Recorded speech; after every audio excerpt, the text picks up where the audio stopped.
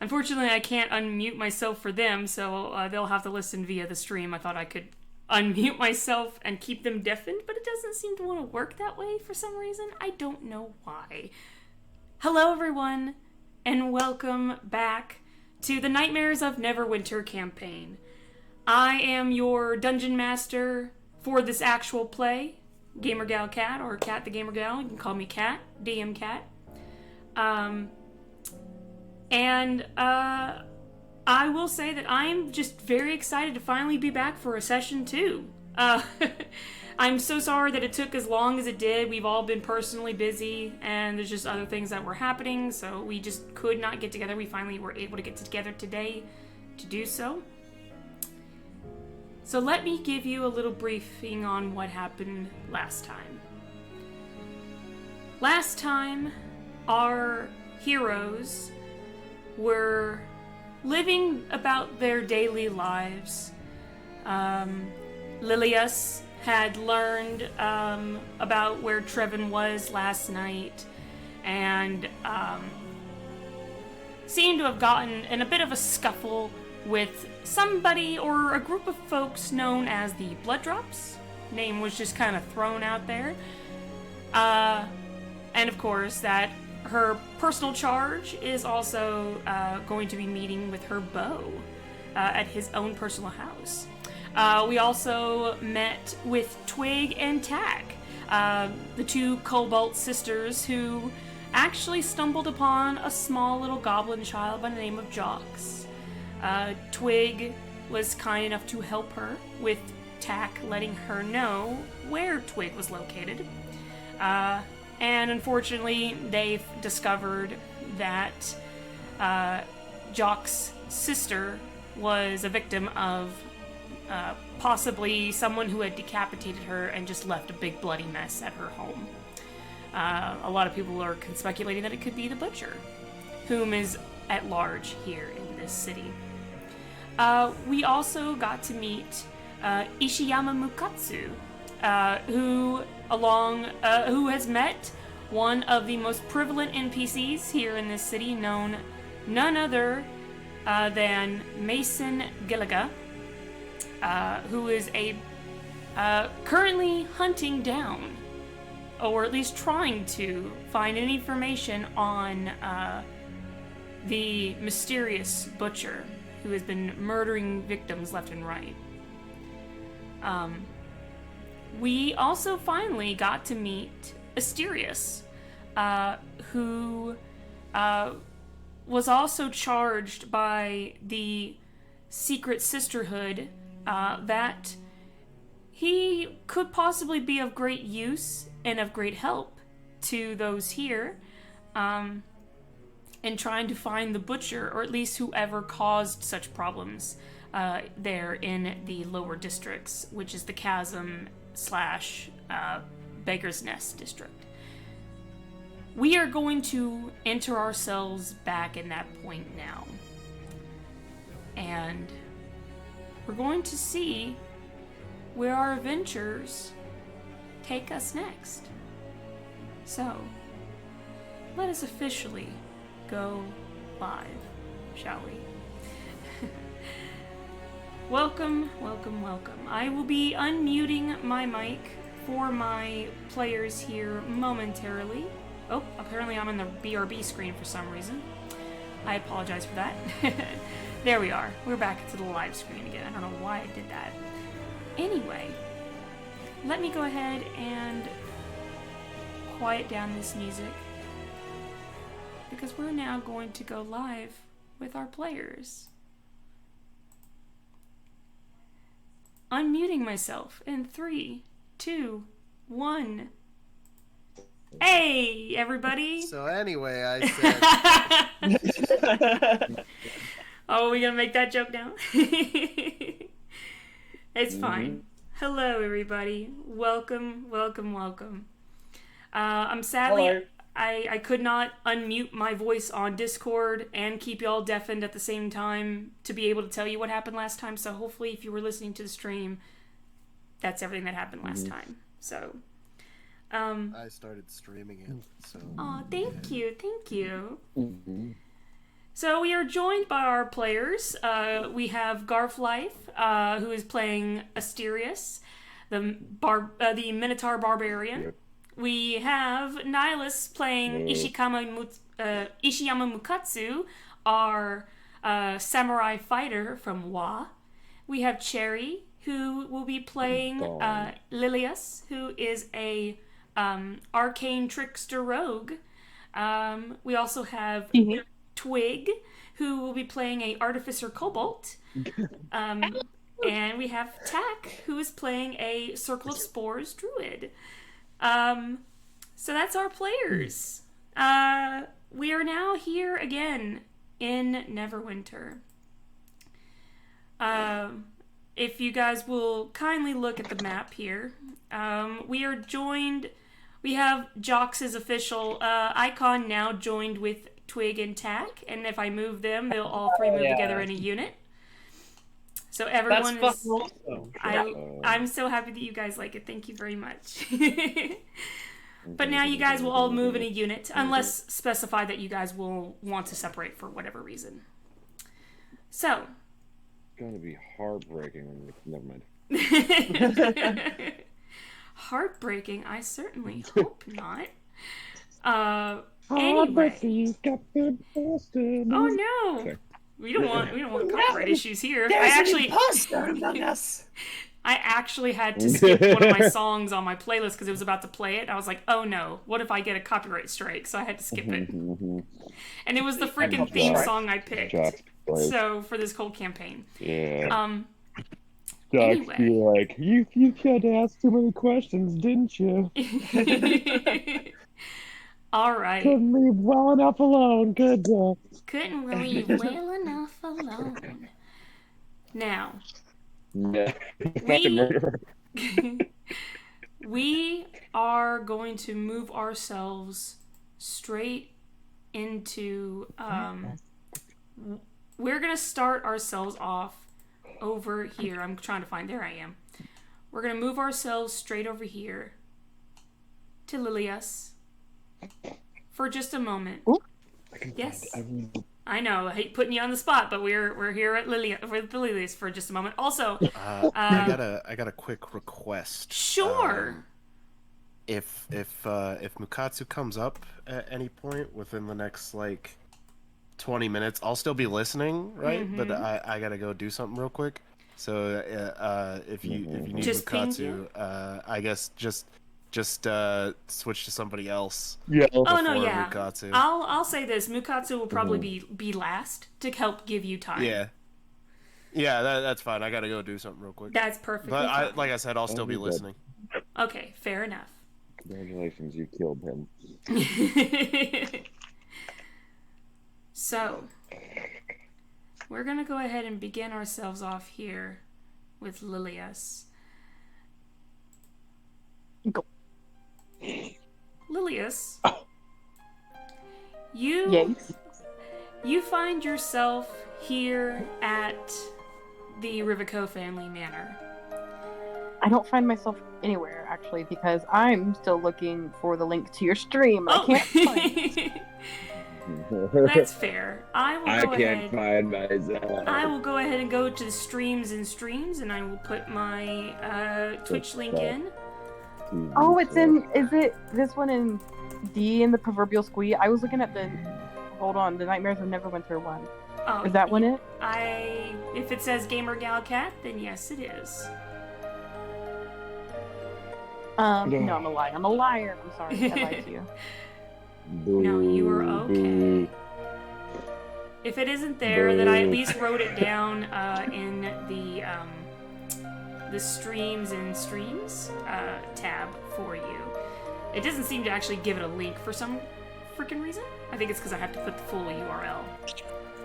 This Fine, we'll do is that. very unfair. I'm a good person. Actually, no. There you go. I gave you What? an official link now. Beautiful. Only that had info on anything. Anyway, I'm going to Yes. open that as you Game Master. I'm sorry? I said as you were a Game Master. Ah, thank you. Yes. So we are now here we find Lilius here at the Rivico family manor. And while she is here, she sees our lovely charge, Juniper Rivico, getting herself ready for the wonderful evening she will be spending with her beau. Now, she does mention to you that she is going to be doing this in secret. So she mentions to her family that very night that she will be spending about 3 or so days with her friend that lives just around the corner or so. This way, she can get time for this single day to spend with her beau, and then spend the rest of the days with her friend. And while that is happening, of course, she'll be spending that time with her beau. You see Juniper off, and makes her way to the Neverwinter statue. Don't think copyright. Don't you dare. And while this happens, the family gets themselves ready for the night. Lilius, you do something late in the night when everyone's asleep. What is it that you do? I certainly do. So, I'm not like other girls. So I have a cheeky little artifact. I have a cheeky little artifact, and it slips right onto my finger. Yes. Oh, robot. Wait, what do you say? Oh shit, Max, it's fucked up. Sorry, No, you're not messed up, but No, Garth, you're good. yeah. Okay. So I have a cheeky little ring, and that cheeky little ring allows me to change my appearance from an unassuming Lilias into a very assuming, suspicious, some might garner, Madam Mysterious of the night, in which I will use to do things mysteriously, but as a madam. Wonderful. Wow. Right just moments before you slip out to use your artifact on your finger, you see another figure making his way out, slipping into the night. You see Trevin. He's looking around anxiously and slipping on his coat.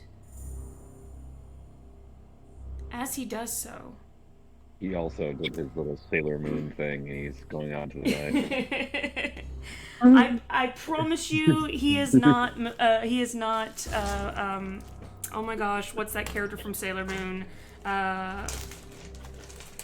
Tuxedo Mask. He's not Tuxedo Mask, I promise. But I will have to ask you, please, to roll. If you want to speak with him, let me know. If not, then I will need for you to roll a sneak check for me, so a stealth check, while he is rolling his perception check. Oh gosh, that's actually a really good. Yes. Do I want to speak with him? Yeah, oh gosh. Yeah. Does he know your shit or no? Is the next question. Does he know your fucking night sonar or not? My night soda. He does. I'll say this. He He does not know what she does at night, but he does know that she does something. He just doesn't know what it is she's doing. To be clear, it's because they both have spotted each other coming home in the middle of the night, not knowing what the other was doing, but if they stay quiet, they won't speak about it. So. Okay, I think. Or they're driving like across the street. I know the arcane trickster rogue thing to do is to sneak, but I think the Lilius thing to do is to talk to him. I have an inclination to talk to him. I don't know, maybe for plot. Okay, fair. Because I will say that if you were, you would have had to beat a 16 on his perception check. But this is your choice. Yeah, you can do that. I mean, I'm sure you'll be able to do that pretty easily. But yes, I rolled a 16. I will be. We are, by the way, we're using physical dice for our rolls. So, Yeah, I take that for what you will. So yeah, if you wanted to sneak, You you just let me know. You If should not, check your stealth real quick, and then if you fail, talk to him anyway. I mean, I do have a +7. to Or my if you stealth, succeed, be just like, in case. yeah. See. Wait, and I think I even have a bonus. But I'm not going to sneak as of now. Okay. I'm going to slip the ring off quickly, and I'm going to kind of carefully approach him. Okay. As you approach him, he is fixing his coat on, he's looking around, and then suddenly he turns and he sees you, he goes, oh, Lilius! Oh, you scared me. What are you doing up so late? Are you, And he kind of, like, looks around a little bit, and then he leans in and he goes, are you sneaking out too? I have no reason to sneak out, Master Trevin. I only work here, you know. You, on the other hand. He kind of gives you that look. Roll a deception check, because he knows you come in late at night from something. Yeah, but she doesn't have to sneak out. She does only work there. What she does at night is totally her business. Right, true. just But yeah, if I would say... Hold on, let me. Deception. Oh gosh, hold on. Yeah, you're good. Give me 1 second. I should probably turn on my light, right? I should probably want to see something. No. Like hypothetically. Mm-mm. Hypothetically So speaking, darkness. yes, unless you have a It's ring very- light like I Darkness do. is the theme. I'll say this: if you choose to roll deception to kind of like keep it, as your business, or persuasion, whichever one you choose, then you'll have to beat an 11. I could probably do that. I say as I probably will roll in that one now because I said that. Okay. Hey, you're a good stealther. We didn't say you're a good liar. Hey, you're a good But yeah, I'll I have let my you talents I'll let too. you choose between deception if you want to lie to him, or persuasion if you want to try to tell him that it's your business. So I'll let that be your choice. I think I'll do persuasion, even though they're both about the same. But I it's my business is my business, but that doesn't mean I can't interfere in his. Yeah, exactly. So not Yep. a good first roll of the night. It's not terrible, but I got a 4, so in total that's about a 6. Okay, yep. So he rolled an 11 on Damn. his insight. So he just kind of like gives you this look, and he says, Don't roll shit. Lilius, you are right that it is not any of my business, but you and I both full well that you do something in the middle of the night, whether it is, and he kind of like gestures, he's like, whether it's, a ne'er-do-well task, or if it's, you running off and maybe meeting with your secret beau or something. Again, it is none of my business, but I know that you're doing something. In fact, Master Trevin. She's like so fakely taken aback, but is a little bit taken aback. She's Master Trevin, need I remind you that yes. we only know of this because you yourself is sneaking out to see whatever it is you see. You're not wrong. But I was honest with you when I mentioned that the person I'm meeting is my sweet girl, the only girl I care to meet. In fact, speaking of, Lilius, whatever it is that you're doing in the middle of the night, if there's somebody or someone that you speak to, that you meet, maybe you can help me. Anyway, I can. He kind of like looks around, and then he takes you over to where the servants' quarters are. It's a little bit quieter there, so he like brings you over there as close as he can. It's very close to where the back door is to the manor, so he's bringing you there. And as he does, he says, "I'm in a bit of a pickle. there are some very nasty individuals that don't want me and the girl I love to be together. You see, her family was unable to pay a price, if that makes any sense. And they've been forcing her to do deeds for services, if that makes any sense as well. Well, let's just say I met her and I became enamored, and she told me all this, her plight, and I want to get her out of that life. So, I am going to be meeting with the ones who, and he pointed to his eye, the ones that gave me this shiny, and if you happen to know anyone who could maybe provide me a little protection while I go and interact with these brutish individuals, then I will never question anything you ever do in the middle of the night, for again, it is none of my business, but... Well,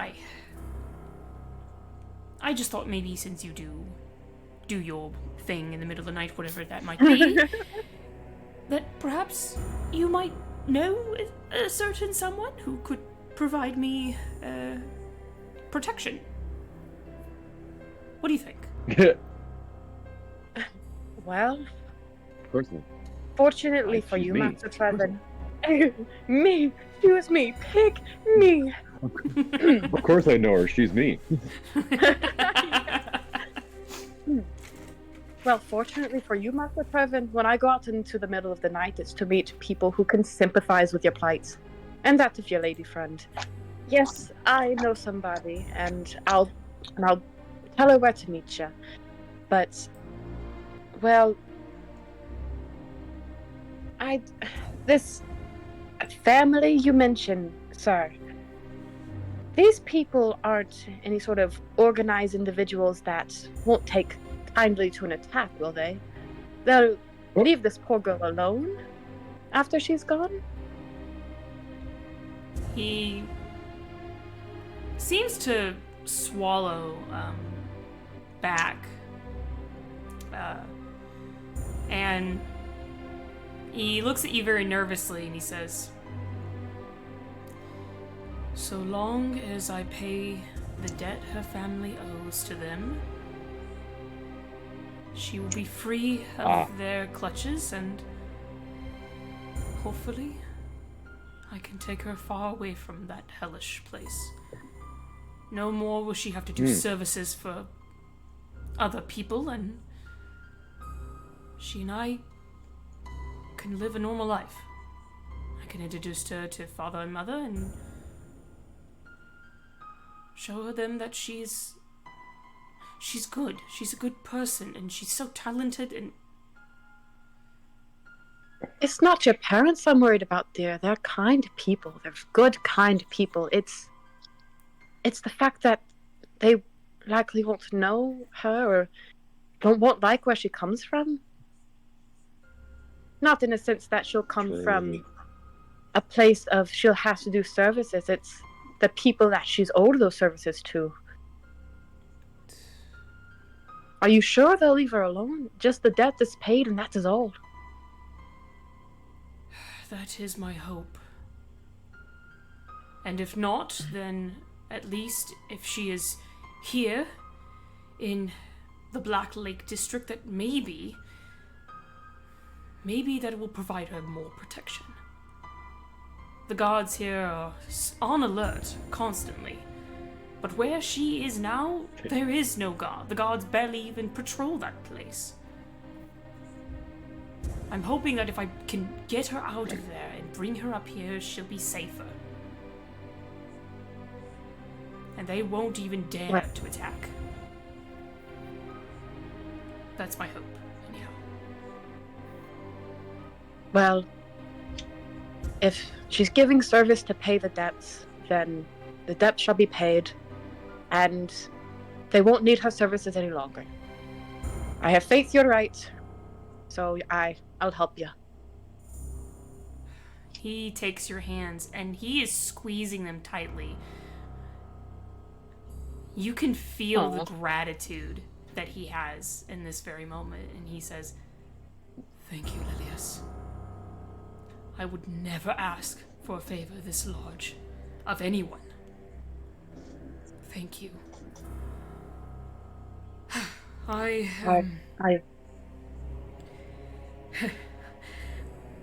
It means a lot to me, and I know she would greatly appreciate it as well.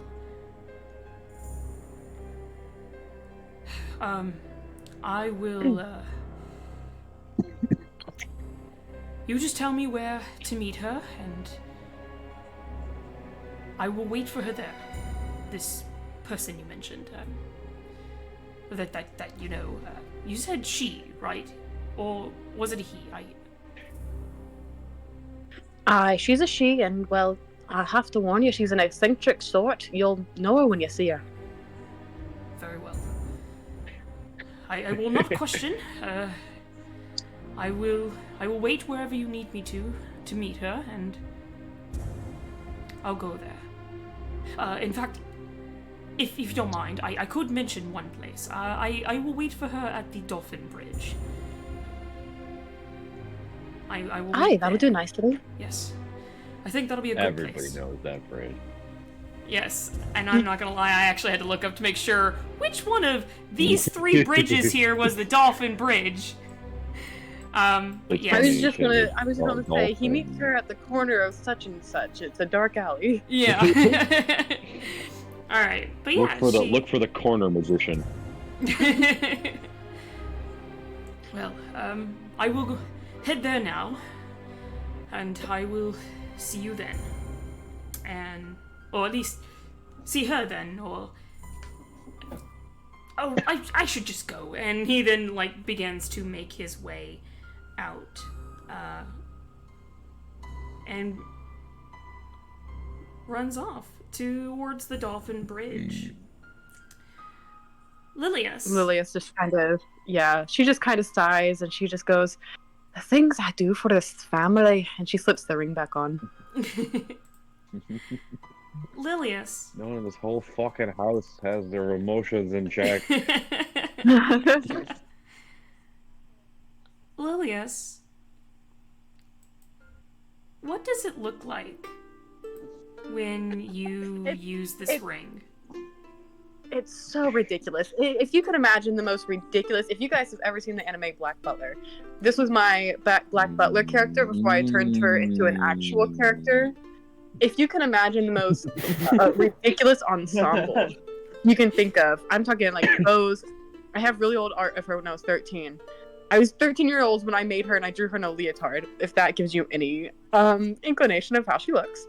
But let me get her. But in my defense, Your Honor, she slays. Hold on.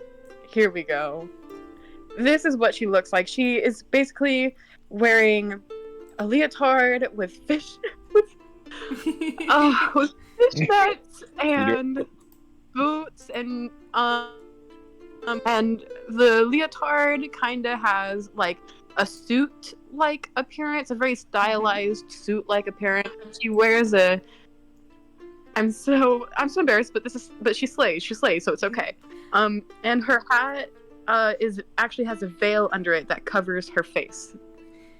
And before... And that's... While I understand that it's Madame Mysterious, I think it's funny to read it as Madame Mrs. Terrius.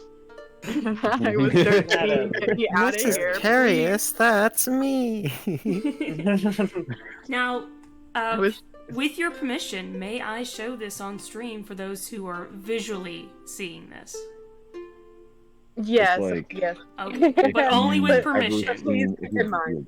Yes, keep in mind that it keep is in mind, old. I was 13. Yeah, she was very young when she did this. you- So, but it's just to give you a everything concept looks of what this character looks like. So, there's you a concept art. For all of our lovely viewers Reminds out me of there. fucking. It's kind of Zatanna with a And I- fucking veil. You know what I'm saying? I clutch my pearls and I throw myself across the room, wailing. Yeah. All right. And it's funny because I was like, yeah, I know which one's the Dolphin Bridge, and now I'm like, oh fuck, which one's the Dolphin Bridge? We're just gonna pretend for a moment that it's this one right here. Hey, Garth, Right. Yeah. you add the hire a samurai to the soundboard so that when you guys are talking Nice. about hiring somebody, fucking, I could just play hire a samurai.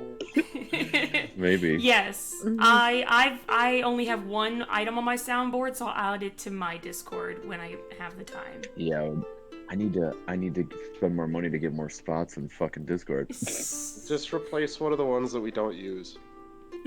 That's true. That is true. Yes, we Also- can do that. Also, Kat, you putting it on your Discord server. I don't have Nitro because I'm a broke ass bitch. Oh, Oh, yeah. Sag. But then you Sucks got to me suck, to I click it. $5 No, that's not what it is. I just yeah, wanted to do it's- that bit. it is. Like that It can bitch be who pricey. was the streamer. That bitch who was the So streamer. Lilius, I'll go ahead and move your character Yes. over here toward the dolphin, where I believe the dolphin bridge is. I Okay. think it's this one. If not, it's the middle one. Thank it's you. one of 'Cause these I wasn't two. sure myself. No, yeah, because for some reason I was like, yeah, I know which one it is. I'm like, oh crap, which one is it? So I Sarah, apologize. I got a question for Yes. In fact, while your Tilly. question's going, here he Yes. is. do you need like a phone booth, or do you just do this in like an alley? What? Your Do you need like a transformation. phone booth, or you just do this in an alley? The ring. The ring. Yeah, I know, but, changes. Like you had this conversation. No, she just like and turns you a did, dark like, in the corner. All of a sudden, she's in a fucking leotard. yeah, you like look both ways, like ran down the alley real quick, like cloud of Yeah. smoke, runs back out, runs back. And now she's in like knee-high boots and a leotard, like jogging. I wonder where that other girl that ran down that alley went. Anyway, Hope she's okay. Jinkies. Jinkies. who is this? Who is this? So to save us the trouble, I went ahead and made Triven's icon smaller and attached it to Lilius's icon here. Fuck. So, Lilius, you make your way to the Dolphin Bridge. And this bridge has stand for as long as Neverwinter has stood. It is adorned with beautiful dolphins swimming up and along, sweeping along the side of the bridge, hence where its name has come. You see Trevin in his long coat, tight, and keeping it clutched tight against the night wind. How do you approach him? Lilius has learned her lessons of sneaking up on people that she's meeting. So, she doesn't do anything to startle him. She kind of approaches him in fairly plain view. Alright, and he turns and he sees her. And he looks you up and down. And he says, Are you who I'm to meet? Well, I don't see anyone else under this darkened bridge. He looks back and forth. He goes, I suppose so. I will admit I was not expecting to meet someone who is... And he just kind of like looks your outfit over and he looks back up at your face and goes, A magician. eccentric. Well, I mean, she did mention that you were pretty eccentric, but I did not think it would also go to your clothing. Regardless, it is a pleasure to make your acquaintance. I am Trevin Revico, and you see he does a very formal, noble bow. Mm-hmm. And what should I call you? Oh, yes. Mr. Rivico, I know you. Or Lord Rivico, is it? Mr. Rivico is fine if you wish. I'm not quite a lord, and he does like the air quotes with his hands. That would be my father. So Mr. Riverco would be just fine. Very well, Mr. Rivico. If you'd like, you could just call me Madam. Madam. All right. Well, I hope you don't mind. All right. Yeah, he's just very nervous. he's so nervous right now. He's This just is like, exactly what I can't believe assumed. he's nervous around a woman in a leotard and fishnets. It's okay. yeah. So he's just like, It's the middle so of this the is. night. He's Grow like, up. this is what I'm doing. All right, okay. Well,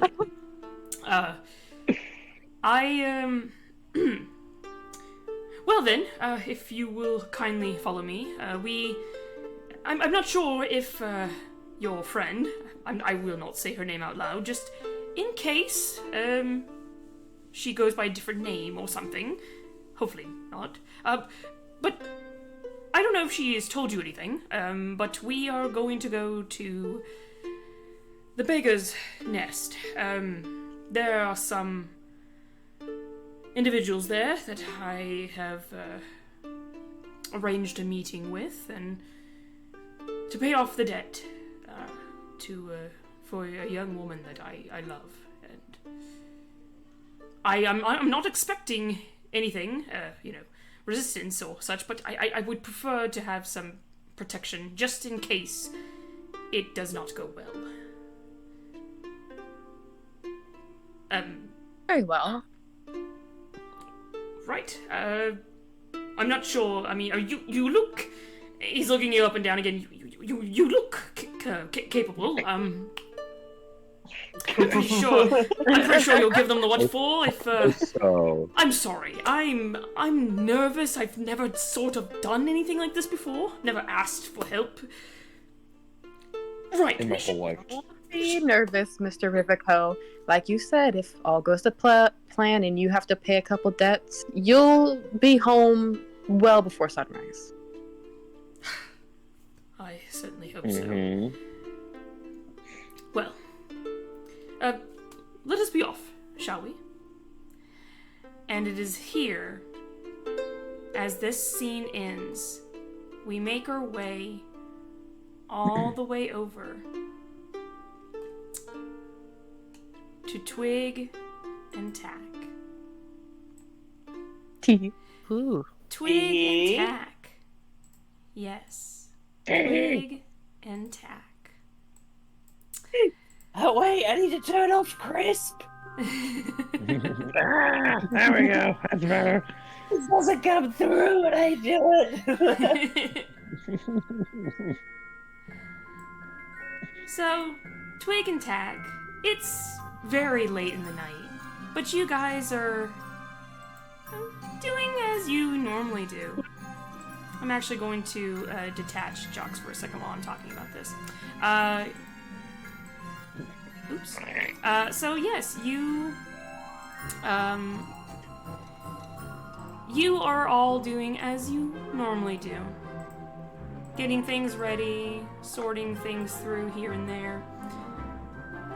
Jocks wakes up, and I'm actually going to attach him here to you. And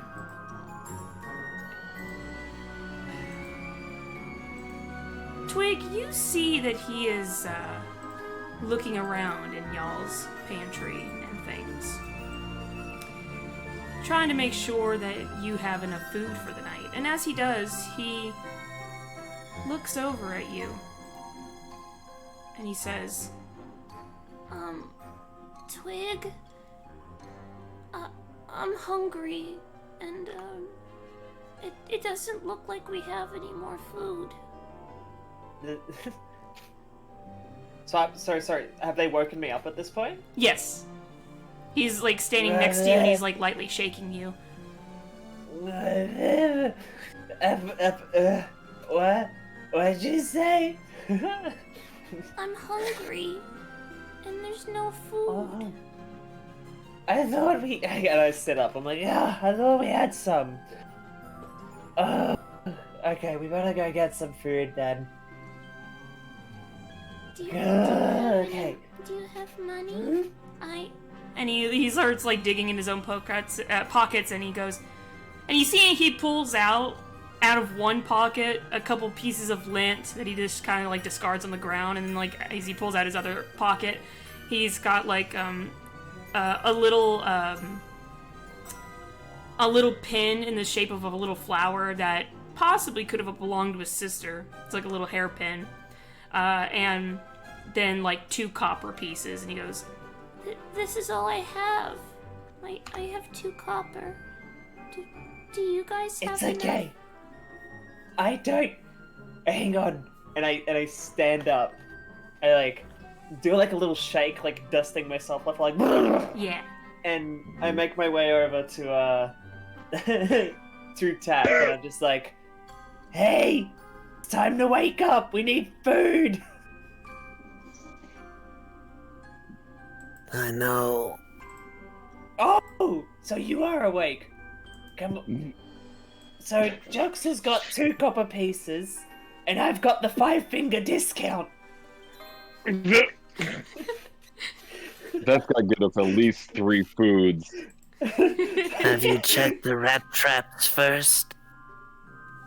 I thought we checked them yesterday. I checked them. I noticed we had some rat traps around, and they're empty. The must have got them. There was a cat outside. It had a rat in its mouth. I think the cat got it. Oh, that makes sense.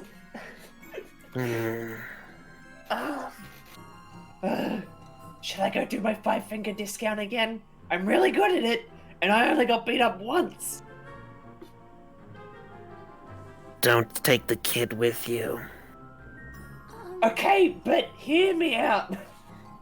Hear me out. He's my kid. I'll do what the fuck I want. Yeah.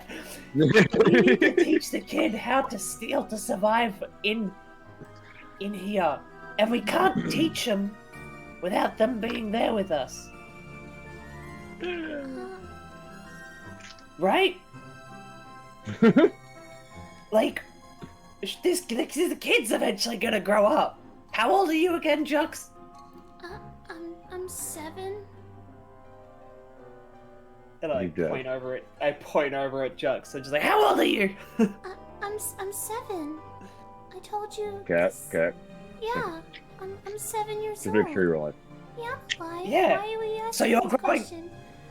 Because you're growing up in like another couple of years, and you need to learn how to survive in these parts. Also, question real quick. How does, like, you know how halflings got like half a life of a human being? How long do fucking goblins live at the long end of the fucking spectrum? Oh god, I wouldn't know unless I googled it right now. That's what I'm saying. Goblins I don't think reach it's very long. adulthood at age 8 and live up to 60 years. Well, Damn, age 8? Are we sure? I think you might want to reduce that age. That's what SkullSplitterDice.com is saying about the Goblin 5e race for Dungeons and Dragons. and then what's that? When do they die? They live up at to what, 60. 60 years? 60? Oh no, he could be 7 then. It's just perfect because he's gonna see some fucked up shit in the near future. It's at least he's like lopping over that age. Yeah, I put it in VC text. Okay, thank you. That's just weird. 8? It's so weird that that's like their adulthood. Fuck it, I'll Like make that like halflings his. are like that too. Look, I'll just say that that's like his Hey. prepubescent age. He Okay. was a stupid kid. Yeah, he's just You can- right you now. can- He's just you a can- little. He's just a cute little goblin child. Yeah, like, it's your universe, but do Yeah. whatever you want with the goblins. Exactly. That's my frickin' universe. I'm Yeah, sorry. it's your universe. Okay. Anyway, I'm allowed to bend the rules a little bit, guys. Come on, it's my world. Anyways, so yeah, you look at Jox and you say these things, and he goes, That I know a place where we can get some food.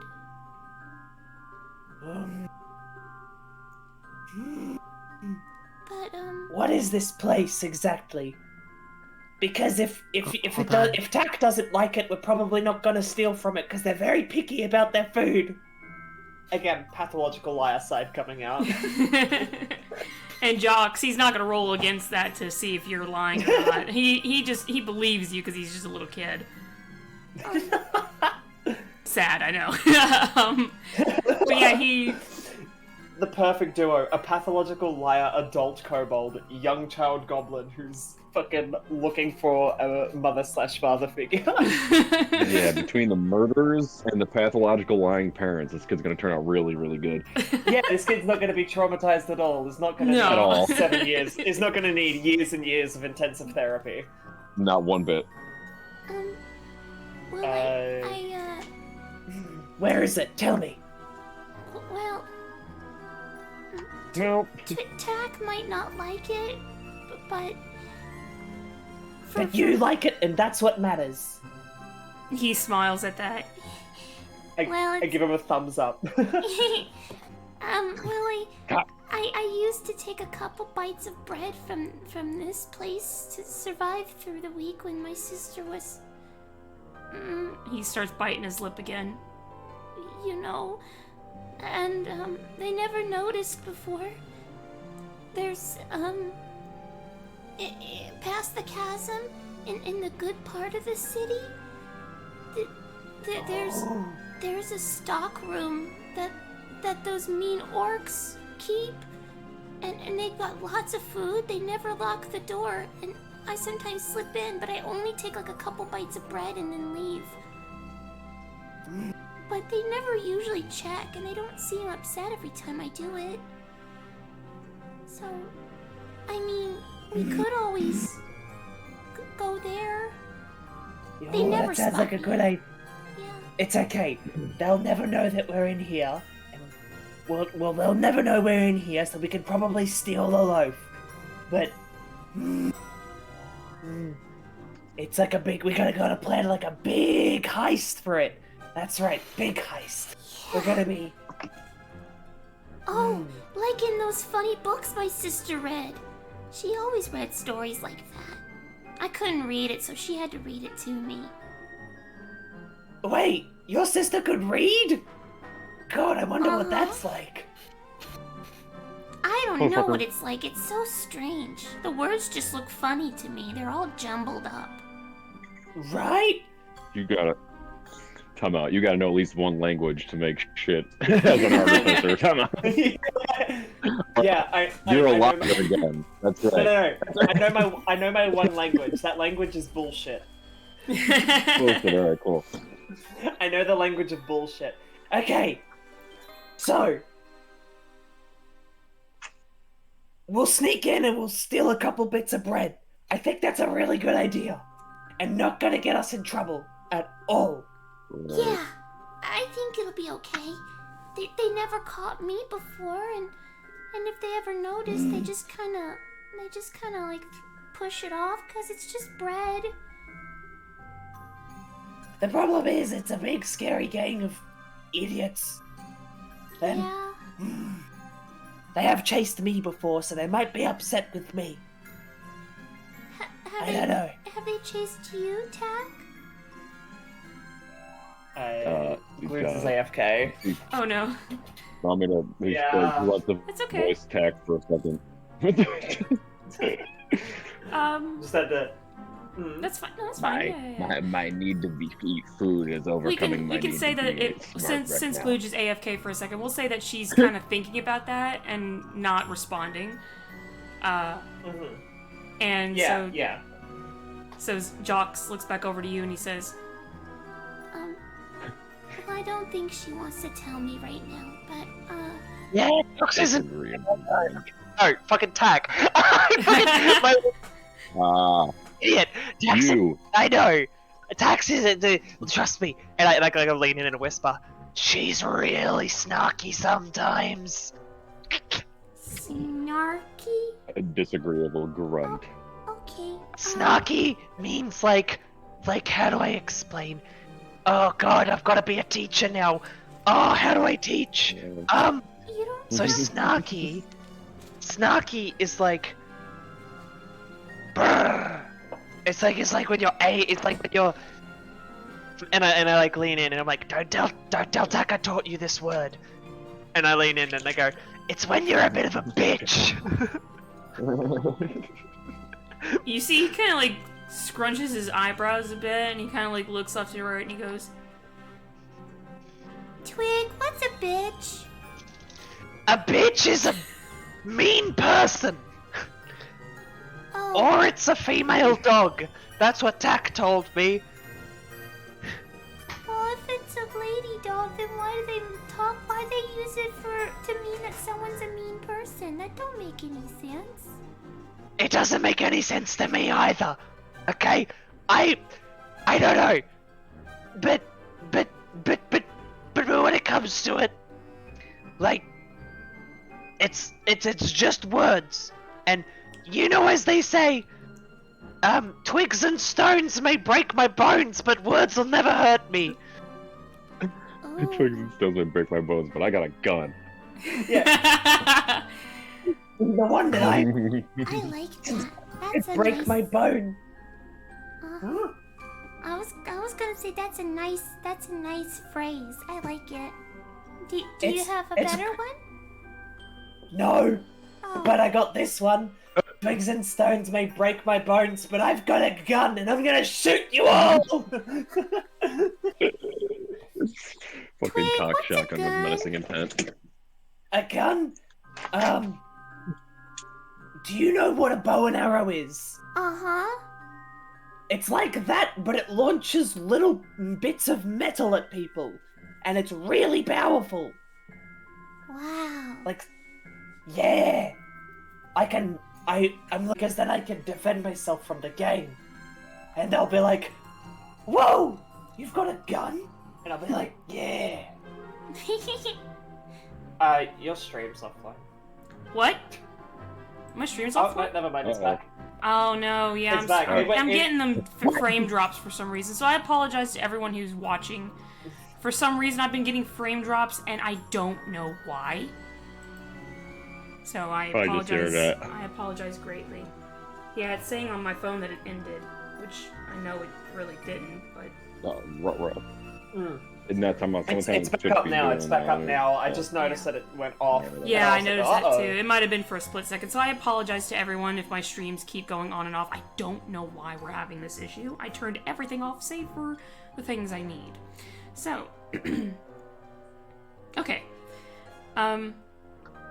Yes, so,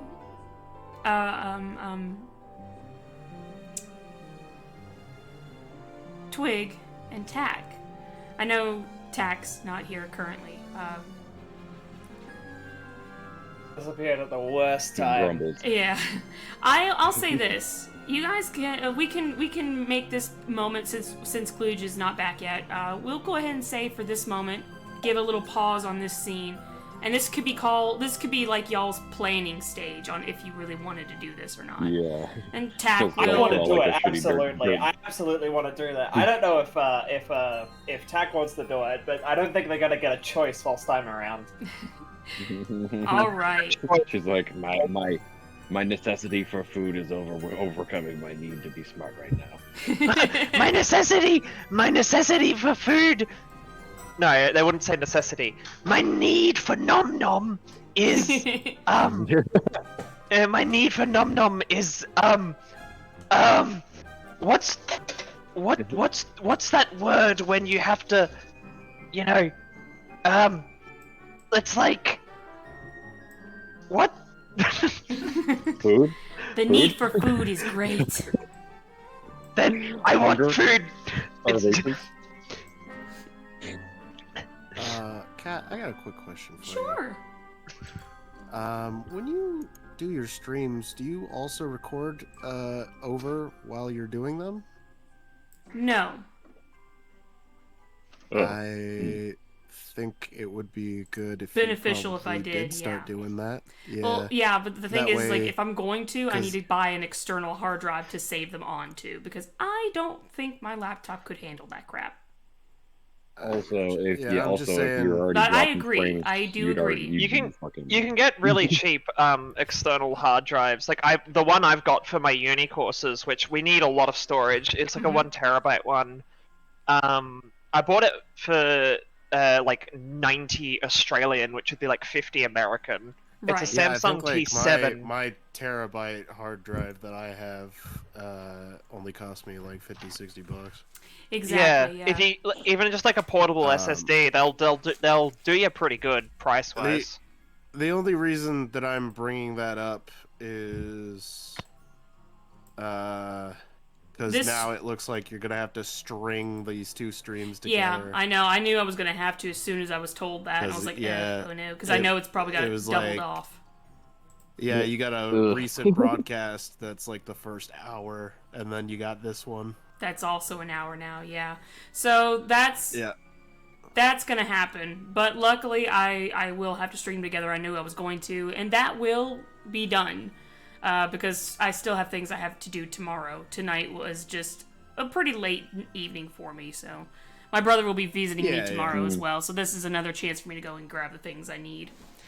Plus, I have my holiday pay, so everything was good. I was just asking out of curiosity. Yeah, no, I knew I was going to, but yeah, that was one thing I wanted to do as well today, but couldn't. I didn't have the chance. But yes, with that. So I did state that Twig and Tack, because Tack is not back yet, we're going to go ahead and give you guys this moment to, in a way, call this the planning stage for the two of you. The planning stage. Yes. Hell yeah. Y'all start fucking drawing on the dirt floor like the fucking streets, like, and this is the way we're gonna go. Yeah. We like set up the rat traps in like a certain direction. They're the bad guys. The entire plan is just an arrow pointing towards the other side of the chasm. Alright, so we go that way! we gotta go that way. Yeah. Wow. Elaborate battle map, thank you. That honestly, like, unironically, would probably be the plan that at least Twig would set up. It would just be pointing in a direction and just being like, we're going that way, and we'll make up the plan as we go along. Alright.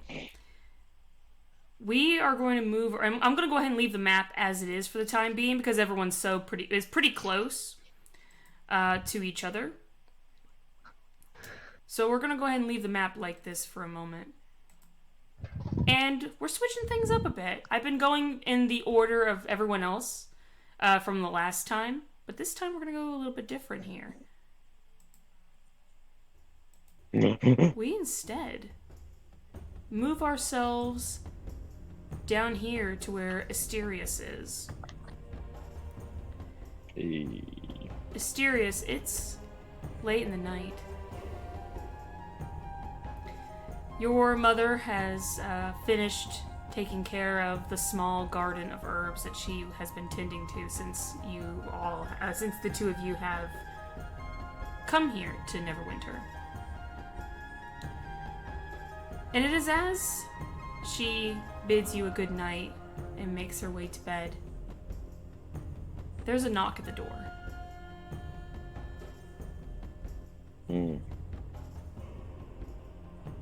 Okay. Asterius, darling, if that is a customer coming to find some aid, there is a little bit of salve there on the table right at the door, in case they need it. Otherwise, would you kindly turn them away for the night, and ask them to visit in the morning? All right. And she clunk, clunk, clunk, yep. clunk. Just hear this with your hooves across the ground. Yeah, just these big clobbering hooves hitting across the hardwood floor.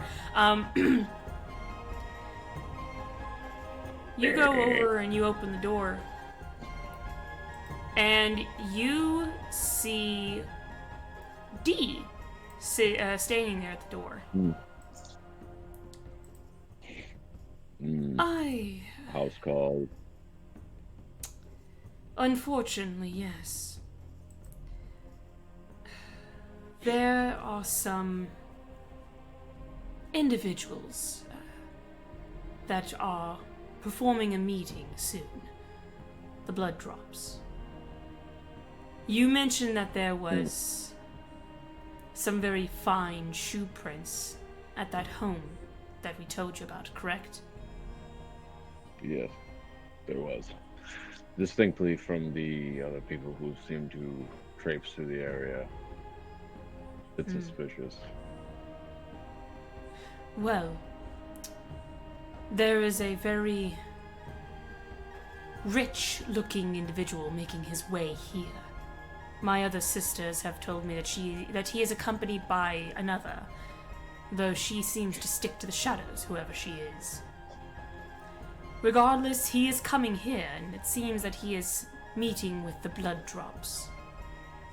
I'm not sure what their arrangement is, nor do I care. I simply wanted to bring this up with you. In case he is the man that we possibly believe could be the one that murdered this poor girl.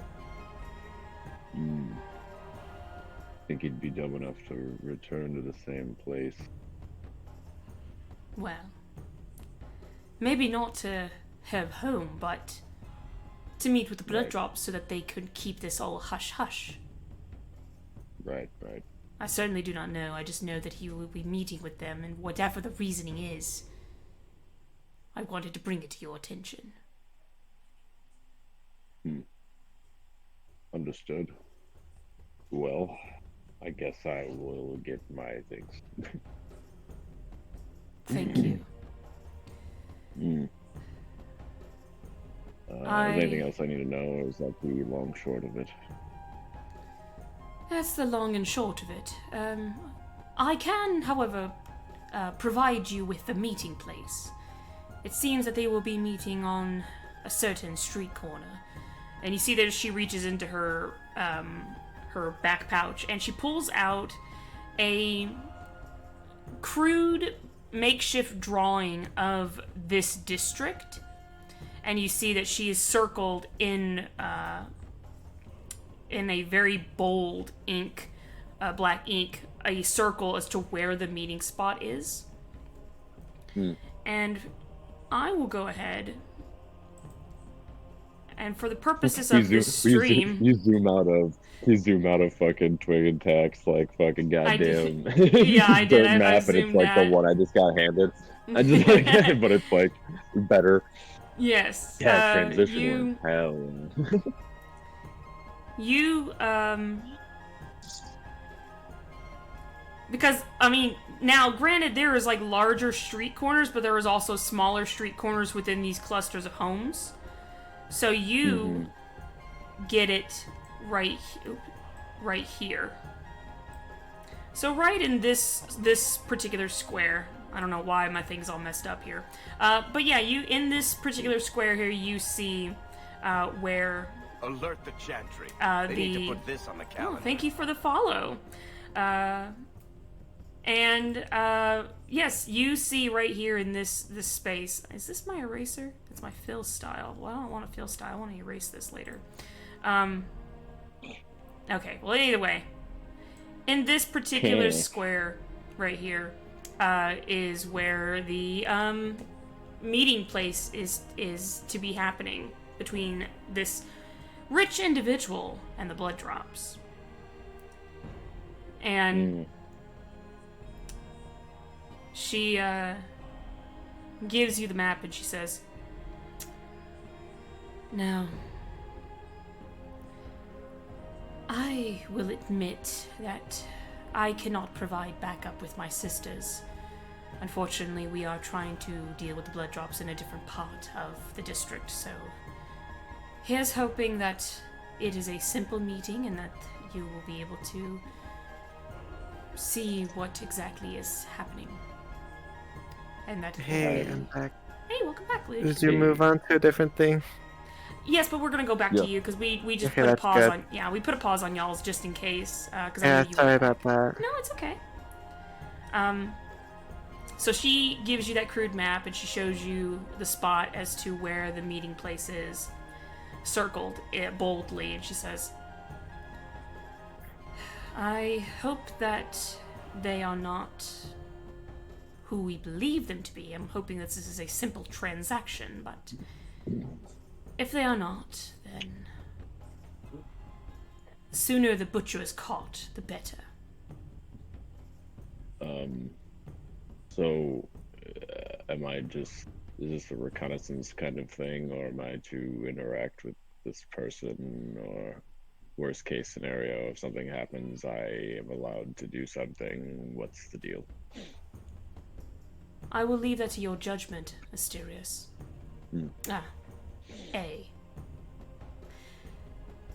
Bang bang. I'll say this. We would prefer it to be reconnaissance, but if anything were to happen, then yes. Please, do as you see fit.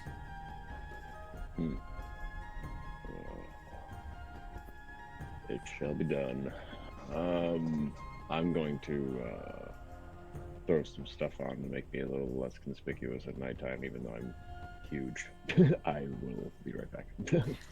That is fair. I will leave you to it. And you see Dee simply walk back and then turn and make her departure. Turns into a cloud of smoke. Yeah, so I'm gonna go ahead and just delete all that because that was fortunately very messy. So we'll just put a circle. That. God dang it! It just it's like, no, we're gonna just go ahead and make just be messy, and it's like, you mother. Okay, fine. I have to zoom in, unfortunately, because it's being it's my mouse. It's nothing else but my own mouse. It's being stinky. So I'll just put a little blue circle there for you guys on stream to see what's going on with that. So Asterius, you begin to get yourself ready and make your departure there, correct? Okay. Let me go ahead and move Lilius, like, right here for just a moment. Lilius and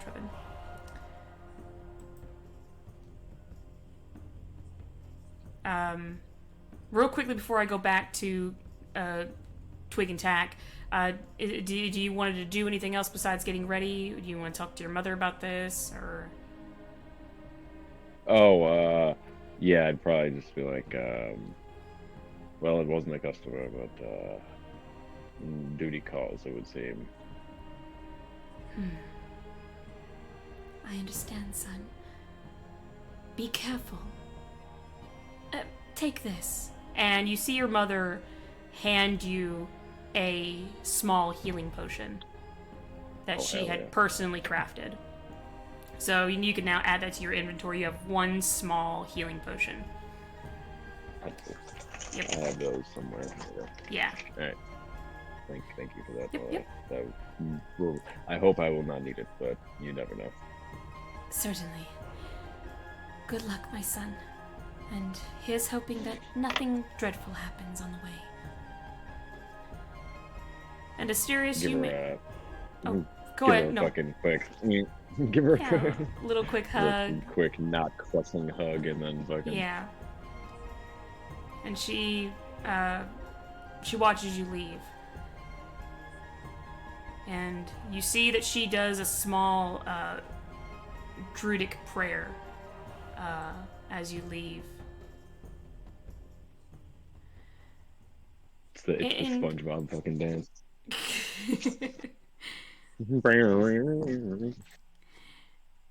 And it is here we are going to return real quickly back to Twig and Tack.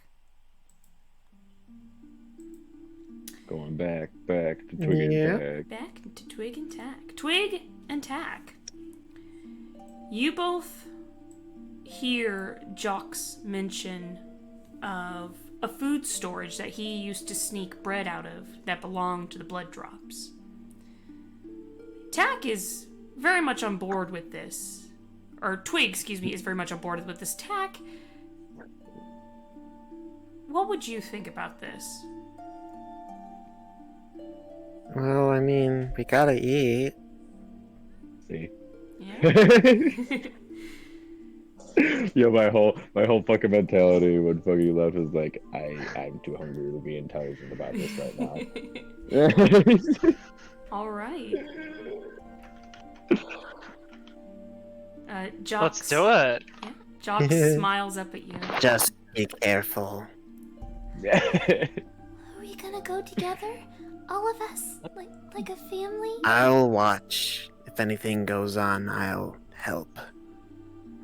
Jox runs over and he gives you a little hug. Oh? She doesn't reciprocate. Oh, sorry. Oh! I'm just happy. Yeah, like I said, she's snarky. Oh, you mean a bit... And I don't know if you want to stop him from saying the word or not, but he's gonna say it out loud, so I'm giving you this opportunity to stop him. I am not gonna stop him. This is extremely funny. Okay. He goes, Oh, you mean the word bitch, right? She's a bitch?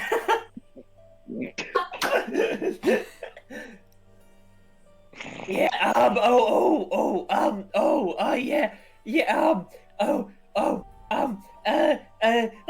let's go steal. And I grab Jux by the arm and I just start dragging him. I'm oh god, I'm so gonna get punched. oh, and Jox is Oh, okay, I'll show you where it is. and he just Yeah. just casually begins to take you guys out. And show you all where it is. How much stink eye am I getting from Tuck right now? I think she's too tired to give you a stink eye. Just it's one of those. Okay. I can't wipe the sleep from your eye. You're too sleepy. Okay. Twig and Listen to Tack. sleeper thing. I'll say from here we're gonna go ahead and start moving to our next player here. Hell yeah. Gone. Ishiyama. That's me. You make your way, and I'm gonna real quickly just kind of move the map over to where you are currently. You make your way out of the Grand Emporium. The moon has risen, and you were told that no one would dare set foot in Wa. You've even met the one warrior that Mason had warned you about, who would happily bite your finger off if you decide to stick your fingers in his face. And even he, despite his insanity, even told you, no, get lost. I got one for politics, mate.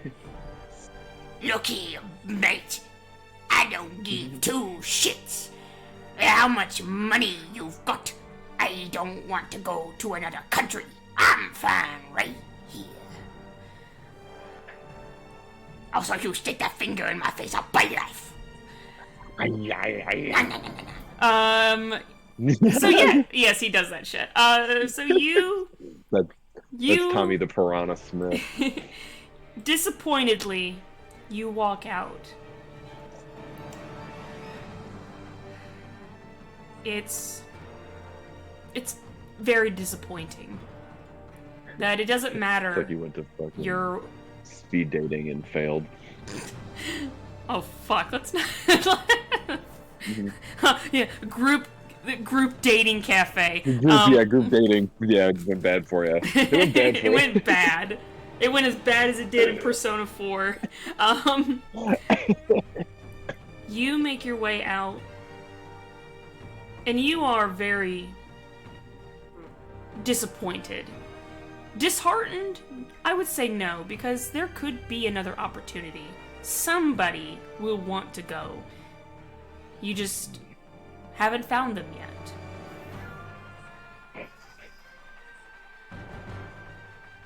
As you make your way out, you see a very familiar face.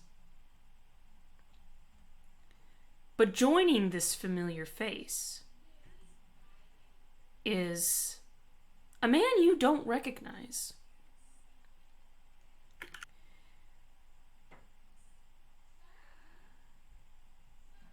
And you see Mason Gilliga, of all people, speaking to a man in beautiful golden armor with long blonde hair and these shining eyes. He is one of those men that it seems like any girl who passes him by begins to feel warm and swoon over. Yet, this guy's the killer.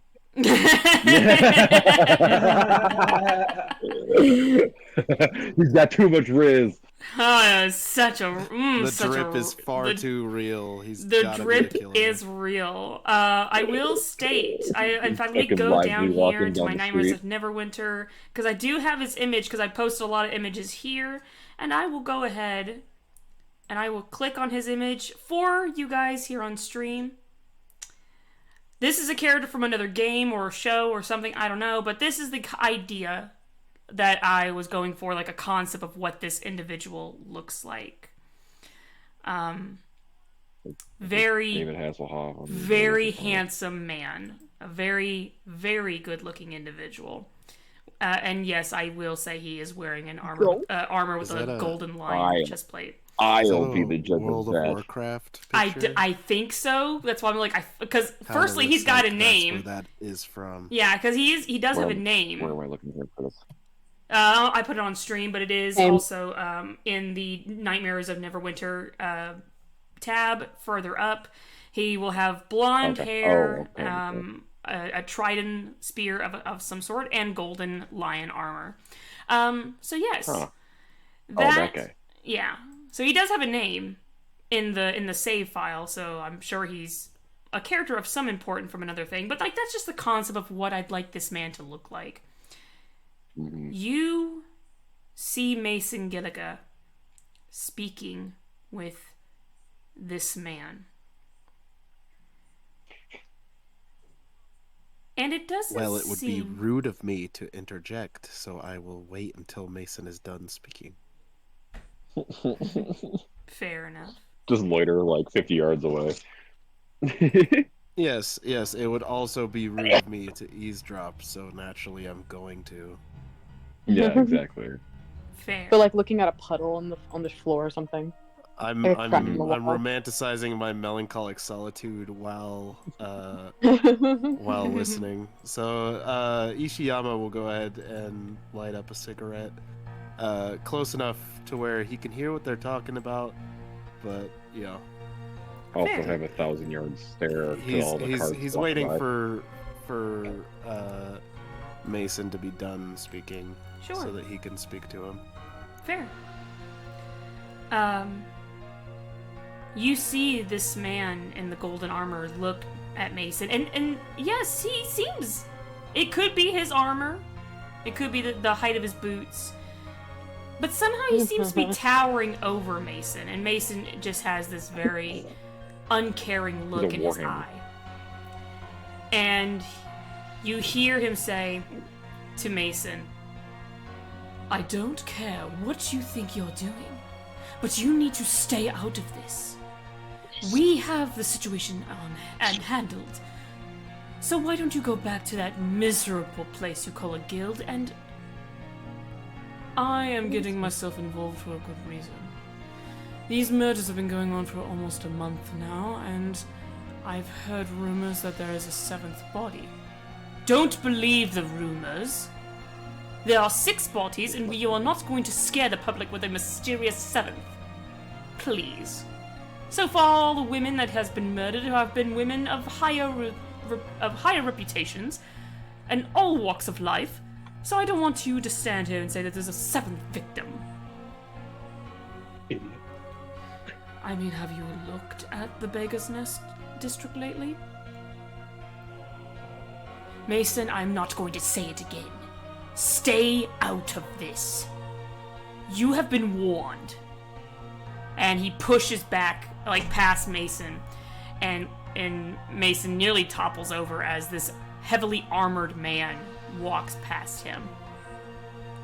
You see Mason reach into his coat and pull out a little flask and take a quick swig.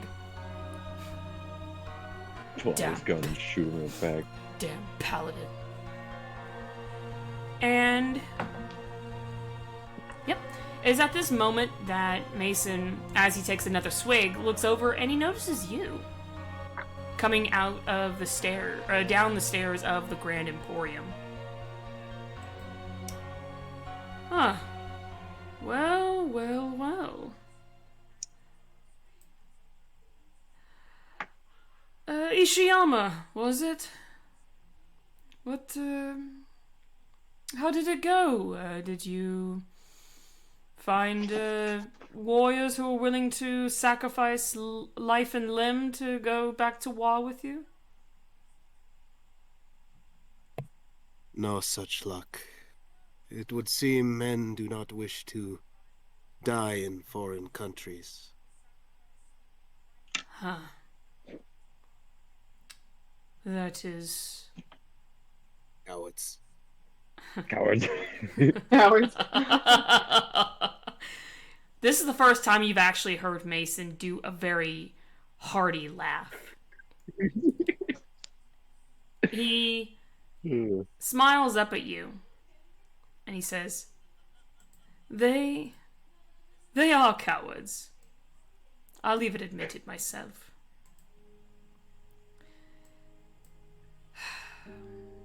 I'm sorry that no one would come to your aid. Perhaps if I had lied and said that there was more than just myself facing the Emperor, they might have been more willing to join me. Perhaps. But I am sure once the samurai make their return, the people of Wa will rise against the Emperor to defend the Shogun.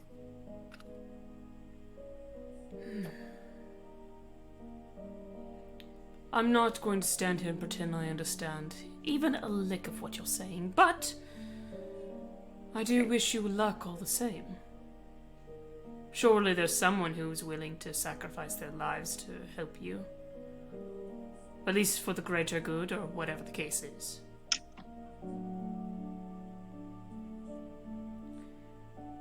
It You may see- take some time. Mason is about to take another swig of his flask, and right before he does, you see that he puts the flask back into his coat, tightening its lid, and he looks at you and he says, Speaking of, perhaps you and I could work together for a time. If you don't mind, of course. If you do, then by all means, you're more than welcome to walk the other direction while I go my way. But I thought, why not give you a chance? Social link, social link. Social link, social link, social link.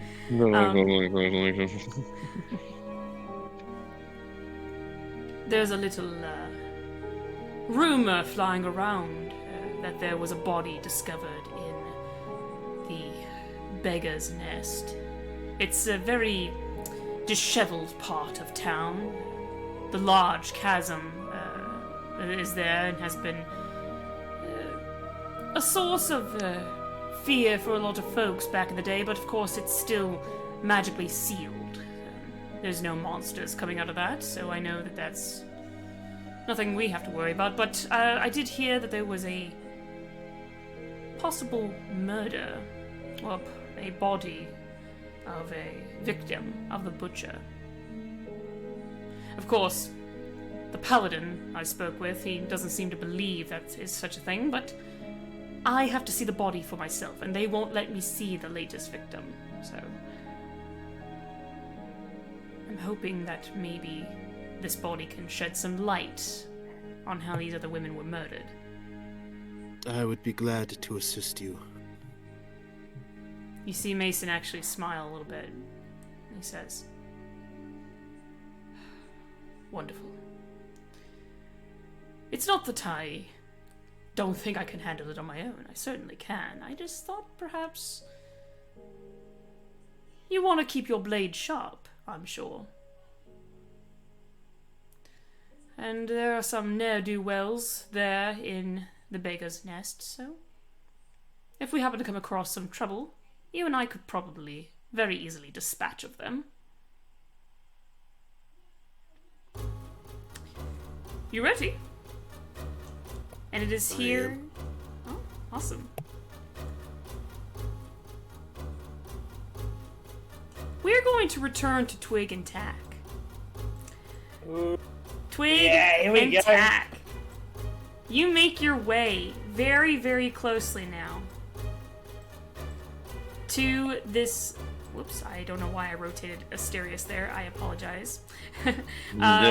You make your way over to this point that Jox had mentioned before.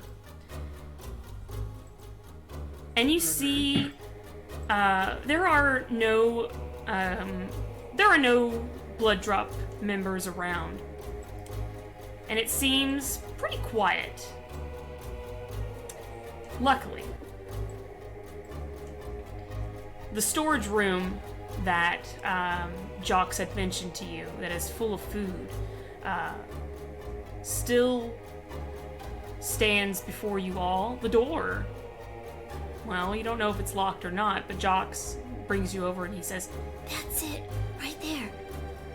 They normally don't come around here very often, so there might be some food in there. At least I think there's still food in there. I'm sure there's some food in there." Well, let's find out, shall we? And I do like the little... You know how people like put their fingers together and they're like... Yeah, it's just like, get ready. What do you mean, hold on? Do you know what their schedule is? When they come in or out? Well, let me no, roll, we let me don't roll for need to Jox. know that. Holy shit! Jox, you rolled a fucking 19? Excuse me? Yeah! Jox out here being a fucking powerhouse. Let's go. The thing is, like, Jox doesn't I have have... a detailed companion. Jox is a child, though. He has just the commoner stats, but I'm like, fuck, he rolled a fucking 19. I can't say no. He has no additional bonuses and shit. So yeah, he... You know what? Hold on. I'm gonna do something real quick. I know I rolled a 19. I'm gonna roll a d4, and I'm gonna subtract the d4 from that roll. If I could find a fucking d4. Because he's just a child. A child doesn't think about this sort of does shit. he even have a concept of like days of the week? I mean, I like to think. Actually, I'm gonna do a d6. I feel like a d6 would be better. I mean, his sister could read, so I'd imagine he'd have some semblance of understanding of that. Whereas my understanding of reading is, that's a sign. It's got red letters. Let's go in there. All right, so I decided to roll a d6 and not a d4. I rolled a 4 on the d6. So subtracting that, that's 15. Yeah, I'll say a 15. So yes, I would say even with a 15, it's almost there on the cusp, because I was gonna make like 17 the check, and he rolled a 19. So yeah, the 4 works. So yeah, he thinks about it long and hard, and you see that he's really thinking about it, and he goes, "What's a schedule?" No. It's the time that they tend to do things. That's what a schedule Time is? or day. Oh. Wow. I didn't know that. I don't know their schedule. Schedule. Do you know when pretty they sure the tend word to is be pronounced in or schedule. in the building? Oh. I'm gonna roll again for Jox. Yeah. I rolled a 5. No. He looks up and he goes, "No. I'm sorry. I don't know when they come. It's alright. It's okay. It's okay. And I go over to him and I know they don't come at night sometimes. Because that's usually when I sneak out to get the food, is at night, so... I kind of lean over to Tak and I'm like, we don't really have a choice in the matter. We gotta... because you don't want to take responsibility with me, have a starving child! And if something happens to us, said starving child will not get food. Counterpoint, we can try, and if it fails, we can try again.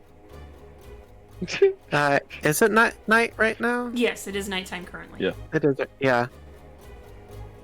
Just be careful. Jux, I'm right behind you. Lead the way. Okay. So yeah, Jox leads you over to the food storage. You see he's looking around. He rolled a 13, that works. So he's sneaking currently. So I'll go ahead and say, because Tak, I know Tak is... Did they need a roll as well? Yes, I was gonna say, Twig, you roll me a stealth check, and Tak, you roll me a perception check.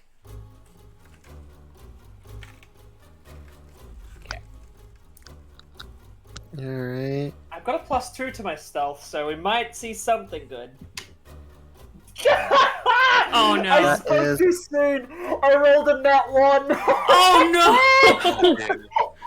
Okay. That is a 15 plus 17. Okay. This works out beautifully. The Okay. trans dice did not give me any bonuses. Yeah. We'll start with what Tak sees. Tak, you are looking around, making sure that there is nobody coming. As you are watching, you look down, and suddenly you notice footprints, fresh. They lead to the storage room directly behind you. As you turn, ready to alert that there is trouble, that you have to leave, Tak, or Twig, you move right on past after Jox it's quiet in here. and just like opens the door, and as you swing the door open, like, oh, it's all fine, right there, standing in front of you, is a blood drop member. It's like the fucking naked gun fucking thing when Doje walks in on the fat guys and they're all just like playing cards and they like load their guns in slow motion. You are now in front of a blood drop member. Oh, goodbye! And I pull Jox and I shut the door. Hey, what the? You shut the door in front of his face. Yeah.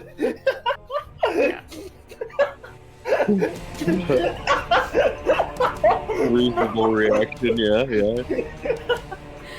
Yes, you've been spotted, and now, this blood drop member, as you shut the door on him, he immediately throws the door open. He goes, "Where do you think you're going, you little shits?" And yep. Do I have time to just grab Jox? Oh yeah, you've already, like, you shut the door, you grab Jox, you guys are running, and this blood drop's like, "Hey!" and he like opens the door as you guys are already running. He did the Lego City. Hey! Yeah. Hey! Hey! But yeah. Man has fallen into the river in Lego City. Oh no! Hey!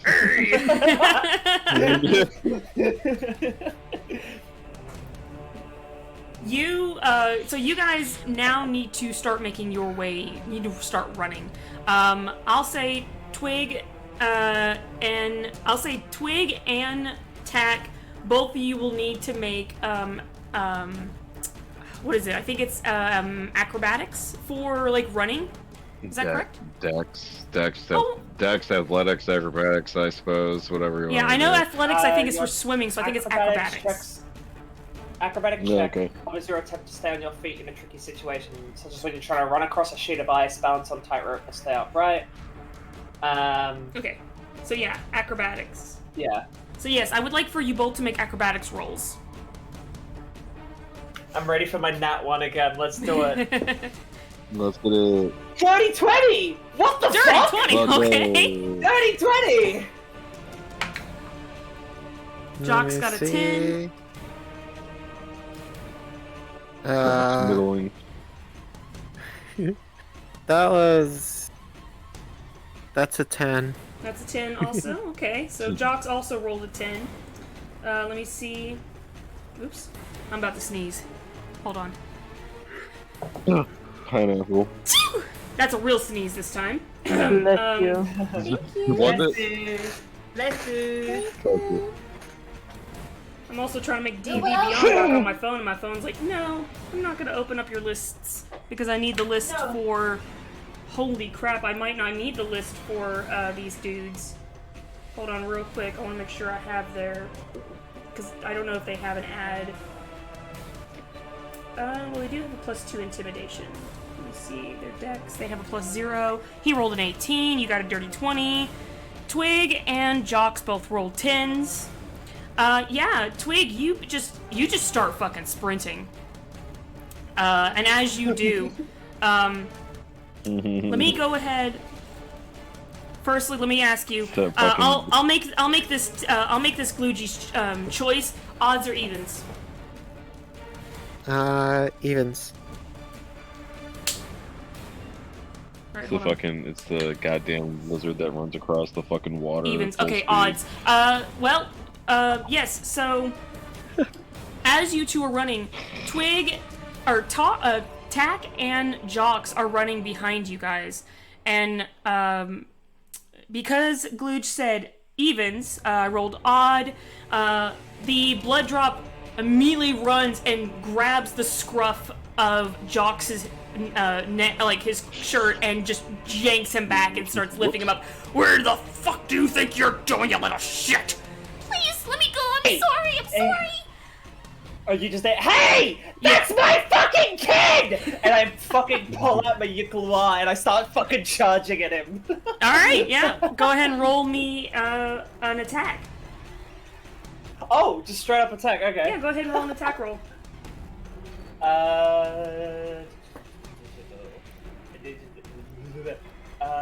Let's do it. So...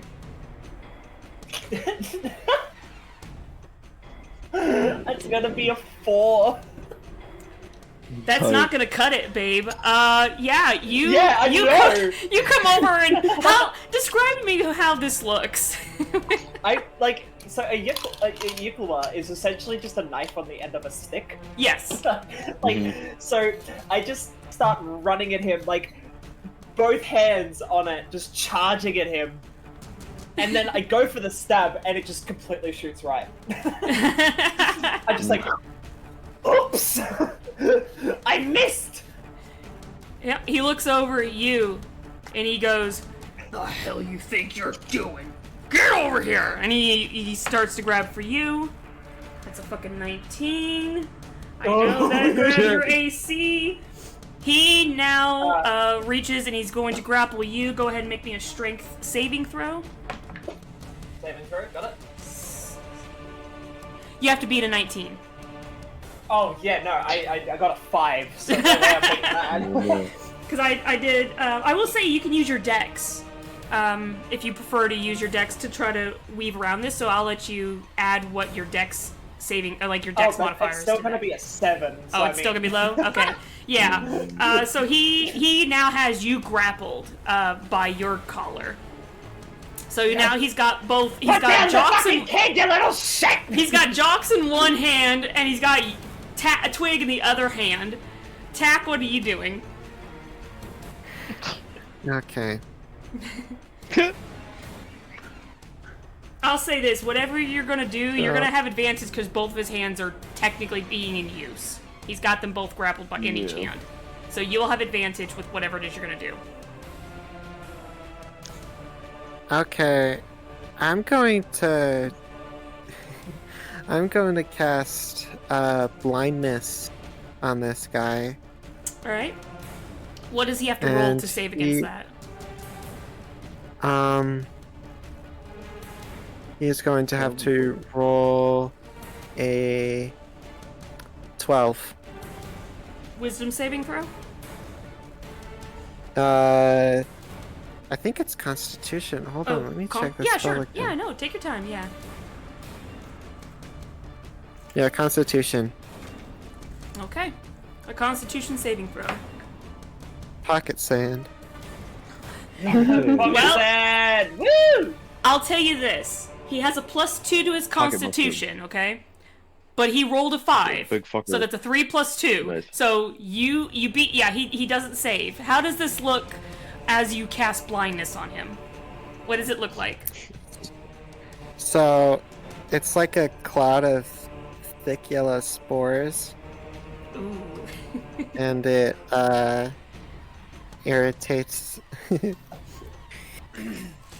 it irritates his eyes a lot. Okay. Pocket spores. Pocket spores. Mm-hmm. They're pocket spores. Okay.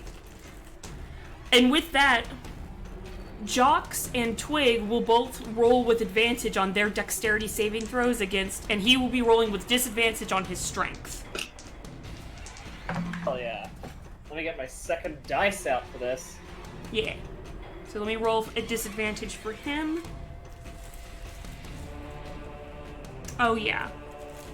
He won't. He's doing a strength saving throw. So let's see. His lowest was a 3. So again, he rolled a 5. And now let me go for Jox while you're rolling. And this is basically you both rolling a dex saving throw, and you take the highest number.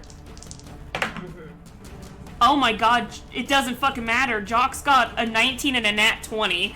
So he's fucking Jox is at. And he doesn't even have any extra parts to his stat. He's just a commoner. He's the best character in the third world. He got a 9 and an 8. Is that what you got? Hey, you Yeah. beat it because he rolled a 5. So I'll say that you beat a 5. You got past it. So you both, while he is blinded, trying to hang on to you both, he suddenly drops you both and he's grabbing his eyes, trying to wipe this blindness out of him. This gives you both, it gives you all three of you the opportunity to continue running. Jox immediately goes for your hand, and you three continue running.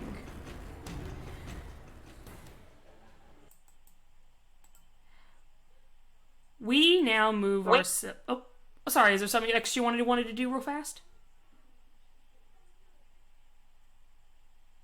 No. No? Okay. I just want to make sure. No, good. No, I don't. Well, I was, I had the thought in my mind that it would be really funny if I just stabbed him in the leg. Let me go ahead and at least tried to. Yeah, let me just do a couple rolls, because he's wiping his eyes, and he goes, "Oh, my fucking eyes!" Oh, okay, yeah, because with him yelling that loudly, I'll say that he yells loud enough that he's alerted at least 2 more of his guys, and they see you. Okay. And begin to chase you guys. Oh, shit. Well, now we'll pause. Running. Yeah, you guys, you all three are now on the run again, while these guys are now chasing you. Lilius. Oh gosh, okay. You... No, wait, hold on. You're fine. Yeah, you're fine. Sorry, I was embarrassed. A little short explanation. I was embarrassed by my 13-year-old drawing, so I was trying to sketch up a thing. A new one. How I picture it now, so you guys get to see the really rough version. Oh. Because now I'm back to me. Okay. Yes. You reminded me of. I remember the vision. Does it serve cunt at least? Okay. Jesus Christ. Absolutely. Wait, am I not bet supposed to it cast will a stream? I'm absolutely sorry. serve cunt if it's from you, Cherry. Thank May you. I show this? I mean, I liked it. It's You really good. you can, but it's rough, and you guys can't make fun of my bad anatomy because you can't legally. It's, Shut up. I don't have very good anatomy. I mean, I can't even draw. If it makes you feel any better, sometimes I have really bad anatomy where certain body parts are longer than others, and they shouldn't be, but they are. So this is It a looks rough weird concept. and It looks beautiful. An though. I animation. love it. What? This Thank you. is This is the rough concept art of the new Madame Mysterious, current era. Right, but Miss- she's Miss- like Miss the Mystery. thing at least. It has Yeah. to, right? She's beautiful. Needs more frills. Right. God damn. Oh my god. No, wait. No, wait. All right, Lilius. But like when I say like she has like a veil under her hat, does this kind of make sense now? Yes. Yeah. I'll go ahead and move you up here Thank for a you. second. Okay. Lilius. Yes. You make your way to the meeting place with Trevin Rivico. Let me ask you, are you following him along the rooftops trying to stay out of sight, or are you walking beside him? Like, how are you traveling with him? She's pretty much walking beside him. I mean, I don't imagine there's too many people out, and it's pretty dark, so I don't think she'd see any reason to stay out of sight until he gets, closer to, like, their meeting spot. Then she'd hang back a little bit, but she's by no means necessarily hiding. Okay, fair. You are approaching the meeting place now. And as you do, you see a group of orcs. They are a very mean bunch. There's one that seems to be dressed very nicely. I think I have his art. I say think because I'm not sure. I can't remember if I saved it or not. Let me check. Go to my saved pictures in case I saved it here. I did not, apparently. Oh no. But yes, you see a very nice... Words, yeah. He's just very nicely dressed. I'll even go into my... Oh, that's right. I pulled it from the webpage and I never... Okay. Well, I'll go ahead and just double tap... Well, you'll see the tokens here later in a minute. So yes, you see a very nicely dressed orc. Bald head. He's fixing a part of his lapel, while the other orcs that are surrounding him are very rugged looking, taller, meaner. One of them has a bunch of tattoos on his arm, and another one is smoking on a cigar. They see Trevin approaching, and they nudge against the one that's nicely dressed. He turns and he goes, "Oh, pretty boy. Yeah, I remember you. Come here." And you see Trevin make his approach, but before he does, he turns back and looks at you to see if you're still behind him or if this moment you've went to stealth mode. Because I'm not sure what you're doing at this point now that you're really close to the meeting spot. She's gonna go ahead and go stealth mode, just in case shit hits the fan. Okay. I'll say, with advantage, go ahead and roll me a stealth check. It's pretty late at night, so that's why I'm giving you this advantage. Okay, and the hold streets... on. And I think... Mm-hmm. Hold on. No, I'm thinking out loud. You go ahead. Oh, okay. Yeah. So Trevin, he turns to see if you're there. And I'm not rolling his perception, I'll be rolling these other guys' perception checks. But they just get a regular roll. Okay. Let's see. Hold on, Well, I'll me say- 1 second. This is the fun part where I spend too long doing something. You're fine. Oh, yeah. Well, I'll just say this. Their passive perception... one of theirs is passive perception is a 10. Right. And I think the other one's is... I'm looking for it real quick. His is... I think also a 10. That is a 19. Okay, yeah. You beat their... I mean, even with their rolls, they rolled a 4 and a 7, so yeah, you beat their perception anyway. So yeah, you are easily hidden in the shadows. Trevin approaches the orcs in front of him. And you see that they have, like, their tattoos are, varied.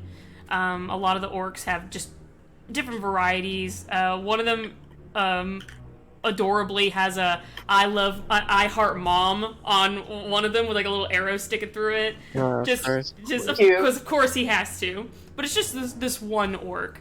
Otherwise the rest of them are just like very, casual, or just like have really, crude tattoos and things. Some of anchors, some of ropes and chains. You should kill that one in particular. As you do, as you see these orcs, you notice that on all these orcs, they all have a simple pin attached to all their like collars, and it's of two swords that are completely coated in red, with a single teardrop that's also in red, dangling from the middle of the two swords' points. Like where they intersect is where the teardrop starts and forms. They are looking at Trevin, and Trevin, you see he's extremely nervous. Mm-hmm. So, pretty boy, you bring the money? Where is she? She's still at the brothel. We ain't gonna bring her here until you give us the cash.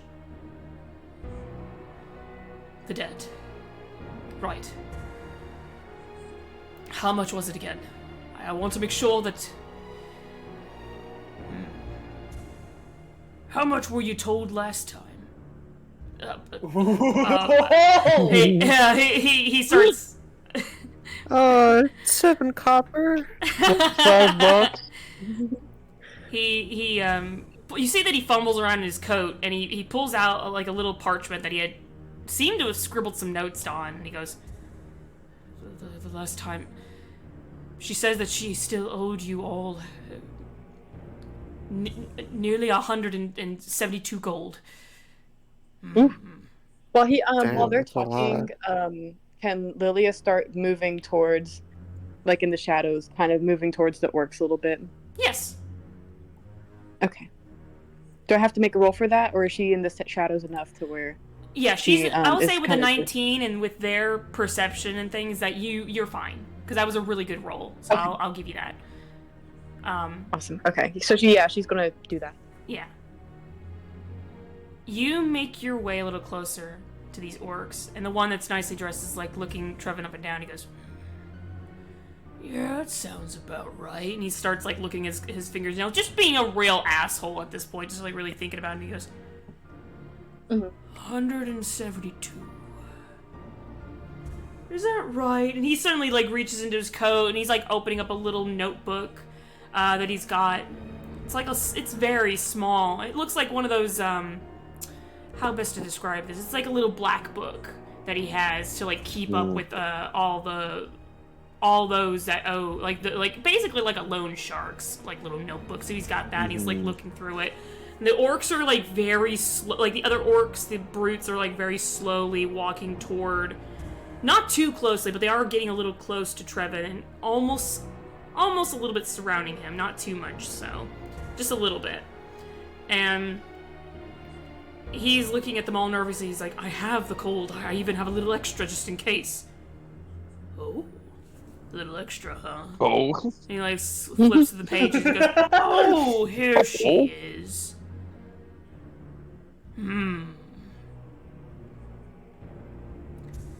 There seems to be a slight problem here. It says here that she owes 300.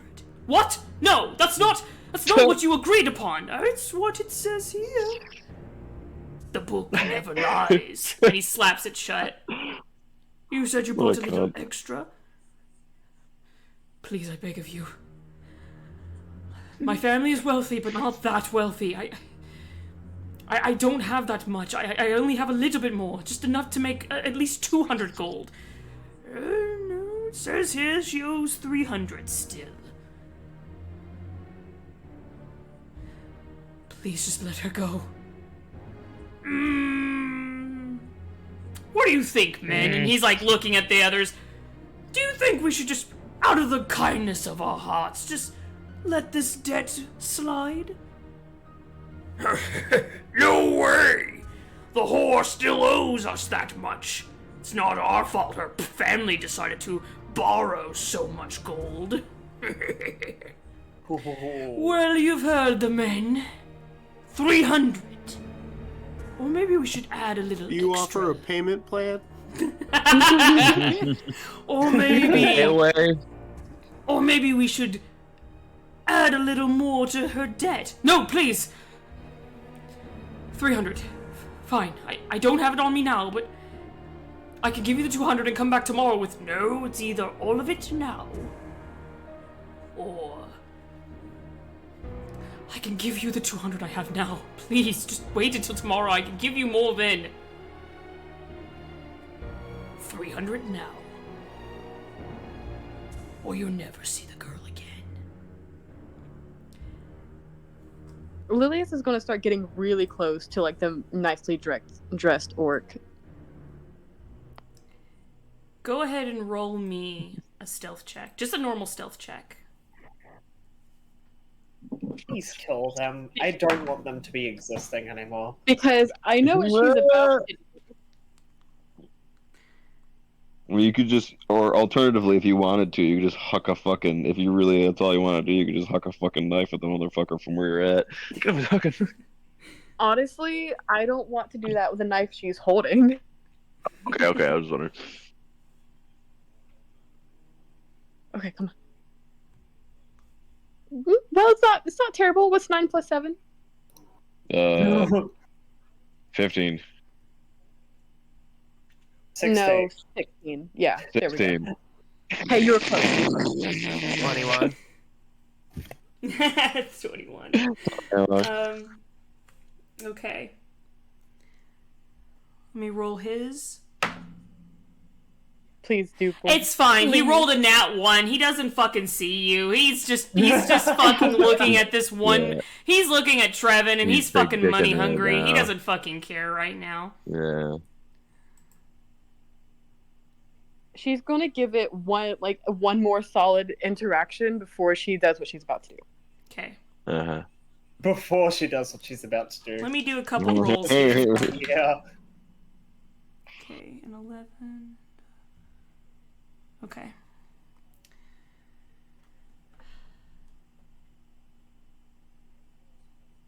Please.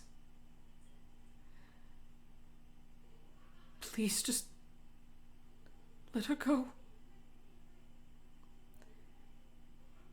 I think not. And right as he's about to send his men out over to him, you hear in the very far distance, "Get back here, you little shits!" And suddenly, there are 2 kobolds and a little goblin child running down the street toward y'all's direction. Yeah. And they suddenly, all 3 of you suddenly stop and skid as the rest of the orcs turn around and they look and they see you. "Where the hell did you guys come from?" "Sir, stop them!" "Oh, you little shits, huh? You want to try and steal from us blood drops?" Oh no, there's more of them. And Jox is like now hiding behind you, Twig, and he goes, I'm sorry, I thought this was the right way. You ain't taking care whilst I'm around, you little fucking shits! You're like, oh! This is cobalt screaming noises. Damn, you got suppression off, and that still didn't register. That I knew it wouldn't, so that's why I'm just saying like kobold screaming noises. yes. And it is I ain't letting him take him. I ain't letting you take him, kid. Just say it with fucking me if it's the last thing I do. Does it look like that these orcs are about to just full-on attack?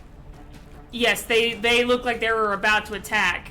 It is at this moment. Okay, no, yeah, you go ahead. No, I'm sorry. I'm sorry. No, you're good. You're good. I'm just drawing the scene real quick. Yeah, you see these 3 individuals suddenly run up, and now coming down from another alleyway, you see a very large-looking hooved figure, and he's just pure white as snow. Just in character, real quick. Let me check yes, something. Hold on. Yeah, sure. Where's my fucking D20 at? Yeah, no, I failed that stealth check. You're right. Go ahead. Okay, you wanted to do a stealth check? I'm sorry. Yeah. No, I just wanted to see if I was being sneaky, but I don't think that's even easy for roll? me to do. Let me ask you, what did you roll? I rolled a 4. I don't know what I added to it, but it was a 4. Well, your stealth, obviously, but I mean, you rolled a 4. Yeah, they rolled a 13, a 6, and a 12. So yeah, you tried coming up here, and unfortunately, the sound of your hooves hit against the cobblestone like that, and then they turn. They say, "Yeah, you see these guys looking over at you, and they go, 'What the hell is that? Who the hell are you?' And they're seeing this large Minotaur man, and then one of the orcs goes, 'Hey, it's that Minotaur from before! What a jackass! What's he doing here?' And then, Ishiyama, would you like to roll a stealth check to try to... You and Mason both hear this commotion down the street. Nope. No? Okay, yeah. I'm gonna say Ishiyama doesn't give a fuck about stealth. Okay, yeah, you and Mason doesn't either, so that's why I wanted to ask if you wanted to. Yeah, you and Mason both hear this commotion happening down the street. Nope. And you both... He says, 'What? Let's go!' And he just immediately just throws his coat back and he's running toward where this is. As soon as Ishiyama hears a commotion, he's drawing his katanas and he's fucking running out. Mason's already got his weapons drawn. You see, he's already got his blade drawn. He's running toward this commotion as well. And you all see this group of individuals just immediately making their way to this congregating to this spot. This orcish man looks around, and then more orcs came out of the alleyways. You realize now, Lilius, I'll go ahead and let you roll a perception check with advantage now at this point. Okay. Yeah, because you're on the rooftop, so I'll have you have this. Well, she's actually, I know she's on the rooftop, but she's very near the man, the orc. Oh, no, yeah. You're very close, yeah, because they're really close to one of the buildings. And you said, perception? Yes, and with advantage.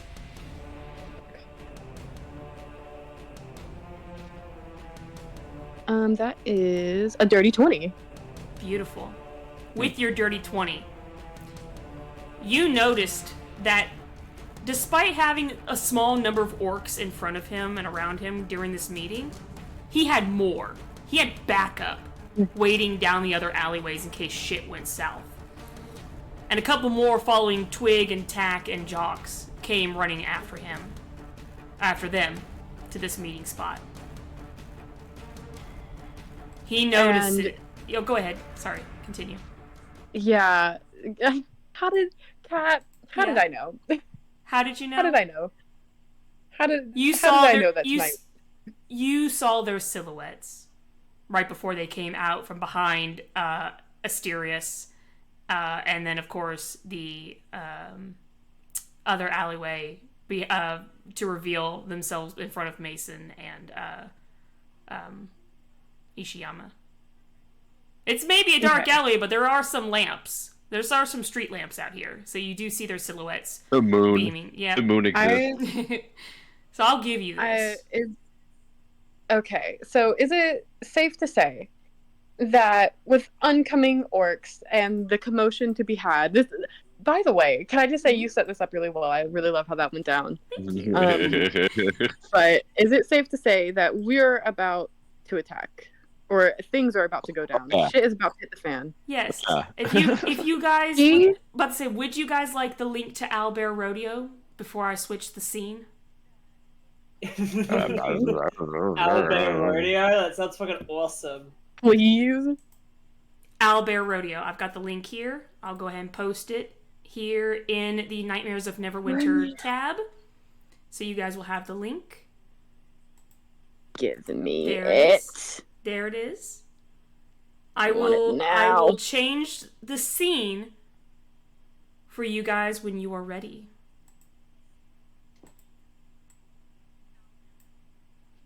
So let me know when you are. Yeah, I'm ready. Okay. The link is in there now. Join when you are able. All right, there's Ishiyama. Yes, we're going to admit. Dookie. I bet that's... You're able to change your name if you want. But yes, we got Twig.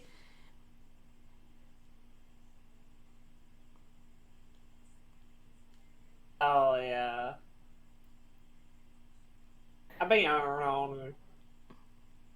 And I know for some of you it's a little harder to join Owlbear Rodeo if you're on your phones or anything. Just let me know if you would like for me to just take over on like moving your characters and things. Probably me. Yeah, you can move Lilius for me. Okay, sure, of course.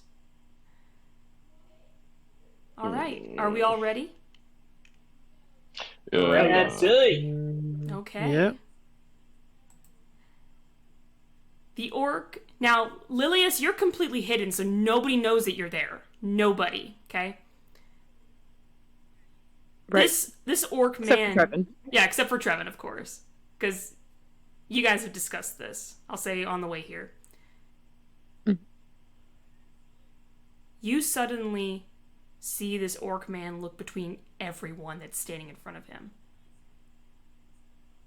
And he says, I don't know what the hell's is going on here, but this is not how this meeting was supposed to go down. Men, on me! and I need everyone. Once I change the scene here. Oh, yes, admit.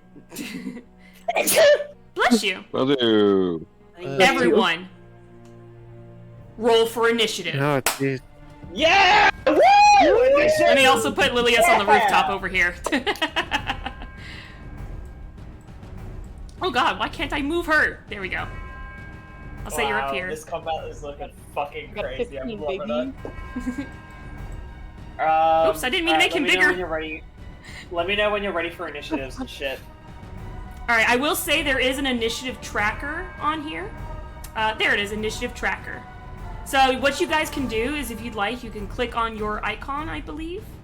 Let me go ahead and do that for, like, for instance, this dude here.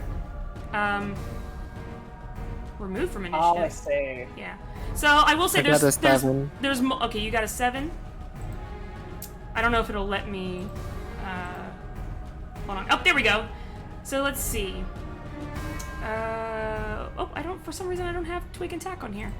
That's fine. I'll add you guys to initiative. Add to initiative. Let's see. Tack, you got a 7. No. So you can actually, like, if you are on PC, you can then, like, hover over your character's name once I add you guys to initiative. Oh. I can add myself to the initiative. Okay. Nice. Yep, and then you can write your initiative numbers there. Asterius, what is your initiative number? Oh shit. Yeah, roll for initiative, sorry, I was trying to baby. make fucking. You're good. I do that's have. not great. that's a 3. You got a 3. Okay. That's a natural 1, baby. All right, Mukatsu, what's yours? Just one moment. You're good, because I actually have to, because I'm using my phone to have to look at a lot of things, because this is why I can't wait to get my, like, multiple monitors set up. Let's see, they don't really have much, so I'll just go ahead and roll 3 dice, and then this will be group A, B, and C. Ooh, yes, Asterius, please. There we go. Let's see. Oh my fucking god, these initiative numbers. I got a 12, a 19, and a fucking 20. Okay? God. Jesus. Okay, we'll do it like this. Group A will be the 20. Group B will be the 19. And then Group C will be the 12. Your initiative bonus is is And your dex mod, right? Yes. Yeah, usually.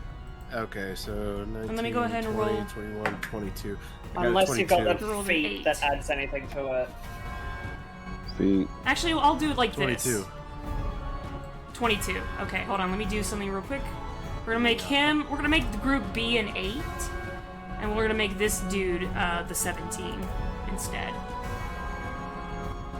or 19. Excuse me. Okay.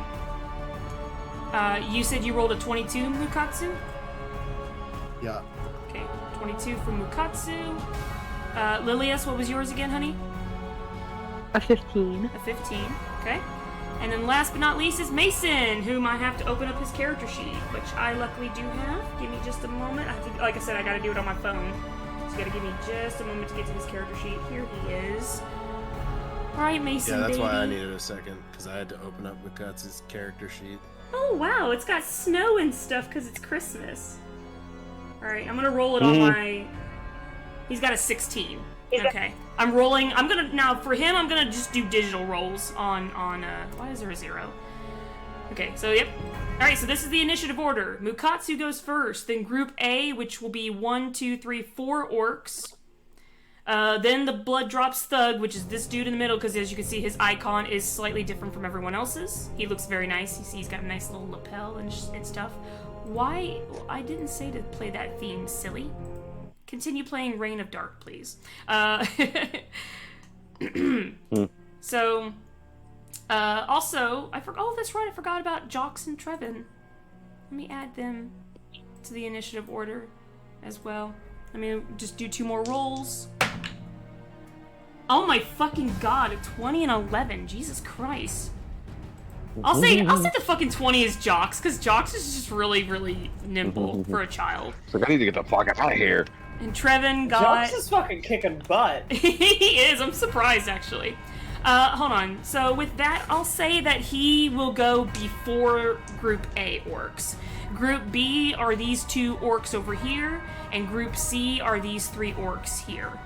So that way, when you see Group A, that means all 4 of these guys are going to move together in one unison. Group B will move in one unison, and Group C will move in one unison.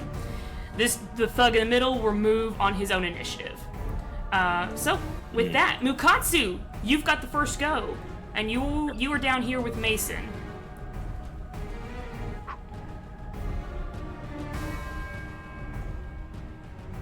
So what is Ishiyama Mukatsu gonna do first? You've got 3 orcs in front of you, so you have an idea. I'll say that Trevin moved back a little bit. We've got like... Yeah, there's a foot, there's like a little measurement, so you guys can so for you, Cherry, on the sidebar here, there's like a little measurement, or you could just click M to make this easier on yourself, and then you could click your icon, and then you could see how far away you are from certain enemies, if it helps. And then if you hold a right click on your mouse, you can also then like use a little pointer system if it makes it easier for you guys. I am actually on my silly little iPad. So. Okay. I'll go ahead and fix you back up to where you were. There we go. So yes. Nihilus, what are you gonna do first?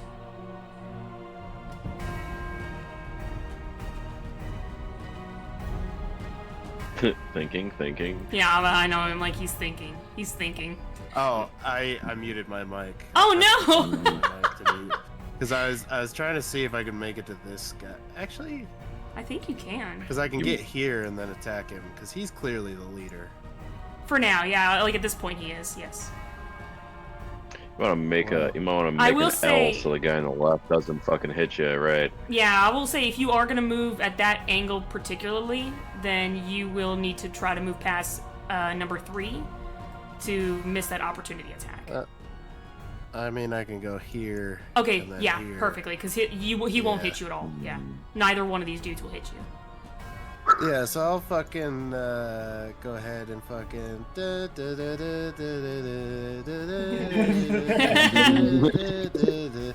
What's right. up, fucker?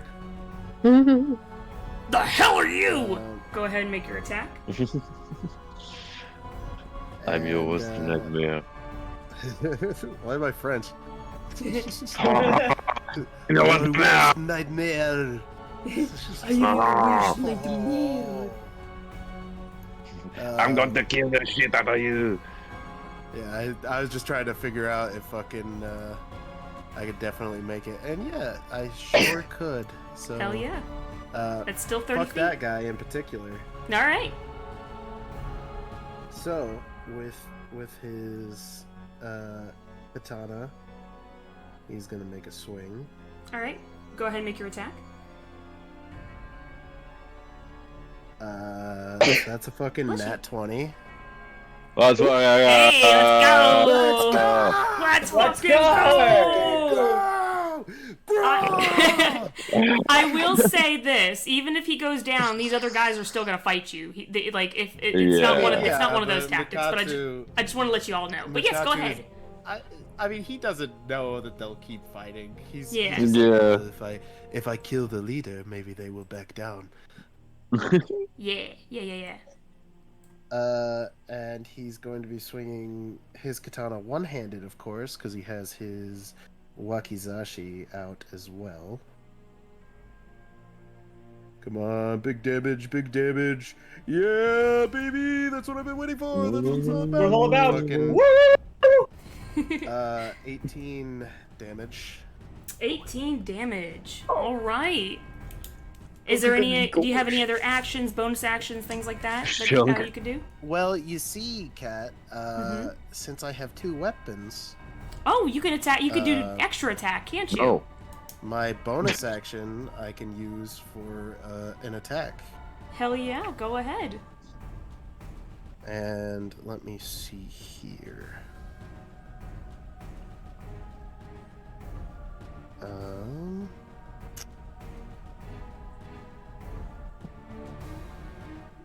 And hold up.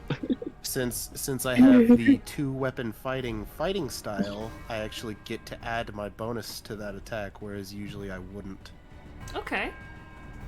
So I will go ahead and turn around on the backswing and hit him with my slightly less damaging wakizashi. That is 18 plus 6, so 24. That hits. Nice.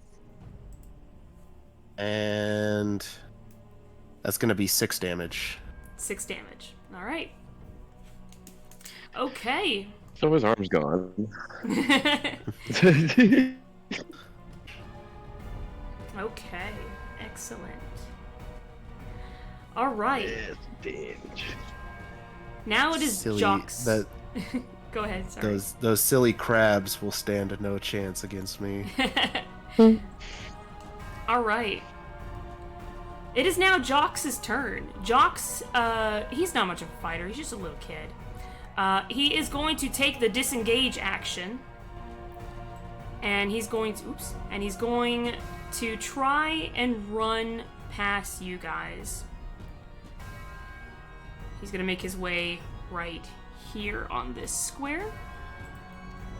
So taking the disengage action, I think that's 30 feet right here.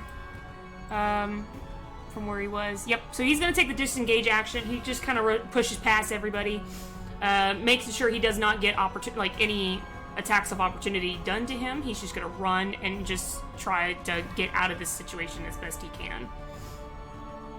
And that is Jock's turn, because Jock's, he's just a kid. He can't help himself.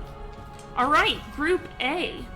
The first member of this Group A, he's going to come right on over here to you, Twig.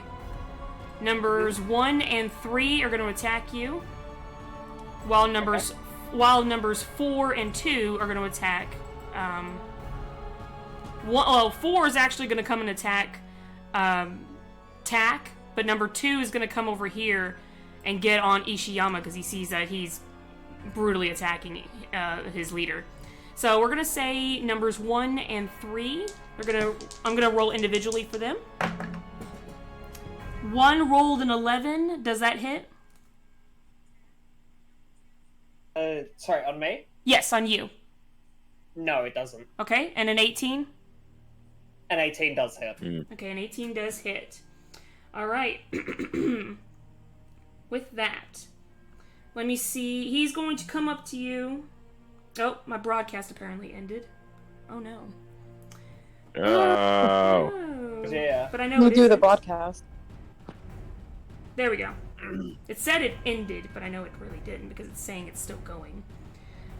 That's why I'm pausing for a second to make sure. Okay. With that. Yeah, I'm looking at it right now. It's back up. Yeah. Okay, so with that, let me go back and read what his attack is. It's funny. They actually have a thing called pack tactics, so they technically have advantage on these attack rolls. Jeez. I'm fucked. If they are within There's more than 5 one of them surrounding you. Yeah, within 5 feet, which the one who had advantage, he still missed, and only one of them will still hit you. So you're good. Yeah. Alright, so the one who missed you, he still misses you entirely. This one's going to take a mace. He can do 2 attacks, so I will have him roll again here in a moment, because he can do multi-attack. 2 melee attacks. So you roll, whoops. Okay. Well, actually, for the one, it already hit, so we'll just do the damage on that one. He's gonna miss his second attack on you anyway, because I rolled for his advantage and he missed. So, let me get my D6. He's gonna deal 4 damage to you on that first hit. Yep. Okay. And now I'm gonna roll for number 3. 13. I can't edit my character sheet, lol. Oh no! Because you still have control over it. Oh no. Well, wait, do you have the PDF for it? I can get the PDF for it. Yeah, that's the one you can edit, if it helps you. Because that one you personally own. Let's see, he rolled an 8, and then he gets advantage because he's got his buddy next to him. 8, so, oh no, excuse me, 13, 14, 15, 16, 17. 17 hits. 17 definitely hits. Okay. He's gonna roll another d6 to you. 3 damage. So in total, you should have 4, 5, 6, 7 damage done to you total. Yep. Okay. Then for you, Tack. He is standing 5 feet next to his buddy, like literally beside his buddy, so he's gonna get advantage on his roll. He's gonna do 2 attack rolls. His advantage is 16 plus 4. 6, 7, 8, 9, 10. That's a dirty 20. I know that hits. So, oh dear. Poor attack. I'm so sorry. 4, 5, 6. He does 6 damage. That's max damage towards you. So he does 6 damage to... Oh, damn. Wait, what? Are you down? Damn. Oh, damn, okay. No, I said damn. Sorry, I was like, oh my god, are you down? Before he does that, he's gonna take 1d4 necrotic damage from Halo of Spores. I can use as a reaction. Beautiful. When someone gets up in my grill. Oh, okay. Cool. And how much damage does he take? And he takes 3 damage. 3 damage. Okay. Necrotic damage. Alright. Takes 3 necrotic. Alrighty. And then I take 6 regular damage. Yeah, you're gonna take 6 regular, and he gets a double attack because he's got multi-attack. With advantage because he's got his buddy next to him. That's a 17 plus 4 to hit, so yes, he's going to hit you again. 3, 4, 5 for 5 damage. Oh, shoot. So that's a lot of damage, I will admit. Yes, I know. That's a lot of Jesus damage. Christ. A lot of damage. I was not going to make these fights easy, I will admit that. I meant that to you guys at the beginning. I was like, these fights are not going to be easy, but I know you can still handle it. Dead by round 2. I have. Anyways, guys, this has been fun. I have complete faith in you guys. Okay. All right, group. We're gonna need that rogue to be hitting fucking sneak attacks real hot. You're gonna need that fucking. Now I was gonna say there's one on my ass too. Yeah, that's. I was gonna. Yep. Yeah. I was gonna say yes. There is one more. And he is within 5 feet of his boss, so he'll get advantage as well. That's a 19, 20, 21, 22, 23. Yep, he's gonna hit you. Because I know your armor's not fucking hit. 23. Yeah. My armor is pretty high, but not that high. I have an armor class of 17. Alright. Oops. 4, 5, 6. He hits you for max damage.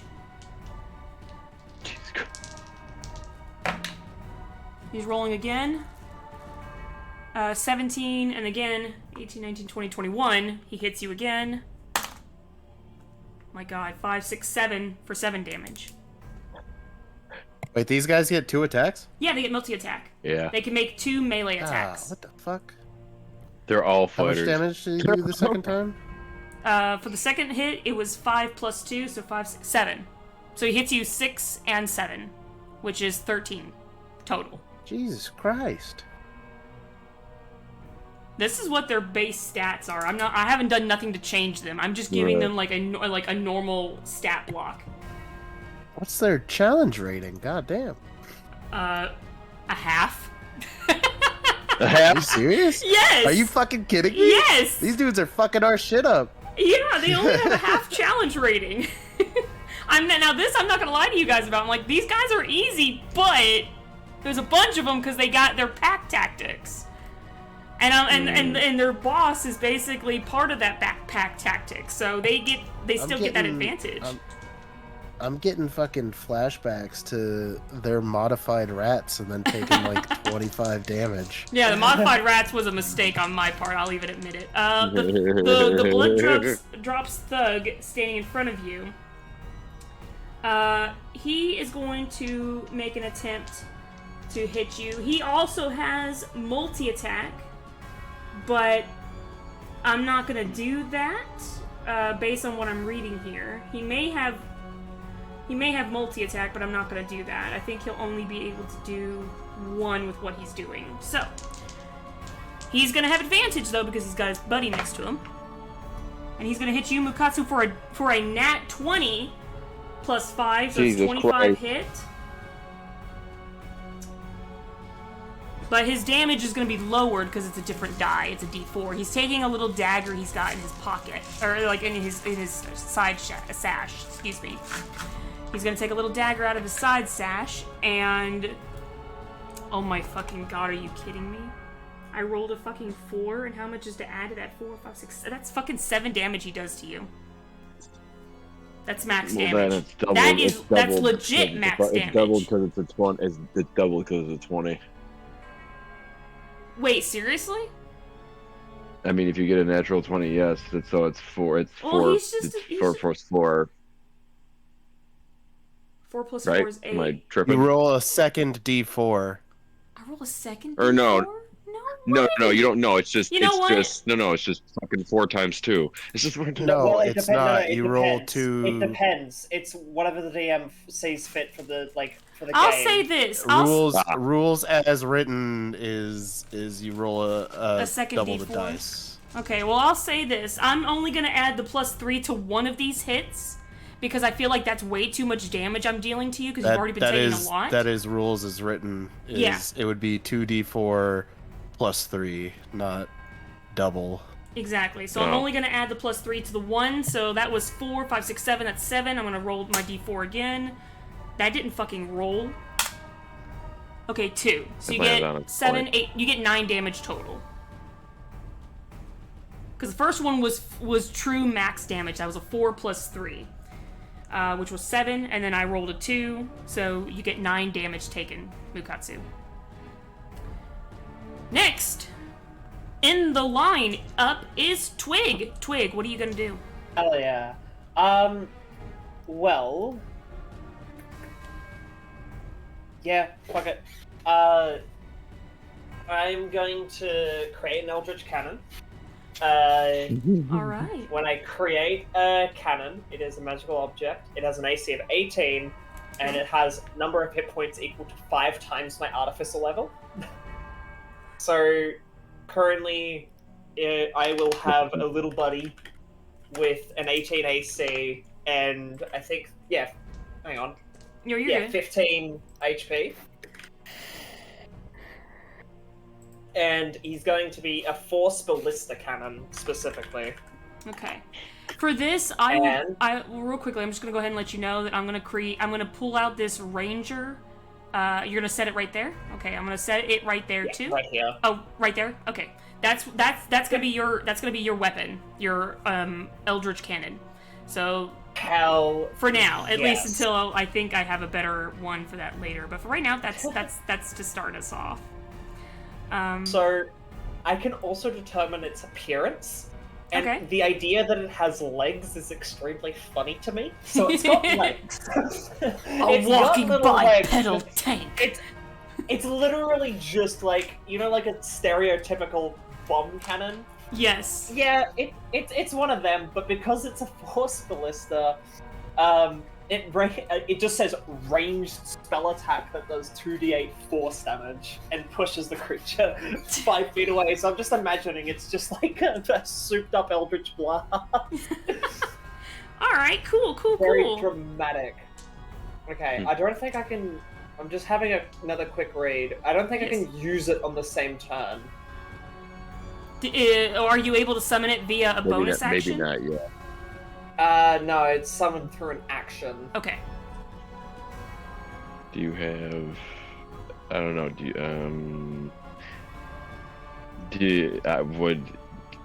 cantrips on bonus actions, question mark? There might be. So, hang on, I'm just reading this. On each of your turns, you can take a bonus action to cause the cannon to activate if you are within 60 feet of it. Okay. As part of the same bonus action, you can direct the cannon to walk or climb up to 15 feet to an unoccupied space, provided it has legs. So I'm assuming that means it can just straight up do an attack. I will allow it. I will allow it because this is y'all's first combat, and we're learning these this particular. That's what it sounds like to me, at least. Like it sounds like to me that it's basically saying it gets 2 bonus actions. Okay. Well, the movement, I think movement is just movement, so I'll leave it at that. But when it comes to, like, attacking, yes, I'll let that be a bonus action. Your turn to get to the bonus action, cause the cannon to activate. Okay, okay, this is weird.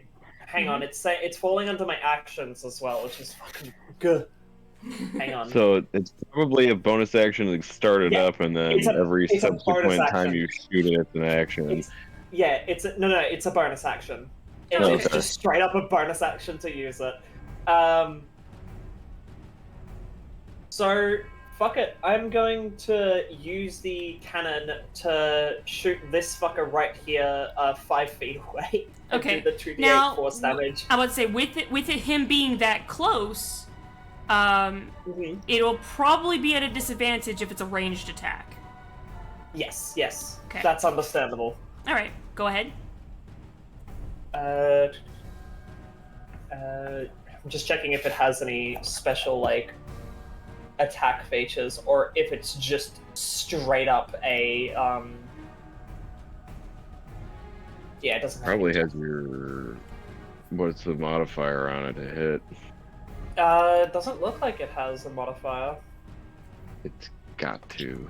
I can look because I have your character sheet as well. I can take a peek with you. Yeah.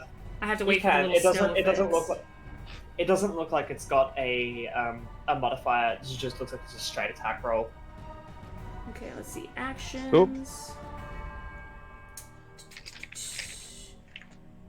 Eldritch Cannon. Bonus actions. Either Mage Stone or Eldritch Cannon. Eldritch Cannon Force Ballista. Oh, the Force Ballista. Okay. Yeah.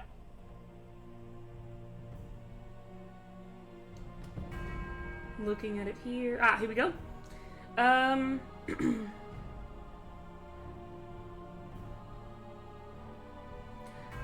Yeah, it doesn't seem like it has a to hit.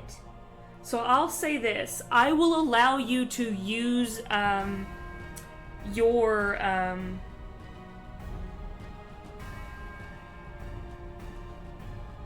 I'll say this. I'll allow you to use your initiative number as your to hit. So you get a +2 to your attacks. I'll allow that. Okay. Let's fucking do this then. Will it at disadvantage, correct? Yes, it will be at a disadvantage because he's literally 5 feet from you, and the thing has a range, doesn't it? Yeah, it does. Well, that's a 7. Wow. Oh, goodness gracious. Sadly, yeah, that does not hit. I'll go ahead and tell you, all these guys here, except for the leader here, their AC is all 11. So that way you know what number you have to beat for all these guys in the groups. They all have the same AC. That's alright. So yeah. Because with the same bonus action, he can move 15 fucking feet. Yes, which I'll allow that. Now, granted, because it isn't disengaging, it will get an opportunity attack against it depending on which way you move it. Oh yeah, absolutely, I know that, but it's got a fucking 18 AC, so I don't know what. And it's true, they may not even be able to hit it. Granted, they do have a bonus, but advantage. But still, that doesn't mean that I can't. It might still miss. If I was to move it there. If it was to move here, yeah, and make an attack this way, where would it? Because it pushes people 5 feet back. Would this? Yeah, that means he would go back by 1. Yes. Okay, because I was actually going to ask if you'd go back into the person or this way. I will say if he does, if he does, and that means the other guy will just swap to next to him. Then, if that's the case. Yeah. So yeah. Right here. Yeah. Okay, I'll move it for you. Now, again, it does take opportunity attacks. Thank you. So I'm gonna roll for number 1. He fucking misses. He rolled a 3 and a 7, and plus those numbers, he doesn't hit the 18 AC. I mean, yeah, the 18 AC that it has. And that's with advantage. I'm rolling both dice. Alright, so let me see. He's only gonna use his dagger because that's all he's got, because I'm not gonna give him multi-attack. I'm just gonna say he's got the 1 weapon. And even with advantage, he fucking still misses. So yeah, both of them miss. They just see this thing and they're like, "What the fuck is that?" And then they just see it go, and they're trying to swipe at it. You just hear the mechanical parts moving, going. Yep. It's just skittering away like a fucking spider. Yep, and they're just fucking terrified, and they try to hit it, and they're too fucking scared. They miss it. All right. It's like a giant fucking bug. They don't know what it is. Yes. All right. And I think, yeah, I can't do other shit, so that ends my turn. Alright, cool. Now, it's on to Mason's turn. Mason sees all this that's happening. Okay, and... Christina, hold up. Sure, so my understanding for the fucking Eldritch Cannon is you can add your spell attack modifier to it, because it's a ranged spell attack, technically. Oh, okay. What Yeah, that is actually very interesting. Thank you, Garf. Yeah. I was going to say there had to be a modifier, because if you're an artificer and it's not giving you a hookup to hit people with your fucking magic shit, I don't know what's going on. If you're rolling flat, that's kind of weird. That is really that's why I was like there's something about that that's not right. It just doesn't say anything on the fucking which unfortunately look it up and it still was kind of hard to fucking figure out. Okay. I'll say this. I went to a couple of things. Yeah. I'll say this. So whatever your spell modifier is for artificer, you can add that to the attacks next time, okay? Good. My spell modifier is a +5, so that's gonna work out yeah! Instead of a +2, you get a +5. Hell yeah! I'll allow it for the next hit. Okay, I'm just looking at Mason's stuff real quick because I want to see what he has and what he can do because it's been a while since I looked at his sheet. Okay.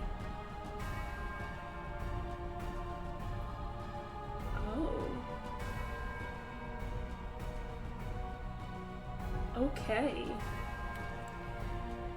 Mason sees that he's got these guys in front of him. And he...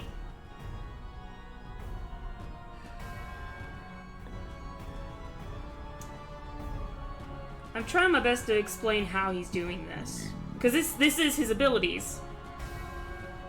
He's gonna do a bonus action first, so give me just a moment. I'm reading which one I'm gonna do, because I have choices. Okay. Yes. He looks at these men in front of him, and let me make sure, because I think between this dude and like, I think this is 30 feet. Whoops. I think this is 30 feet. No, that's 35. Okay. I know that's 20 feet, 20 feet, 10 feet. Okay. He's gonna look at this dude right here, number C3. And as he's got his weapon out, you see he puts his hand to his face, and as he scratches his hand down, his nails down his face, he's not like actually like scratching his face, but you see that motion. And he opens his eyes, and his eyes are just this brilliant bright blue. And his hand glows with this red, bloodied looking magic, and he flings it at this orc 20 feet away from him, and he says, "I curse you with the mark of the blood monster," and or I curse, or wow, I can't speak. And as a bonus action, he is using blood curse of the marked. He's not amplifying this. So until the end of his next turn, he's going to hit this. Whenever he hits this target with a weapon, he will be able to roll an additional damage die to it. With that, he is now. Blood hunter, gotcha. He now runs up. Whoops! I don't know why I'm rotating them as I'm trying to move them. Like, goodness gracious. He spins around. He spins around. Spin Right me right round, round, baby, right. round, Look, we got it right there. Right, round. Luckily, these other orcs can't hit him because he's like they're pretty far apart. So he runs up to this dude, and he's going to take out his short sword, and he's going to hit this dude. Damn, right in the street? Oh, you mean it's okay. Oh my god, I'm so glad his weapon has a fucking high modifier to hit. He rolled exactly the fucking armor class that he needed to hit this dude. Okay, so, and plus he's gonna give additional damage to this, so he gets to roll a +6, so he's gonna deal 8 damage, and then I'm doing this digitally, so I'm now gonna roll a d6, so that's 8. He deals 9 damage to this guy. Total. So that's 1, 2 for B, and then for C, it's 1, 2, and 3, and he's attacking number 3, and so he deals, I said 9 damage, correct? Yes, 9 damage total. And that is the end of his turn. Next is Lilius. First of all, Swoon, me being casually in love with Mason. Who is he? Who's that? I'm Swoon. Okay, so I think what I am going to do is first of all, Trevin hasn't moved a fucking inch in the 6 seconds that this has passed. Barely. And I was really hoping she would be closer to these fucking guys, but that's okay. I feel like with everything that was going on, everyone was moving a little bit. You got as close as you could, and then everyone else was starting to move around. So I'll say that that's probably what happened. Let's see. She is. Yeah. I'm just gonna hope that Mason gets a clue, or should she yell at him? I feel like she should. She's not gonna yell at him. No. Okay. You seeing as you're a rogue, giving yourself up is usually not. No, I know. Hold on. Take your time. Just, Madam wouldn't yell at him, but Lilius would. Yeah, so that's my struggle here. Is why is my character having 2 alternate personalities, kind of in a way, sort of. She's gonna make her way over to, like, I think I have about 30 feet, give or take, between me and that. I mean, I could find out. Oops. So you're moving. Where are you going exactly? You want to go to the leader in the middle, or Group A? Okay. The Group A guy. All right. Yeah, you can stand directly next to him. Okay. So, before she hops off the roof, she's gonna say it pretty quietly. I don't think anyone would be around to hear other than Trevin, really. Yeah. She's gonna say, Master Trevin, go to her. Don't stick around here. And she is going to come up to this guy and plunge the Shadow Drinker into him. And she's going to do that as a sneak attack. And since she was hidden, can I get an advantage on an attack roll? Yes. I'll say that they never saw you coming and they were oblivious the entire time. So yes, I will give you advantage on this. Also, Yippee. Yep, I rolled for Trevin to hear you and he heard. So he will, when it comes to his turn, he will also take the disengage action and just start running as well. Did your accent come back for that, or was it just accidental? What? Did your accent come back for that warning, or was it accidental? No, her accent didn't come back. I don't think even she registered that she called him Master Trevin, but I did it as a character. Yeah. Gotcha, I went ahead and just rolled. That's what I was wondering. Yeah, I went ahead and rolled 2 separate dice. One was for him to, for insight, and one was for him to perceive what you had just told him. Not to register what you said, just to hear you. The insight failed, so he didn't notice that you called him Master Trevin, but he did hear what you said, and it just was the words, go to her, get out of here. So he registered that much, at the very least, with his perception. So that's why he did not. His insight failed against you, I'll say. Okay, she's safe. Her secret's safe for now. Yes. For now. For now. So she is going to do that as a sneak attack, and that dagger does. So. Sorry, I'm having fun right now. She does a little fun. That's not allowed. I'm sorry. Go away. Where is my D6? Give me my D6. Okay. So let me just be sure I'm doing this right.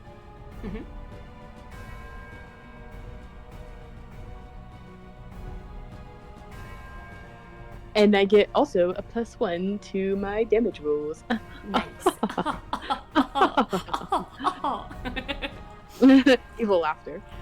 Okay, yeah, so she plunges the Shadow Drinker into him, and that is...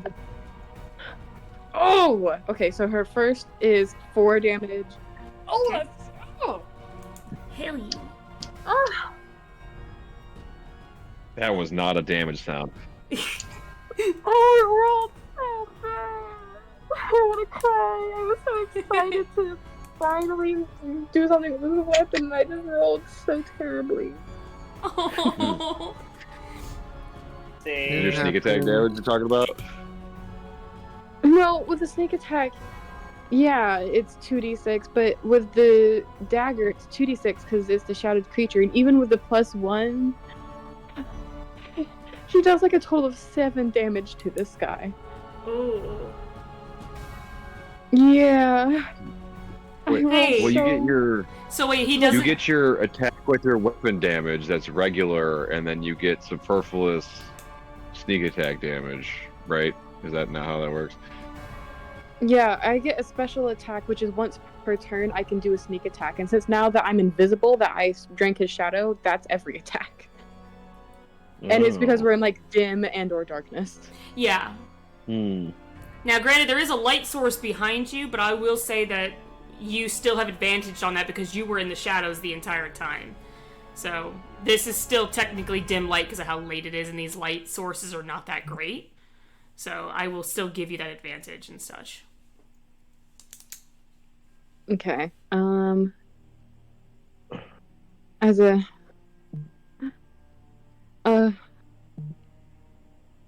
As a bonus action, I can't really do much. I guess I can cry. I can cry as a bonus action. You can hide again. That's a bonus action, I'm pretty sure.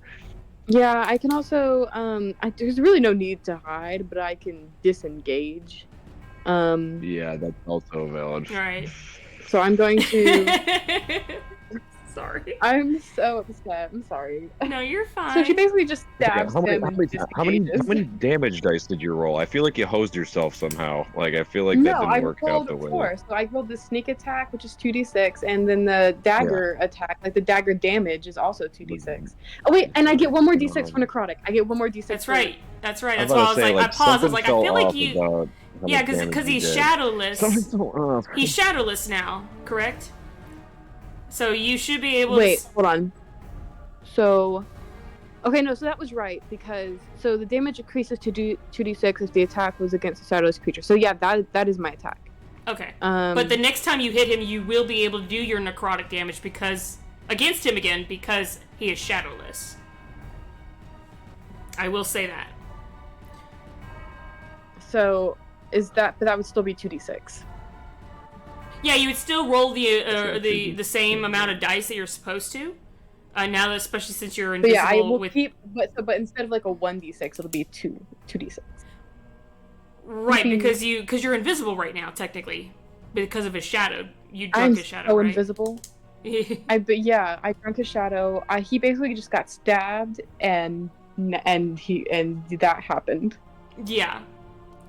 So yeah, you would still be able to roll a sneak attack again because you are invisible with his shadow covering you, and you would be able to do your sneak attack damage again, plus your necrotic damage because you're hitting a shadowless creature. So you will be able to do more damage next time. Yeah, that, and as long as when you're a rogue, as long as you're fighting somebody who's already previously engaged, if they're previously engaged, or you roll bonus action at the end of your turn to hide again, you can do sneak attack pretty much consistently. Yeah. All right. Other than that, it's just a straight roll. So is that the end of your turn, correct? Yes. Okay. Now it is on to Group C. One of them is going to come over here to Jocks and try to grab the kid. Let me go ahead and roll. And he's not within 5 feet of anyone, so he does not get advantage. He just hits a flat roll.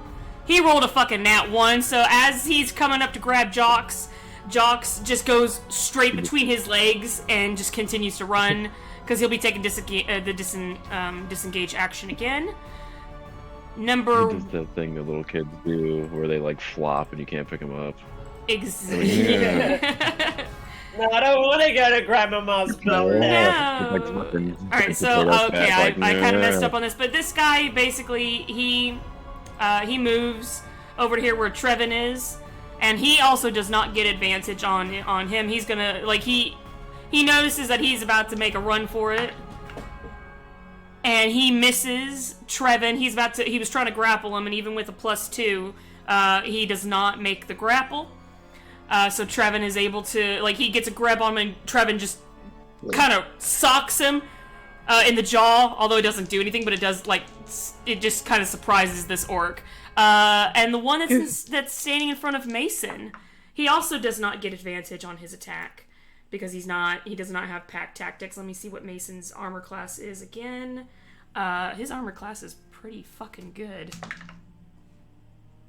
+4 to hit. Yeah, no, this guy, for his first attack against Mason, I'll just give those two just one attack against the other two characters, the NPCs.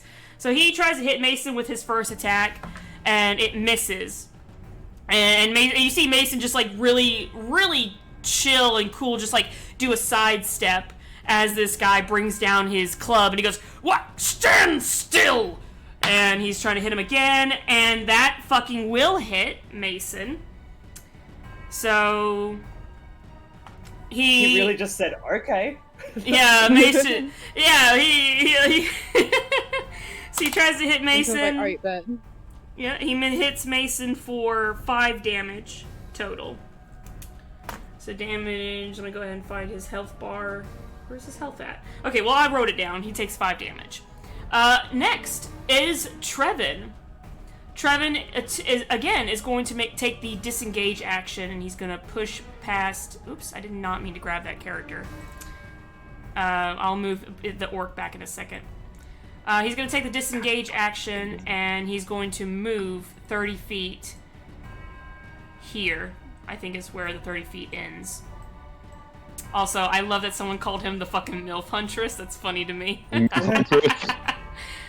was wondering who the fuck that was. Okay, I have to move him one more block. So yeah, he's basically just going to take the disengage action. He's going to just... Oops, I did not mean to duplicate him either.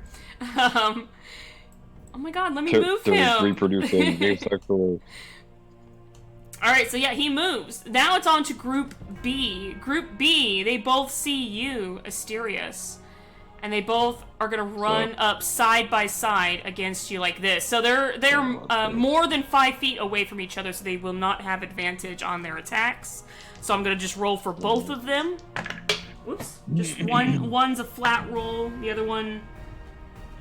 They're both gonna hit for their first attack. So you know what? I'll just make this for one dude. So number 2's gonna hit you. He's gonna hit you twice. I got a. Oh, you have a reaction? I got a 15. No, I got a 15 to hit. Go ahead and do what you gotta do. Oh, okay, that's fine. Because it's not your turn yet. It's actually. No, I mean like to get hit. I'm sorry, oh, I worded that incorrectly.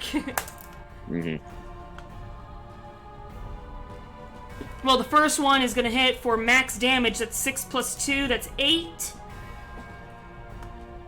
And then for the second attack, that'll be a 4. So that's 8, 9, 10, 11. Oh, you get 12 damage total from number 2. That's for both of his attacks. And I'm gonna roll Group B number 1's 2 attack rolls, and he misses you twice. I get the feeling because that's a plus. I think theirs is a plus 2 to or a plus 4 to hit. Excuse me, with their weapon. Let me make double sure of that. Nope, I hit the wrong character again. Actions. Yeah, they get a plus 4 to hit. So one is going to be an 8, and I know that's not your armor class, and one's going to be 8, no. 10, 11, 12, and 12 doesn't hit either, does it? No. Okay, yep. So No. one hits you for a total of 12 damage, the other one misses you completely. And that is the end of their turn. And again, because they're more than 5 feet away from each other, they're like 15 or 10 feet, they don't have advantage on their tactics.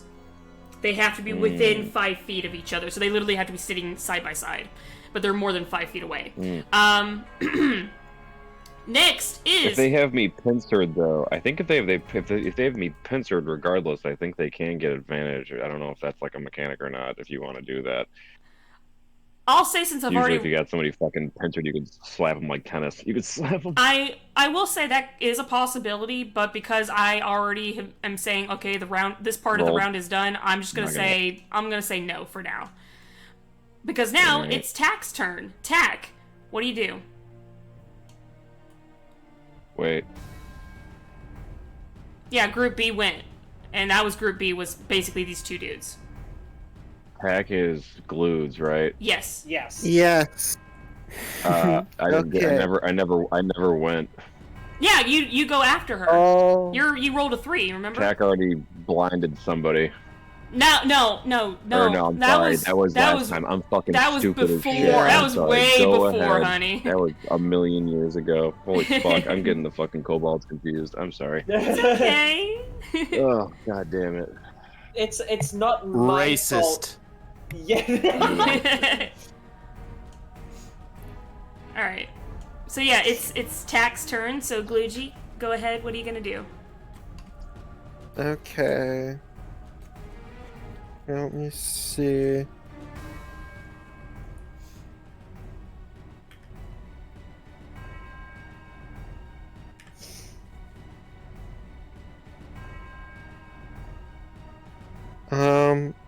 I think I'm going to cast Infestation.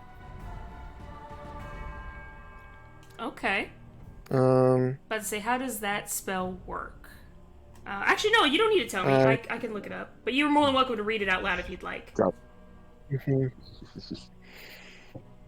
target must succeed on a Constitution saving throw, or takes 1d6 poison damage, and moves 5 feet in a random direction. If it can move, and its speed is at least 5 feet, roll a d4 for the direction, blah blah blah. This movement doesn't provoke it. Okay. Or do you want to drop some bees on, is the question. Some bees on. What would it be? Whatever you'd like it to be, I suppose. It says the range is 30 feet, so you can throw it 30 feet in any direction you want. So I'll let you choose who you're gonna hit with this. And let's see, and it says that it moves 5 feet in a random direction if it can move, and its speed is at least 5 feet. So that means it'll be in one square, and then it'll move another square. So I don't know if I have anything that can... Actually, I do! We'll go ahead, and I'll use this, we'll use this little ice cube icon here for that, but I'm gonna make it smaller for you. Oh my god, if my freaking mouse will be nice to me. There we go. So, I'll go ahead and put that here, and let you move that to wherever you would like to put it. So you just tell me where you're throwing this bad boy down at. If I could change the color, I would, but sadly I can't. Now I will say. I don't know if I can grab that. It's okay. I'll grab it for you. Just tell me where you want me to put it.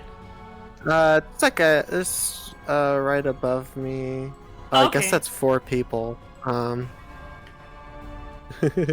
Okay. Wait, do you aim it at somebody crammed into one specifically, or is it square. like an area of effect thing? It's on one person. Oh, okay. Now I will say what's cool about this is that you can roll a d4 and it lets you pick. It's gonna pick basically the direction of which way this cloud's gonna move. Is it the cloud or the person? No, the infestation itself. She can choose to let it move in a direction with a d4. It doesn't provoke opportunity attacks, and if it's blocked, the thing itself doesn't move. Or if the direction roll is blocked, then the target doesn't move. Yeah. Okay, so 1 north, 2 south, 3 east, 4 west. Let me roll my d4. 1 north. North. Okay. So, firstly, he's going to take the initial damage. He needs to roll a Constitution saving throw. Is that correct? Yes. All right. And what's the save on that, if I may ask? I know it's your spell. 12. 12. Ooh. All right. It landed on the floor, so I'm not going to use that number. I'm just going to roll a different die. 5, 6, 7. Yep, he failed. So how much damage does he take? He takes 1d6. 1d6 poison damage. 1d6 poison damage. Alright, yeah, go ahead and roll your damage. And it also moves north, so it moved up 1. This is where it's going to be sitting now. I wish I could change the color on that. That'd be cool if I could. Wait, yeah, you said whatever. infestation. You said infestation, right? Yes, it's infestation. Yeah, infestation. Yeah, the target was conceded. And he failed his Constitution saving throw. So the person moves. They're trying to get away from the fucking bugs. That's how it works. Yeah. Oh, the target must succeed on a Constitution saving throw, or it takes 1d6 poison damage and moves 5 feet in a random direction that it can move. And that's my mistake. Then thank you. I was like, you're good. How that works. You're good. That actually does help me a lot. So thank you very much. Because I was reading it too, and I was like, is that right? Yeah. If the bugs move randomly, very you helpful suck. to It me wouldn't because do I you get any this favors. guy off my back. Yeah, I'm about to say. All right, let me move him then. He goes up by 5 feet, so he's moved. Your bugs are still here. But yeah, he does take that. He does take that. I'm gonna say there are a bunch of a bunch of nasty centipedes. Ooh, that's cool. They're flying centipedes. Yeah. Yeah, you just got these flying centipedes all over. He's like, oh my god, what the fuck are these? And he jumps back to space. You can see these trying to smack him off him. So yeah, what's the damage on that? It's a 1d6. How much damage does he take? Oh shoot, I need to roll. Yes. Come on. 4. 4 damage. Beautiful. That's number 4. Cool. Do you have any bonus actions or anything you want to do? You're more than welcome to try to move if you want. You'll get one opportunity attack, and sadly, he will have advantage on you. Yeah, I think I'm gonna use my reaction again. Okay. And, 1d4 on the one, top left of me. Number 3? Okay. Number 3. Well, I'll say this. He has a +4 to hit. What's your AC? My AC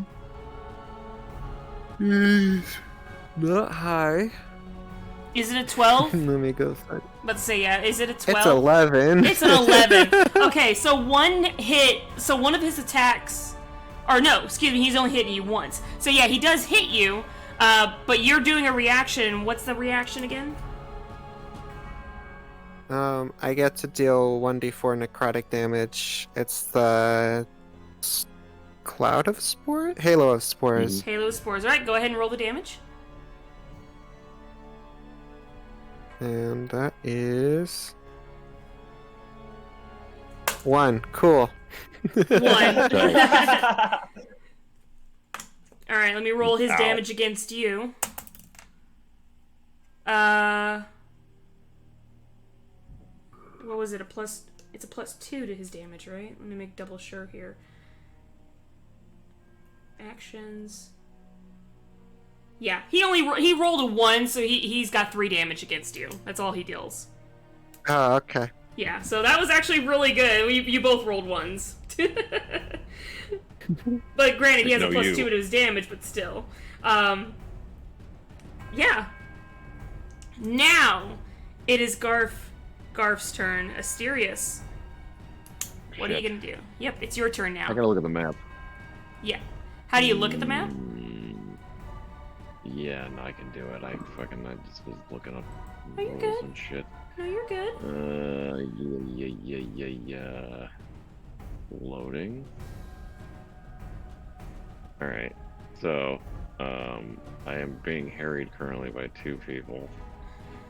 I could leave and get wonked down by 2 people, or I could fight them specifically and say fuck it, so I'm probably just gonna do that. Now, you are a barbarian. I think you have a bonus action. Alright, and that's your bonus action, right? I would, so I'm gonna rage because I'm not too. Well, it's kind of convenient that it worked like this too, because like he didn't really know who was the people to trust in the situation, so to speak. Like he was like, all right, so I do see a gang of motherfuckers who are very obviously assholes, but I don't know who else everybody is right now. Awesome. He's like, all right, well, all I see is that everybody is getting fucked on by these guys real hard, so I guess this is what we're doing. This is what we're doing. Okay, so yeah, fair. I'm gonna rage and I'm gonna fucking wonk this guy closest to Jacques, I suppose. Okay, so Group B, number 1 then. Okay, cool. And that's gonna be this one right here.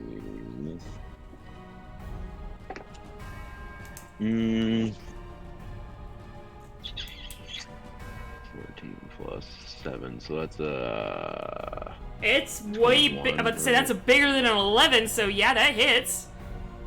Yeah, 1d12 plus 5 slashing. I don't think I wrote a d12 for anything like ever. It's an 11 plus, what did I say? 5, so that's 16 slashing damage. 16 slashing damage. Holy shit. Wonk. Jeez. Big bonk. Big bonk. Motherfucker. Hell yeah. Alright, yes. And that's all I do. Alright, cool. Yes. You do. And that's lasts for 10 rounds, so that's awesome. Alright, now we're back up to the top of the initiative order, which is Mukatsu. We're on round 2. Mukatsu, what are you going to do? Well, Mukatsu is gonna turn his attention to the other fuckhead right now. All right. And he's gonna go ahead and make a slash with his glorious Nippon steel. Beautiful. Add another 2 damage on whoever that guy was I had. I forgot to add 2 because I was raging. Oh, My okay. That's fine. No, that's fine. No, That's... if you forgot, it doesn't count. You're right. Look, I'll say this because I know he's holding that against me from the fucking other campaign. I'll say that even though you forgot, I will add it in there, and that includes everyone in this campaign. I will allow it 6, 7, 8. That's 18 damage you did to him total. So that also includes you, our Cobalt friends, Lilius. If anyone forgot to put damage in that was supposed to be part of something, I will allow you to put that damage back in. Okay? I forgot to do 1,000,000 damage, actually. Okay, let's be reasonable. This is the first time we're playing as these people got forgot that here. they're all supposed to be instantly dead because of my passive. Yeah, we all forgot that we just instantly kill everything. So. Oh my god. Okay, come on. Alright, so Mukatsu, you're going to attack Group A number 2. What, go ahead and roll those damage rolls. Or, attack rolls, excuse me. That is 17 plus 6. That would be that hits. 3. That hits. Like I said, his AC is 11, so that hits. Yeah, all these guys, they're save for the bandit leader whose icon's different. Everyone has an AC of 11 except for the bandit leader that you're fighting right now, or this thug leader. More fun. And that's max damage, 12 damage. 12 damage. Oh my god! All right, and you get 2 attacks, right? Yeah, with my bonus action. Go ahead. Let me actually see. And I will say this, all of them have different health pools, so some of them might have more or less health than their counterparts. Nice.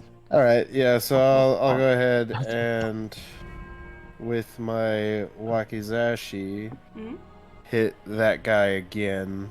Okay. And that is a 22. That hits. 16 plus 6. Damn. And that fighter damage. Well, not damage. Well, not damage, but that fighter hit. Yeah, that fighter to hit. Yeah. Will be 6 damage. 6 damage? Okay, so 6, 7, 8. That was 18 damage total. I'll say this. When you hit him that hard, you notice that he backs up and he looks really bloody. You've beaten the shit out of this dude in front of you. So Group A2, that member, that particular thug, is really badly hurt. Like, he looks like maybe one more hit and that could be it for him. He goes, Mukatsu night. points at him. Mukatsu points at him and he goes, "Kill that guy." Kill that guy. Right now. And you see, he looks up at you, and you see he spits a little bit of blood on your boot, and he goes, "Fuck you, foreigner!" And... Whoa! Yeah, you're a foreigner! You're a foreigner! Hey, I said that these dudes... I told you, these guys don't give no fucks. Sadly, yes. Big words coming from Organized the orc. crime is fine, but Racism is where I draw the line. Yeah, you're totally fine. You're totally fine. It was just purely the reaction. Okay, with that, it is Jox's turn. He's going to take the disengage action, so the guy in front of him is not going to hurt him or bother him. So Jox is still going to continue to run. Yep, so he will be, I think that's 30 feet right here. Oh my goodness, let me do this. Okay, yes. Cartoon running around sound effect. Why is this here? Go away. So yes, he's gonna, again, take the disengage action. Oh my god, why can't I grab? And you can see his icon's very small, too, because he's just a weirdo itty-bitty boy. So yeah, he runs. He's just trying to escape the map. And I'll say this as well. And it's funny because I was listening to a new podcast called Miss Light. They have a thing where if a character leaves the map, they've escaped. Like, they're not going to be able to come back into the initiative or anything. They're gone. So once they, like, that's like the Final Fantasy way of escaping, so to speak. So once he's out of this map, he cannot come back in. This goes for enemies as well. So if they escape the map completely, they're gone. Like, they won't come back. So this also goes for you guys as well.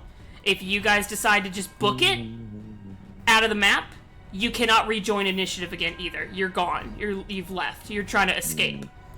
So this will basically go for any NPCs that are just trying to get the hell out of here. And right now, Jox is trying to do that. He's literally less than he's 10 feet away from escaping. With that, it is now Group A's turn. So the dude, we're gonna go with number 1 here. He's gonna turn around and look at Lilius, but he's gonna roll at a disadvantage, so he'll just be rolling a normal roll against you, Lilius. Because, firstly, he's got that pack tactic, so even though so he would have advantage on it, but because he's at a disadvantage on trying to hit you, because he can't see you, he's just gonna roll normally. That is a nat 1, so he literally just turns around and just swipes air. He's like, what the fuck?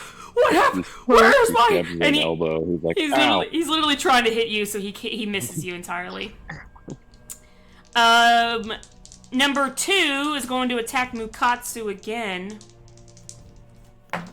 He's got advantage on the roll.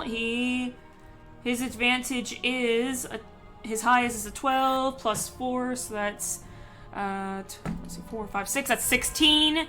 Does that hit you, Mukatsu? It does not. Alright, that's his first attack. By the way, the one in Group A, because he rolled a nat 1, I'm not gonna make him roll twice. Because he's fucking surprised. Because he's dumb. Second roll for the dude who's attacking Mukatsu is 18. Does that hit you? That one does, yes. Okay, that one does. Alright. I rolled a 2 plus 2. That's 4 damage you take. Now for number 3. Number 3's got advantage against Twig. Twig, he's going, let's see, he rolled a 12 plus 4. That's 4, 5, 6. That's 16. Does that hit you? That does. Okay, that's for the first attack. I'm going to use a reaction there. I'm just going to cast Shield on myself. Okay. Now, if I remember correctly, Shield gives you a plus 5 to your AC. Which, what does, how much would your AC be with that plus 5? It would be a 19. Okay, so then that attack will miss completely for the first hit. He's gonna try to hit you again, so you will not take damage on that first hit. Sadly, he rolled a natty 20. Oh shit! Uh-oh! I'm on 8 HP! Help! Hold on. Let me go ahead and do this. I'm gonna roll my 2 d6s, because I think that's how that... Well, hold on. He's using a club. I don't think that would count for double the die, would it? It would, yeah. It would still... It's a nat 20. Okay, fair.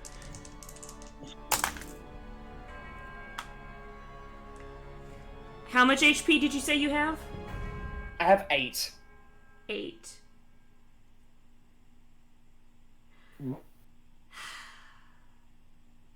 I hate that the music fucking stopped right as I'm, like, reading the die, because it's, like, fucking dramatic as shit. I rolled exactly 8. 3 Damn. plus 2. Okay, I am unconscious. You're unconscious. Oh, no. Oh, no. Let me double check what the rules are for my little buddy when I fall unconscious. Yes. I can't use him anymore because I'm unconscious, and it's a bonus action on my part. Oh, dear. And I think, if I'm correct, once you're down, does this disappear or does it just chill? I can look at your character sheet too to be sure. It disappears if it is reduced to 0 hit points or after 1 hour. Okay, so it's still available, it just can't do anything. It's just kind of chilling here. It's just standing there. Alright, cool. So, you go down. I'll go ahead and find the incapacitated, because I know we have one here. Prone, restrained, blinded, hunter's mark, invisible. Actually, that's one thing. Lilius is technically invisible right now. Blessed, concentrate, purified, grappled, hexed, unconscious. Here we go. Oops. Oh my god, let me grab it. Let me grab it! It won't let me grab it. Can I please? Thank you. Twig is officially unconscious. And this is just... I'll just do sideways because I don't think it has a thing where it's like doo-doo-doo-doo-doo, where it's just powered down, so to speak. So there we go. So yes, unfortunately, Twig is the first one to go down. You are unconscious. When it comes to your turn, you will have to roll a death saving throw for me. Let's see, for number 4, let's see, let me check his movement. He's gonna move 5 feet this way, and then 10 feet. He's gonna, oh my god, I don't want to make him bigger. I really need to get a new mouse, I swear. Alright, so yeah, he's gonna move around your cloud. He's gonna move basically 10 feet, because catty-cornered, by the way, guys, again, catty-cornered, I'm allowing it because, I mean, it's just a space. I'm not gonna make him do a whole L shape, that's just silly. So yeah, he goes catty-cornered and makes it 10 feet over to where you are. And he's going to attempt to attack you. He will not have advantage because he's more than 5 feet from his dudes. That's a 15. Does that hit your AC?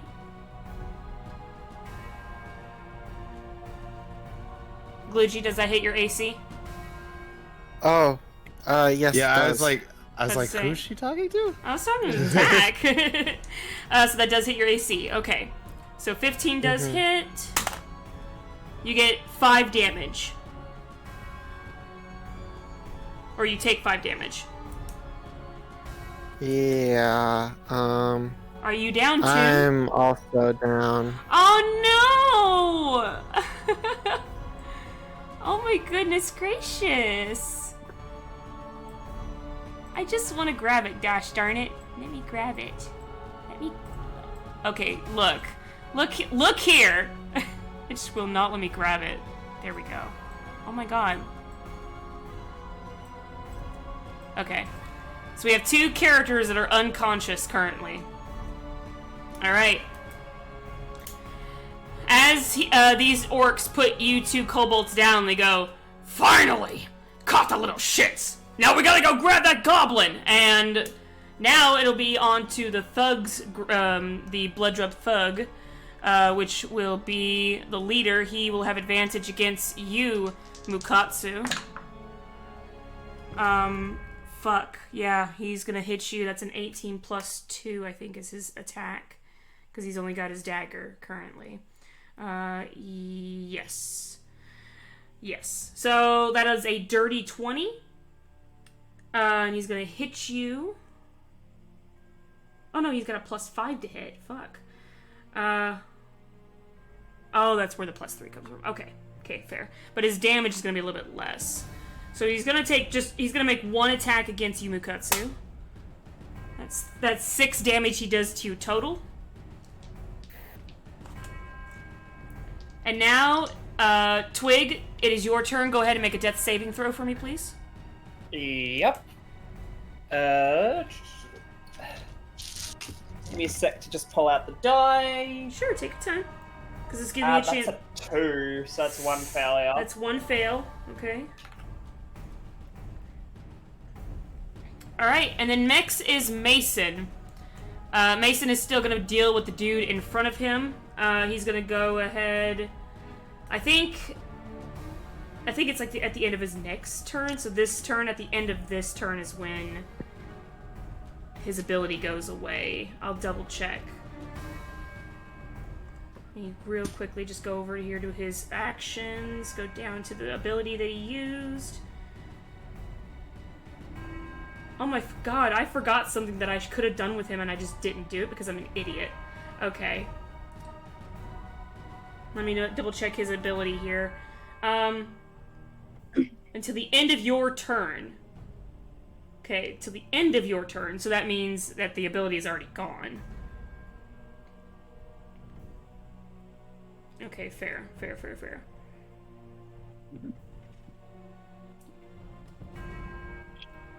Okay. With that, he's going to, he's gonna look at this dude in front of him, and you see he takes his blade and he lifts it up and he grabs it with, like, he grabs the actual blade with his bare hand, and he pulls his blade through and completely coats it in his own physical blood.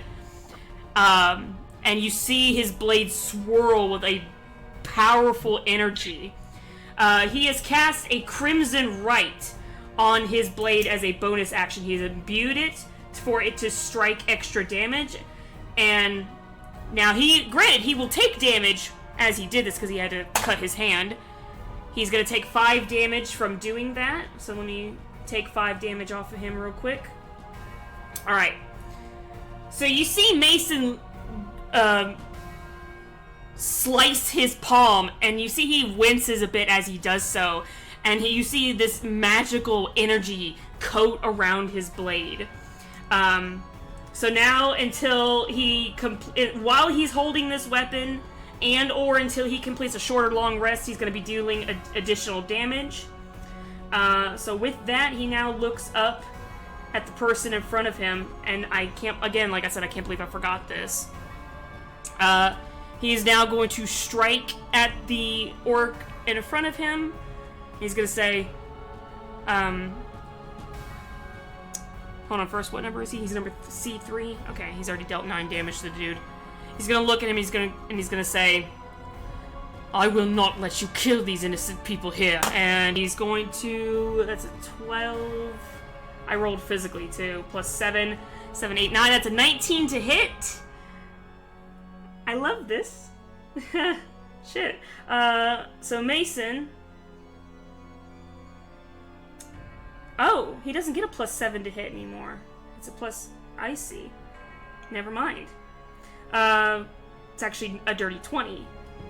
But he is gonna roll he's gonna roll basically an additional d6, so that's another 9 with the normal one plus the adage, and then just a regular d6 on top of that. He rolls 10 damage against this dude. And because myself, Cat, was an idiot and forgot that he has extra attack, I'm rolling extra attack. That's 27 to hit. And he's still going to be doing an additional damage to this dude. So that's 13 plus another d6. That's 14 damage he deals total. You see this orc right here in front of you. You see this orc in front of this man. He hits him once really good with the blade, and he grunts and gets down on one knee. And Mason, you just see this powerful glow in his eyes as he slowly brings his short sword up to the man's neck. And he says, "Any last words, orc?" Fuck you. Fuck you too. And then he lifts the blade and just straight down into his skull. And back at you, bud. And just lightly, you see him twist the blade into his brain. And he officially kills this orc in front of him. And with that, he is now going to move an additional 20 feet. Actually, hold on. Is that how far he's going to move? I did it again. Go away. He's actually going to... Oh my gosh, I didn't bring that up. He's going to move... Let's see, 25, and then 30. Because he's going to try to avoid this dude as much as possible. He's going to run past this way, and then he's going to go right here. Not provoking any opportunity. Actually, no, he could stand right here and still be able to hit this dude. So he's standing next to you, Lilius, but he doesn't know that you're there. You were there, and then you just disappeared. So he doesn't know that you're still there. I'll even... You standing next to me? Actually, never fucking mind. I rolled a fucking perception check for him.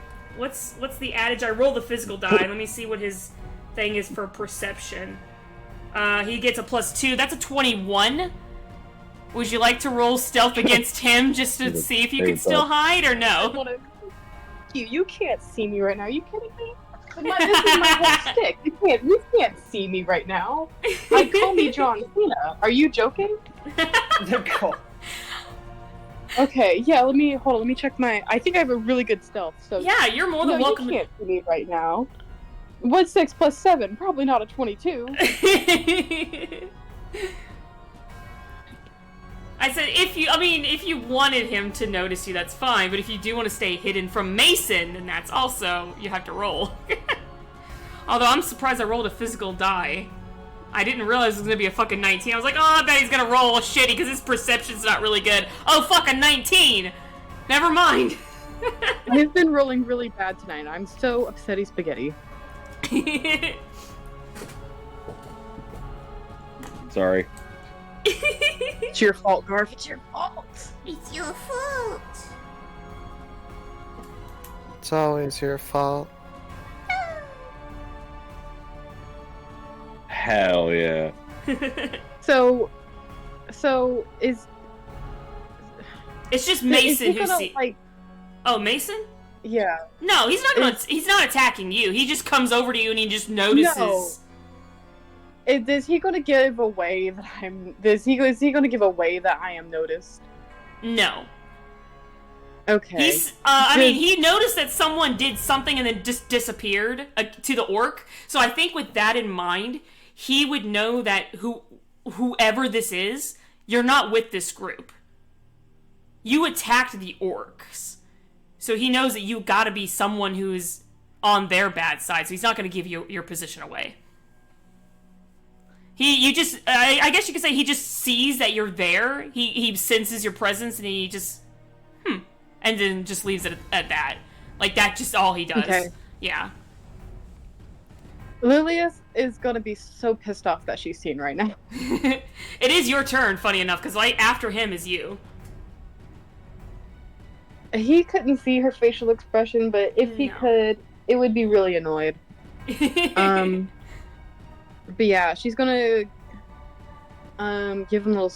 She's gonna give this guy a little stabby stab. You know, we're gonna give this another good old college try again. Yeah, and plus you get to add your necrotic damage on top of it because he's shadowless. I don't think I have a. Let's. Go ahead. Sorry. I'm gonna see. First of all, let's see if I can hit him, because honestly, if I roll bad one more time, I'm probably just gonna leave and then just never come back and block with you guys. So. Don't ever. I'll be so mad. It's a solid 12. A solid 12. Well, that beats it.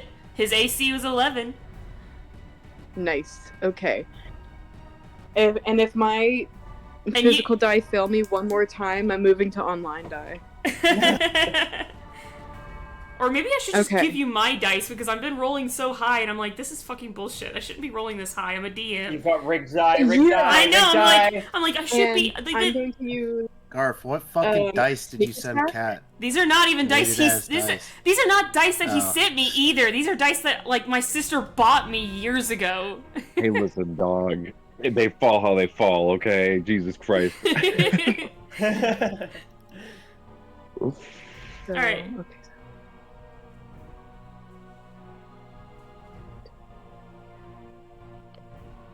That's 15 damage. 15 damage. It's a bonus action. As my bonus action, actually. Can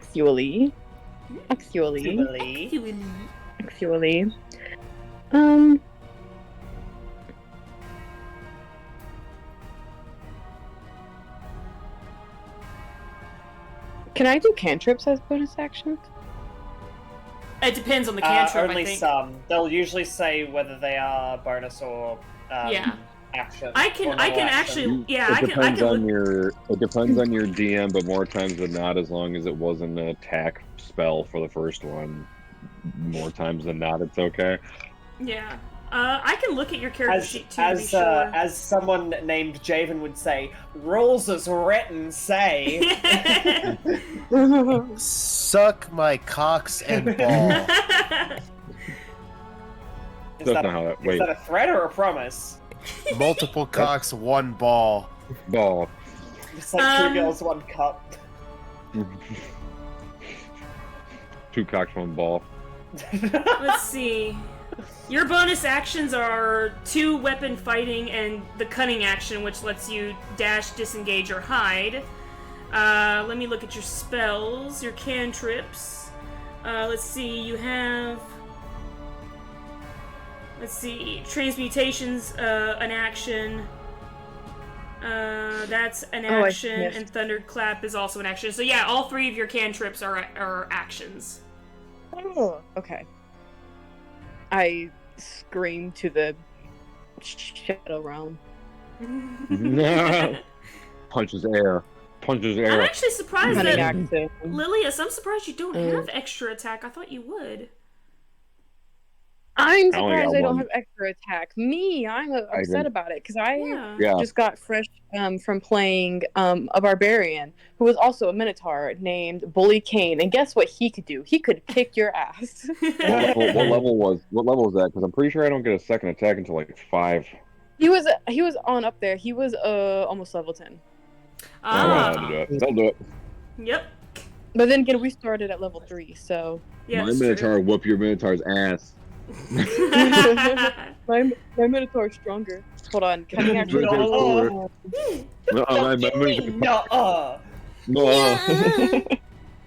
Alright. No. Hold on. I will go ahead and disengage. Sure. And move like here.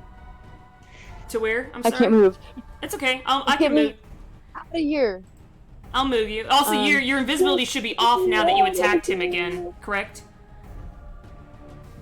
Is it? I thought I was invisible until 10 minutes from now. Greater I thought it was invisibility. I can read the. You do something. Hold on, no. Regular invisibility. Because if I am only invisible once, that really sucks. Yeah, I can read That's it how again. it works, though. Well, I mean, it depends on what her blade does. It's her weapon that I'm looking at. So. Oh, it's the fucking weapon. Yeah, the weapon. Invisibility in her. Let's see. You do. Oh, you also do a 2d6 against the shadowless creature, which you did, and then you did the necrotic damage on top of that, correct? Which made it have all that. No, I forgot to do the necrotic damage. Oop. Oh, it's okay. Yeah. Wait, no, that is the necrotic damage. The 2d6 is the necrotic damage. So that's just superfluous onto your weapon damage, whatever a dagger does in general, or whatever kind of weapon it is. Oh, yeah, no, here it is. It says, after you make an attack or cast a spell while you are invisible, the shadow is released, and you become visible once more. Wait. It's usually how invisibility works. But you can still, but the thing is, as a rogue, after each action, you can hide again, wherever. Where am I going to hide? You can hide behind people, it doesn't really matter. It's just, you can roll for it. I mean, if you like, you can take. I mean, it's.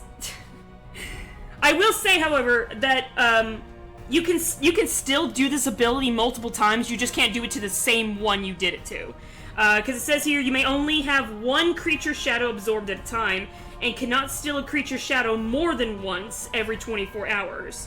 So. So I can't steal another creature shadow. Well, you can. That's it. I've already. No. You can still. I'll say this. You can still steal another person's shadow. You just can't do it to the same creature. I will say that as a DM. So if you wanted to run to a different enemy and grab one of their shadows and go invisible again, you can do that. I'll allow it. You just can't do it to the same one you did it to, if that makes sense. Okay. So I will allow that because I feel like that's what the ability would. That's what the blade should do. Okay. Final answer, bonus action, I'm gonna hide it behind Mason. Alright, cool. It works. Alright. And you're gonna hide like right here, by chance? Is this where you wanted to move? Yeah. Okay, cool. And I'll say... Hold on, you dealt 15 damage to him, that's 5, 7, 8, 9, 10, 12, that was 21. I will also say that this dude this one here, is really, really bloody as well. You hit him pretty good with that 1 damage, and I'll say that even though he has advantage on you, he's gonna have disadvantage because you decided to hide. You gotta roll a stealth check. Oh yeah, that's right. Yeah, roll a stealth check for me, since you're hiding. So that way I know what he has to beat. Yeah, they gotta. Yeah, so if you get high enough, you get fucking you get sneak attack on whoever you hit next, and 19 plus other 7. people can't see you. Oh wow, yeah. I'll just say he misses you because he turns around and tries to see you, and I'll say that his roll that he had just to perceive you fucking doesn't work. He in that way he doesn't get an opportunity attack against you because you're hiding. Well, you could still you can disengage as a reaction. Well, that's what she did with her hide. She's hiding as her reaction. No, or not hide is a bonus action. Excuse me, as her bonus action. Which I don't think she could disengage as a reaction. I cannot be more disengaged right now. Alright, well Group C is still doing their thing. This dude right here, number 3 is dead, so number 1 in Group C is going to try to grab at Trevin again. And again, he's by himself. He rolled a fucking nat 20! So he's going to turn around and he grapples onto Trevin. I just saw the grapple. There it is. So Trevin is now grappled. And he says, "Where you think you're going, pretty boy?" And then this one, he... "Let go of me, you brute!" And this one's also going to move 15 feet to go over to Jocks. Because I also rolled Trevin's dexterity against him, and then he failed, unfortunately, his dex. Oh my god, Jocks! A fucking nat 20 again? The fucking shit! Why Jocks didn't we give him a weapon? Because he's just a child! Doesn't matter. Where's the war? This doesn't matter. Fuck. Everybody's willing, man, woman, and child. Because I'll say this, because of this big broken crate here, Jocks, the orc comes up and tries to grapple him, and Jocks just like jumps up and jumps over the crate and makes him like tumble over it. He goes, "You little shit! I'll get you yet! Leave me alone!" Jocks having and a little lad now it is montage. And of course, this dude's dead, so it doesn't matter what his fucking deal is. Trevin's turn now. Trevin is going to attempt to break the grapple.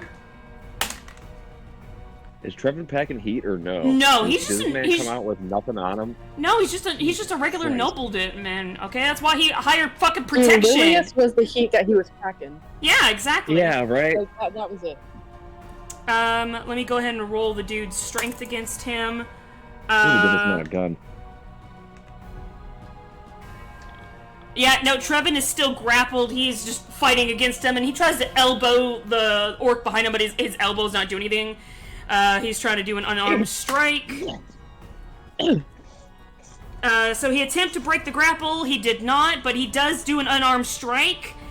He rolled a 19, and he doesn't get any bonuses, but he does do an unarmed strike, which I think is just a D4, right? Yeah. Or does he do... Wait. No, I think if you're not a monk, it's just 1 damage. Okay, so he does 1 damage to number 1.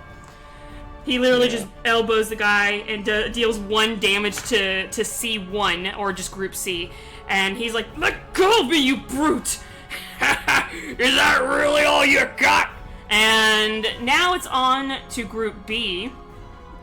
So I'm gonna roll for both of them, but they're not at an advantage or a disadvantage. You're just gonna roll normally. Hold up. Let me make sure. Sure. Oh, I rolled a D6 by accident for some reason. So let's see. An unarmed attack is 1 plus your strength mod. Well, he has no mod. It's just a 1 damage then. He literally just because he's just a nobleman. I can already tell you right now, Garf, that both of your attacks miss, or both of these attacks against you miss. For the first hit on number B, Group B, which is basically Group B1, both of his attacks miss. Because your AC, what's your AC? It should be like a 16, 17? 15. Oh, 15? 15, yeah. Oh, then no, one of them will hit because I rolled a 12 and they have a... Is it a +4 or a +5? Oh god, I keep messing up with this dude. I'm looking at the wrong character too. Let me see again. No, he has a +4 to hit, so that's 4, 5, 6. That's 16, yeah, so one attack is gonna hit, but the other one misses. And he's gonna roll a d6. That's a 3. It's 1 + 2. So one hit is gonna be a 3 on one dude. So he hits you once but misses. Half of 3. Oh, that's right. I'm raging. So I'll say 1. Pretty much I'll say 1 since it's a half. So I'll just take the +2 out. If it's the case, unless it's an even number. Well, I'm just doing math on my end. Oh, that's fine. Yeah. So he does 1 damage to you, and I'm gonna roll for B2, which again he does not have. Let's see. That's. Nope, both of his attacks are gonna miss because it's. I rolled a 5 for 1 hit, which that's a miss, with a +4 on that, and then I rolled a 9 + 4, which also that doesn't hit. So they don't hit you. One attack only hit, and he dealt 1 damage to you. Now it is Tack's turn. Tack, would you kindly roll a death saving throw for me, please? Cool. Gritty, baby. Let me see. I love dying. That's a 9. A 9, and I think that's a No. fail, right? Gotta be a That is a fail. That is a fail. Okay. Please don't roll nat 1s, you two. I really don't want you to die. Because nat 1's an automatic 2 death saves. You know, Unless it's a nat 20. What if? No. We die because it's lore for Jox. Jox is the new main character. I'm sorry. No, seriously, at this point they fucking are. They literally are the main character. The amount of, like, nat 20s they've rolled this session is insane. I'm sorry. I'm just like, I'm surprised too. Like, I was looking, because I have a specific die that I have for him that I love, and it keeps rolling fucking nat 20s. I'm like, what the fuck is this? It used to roll nothing but nat 1s for me, and now it's rolling nat 20s for an NPC. This is not fair. Anyways, I mean, I'd rather have it that way than the bad guys. Just saying. Just saying. Alright, Garf, it is Asterius' turn. Alright. Well.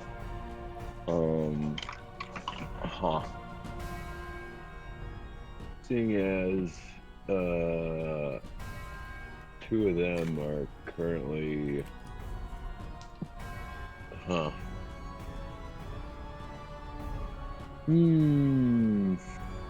I'm probably gonna go over to the one that is next to Tax and fucking walk around it. Let me make sure. Yeah, I will give him a bomb.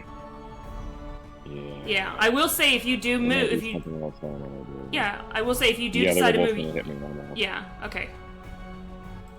That's 10 feet, so I'll go ahead and move you if that's what you want. Yeah, no, it's understandable. You know, the barbarian trying to keep people from dying. Anyway. Yeah, you're good. I went ahead and moved you. I'm gonna roll for them here in a second while you're busy. Let me see. Take a dash. 10 feet. How far away is that dude I'm about to go to? Oh, it was 10 feet. It was 10 feet from where you were. Yeah. Fuck that.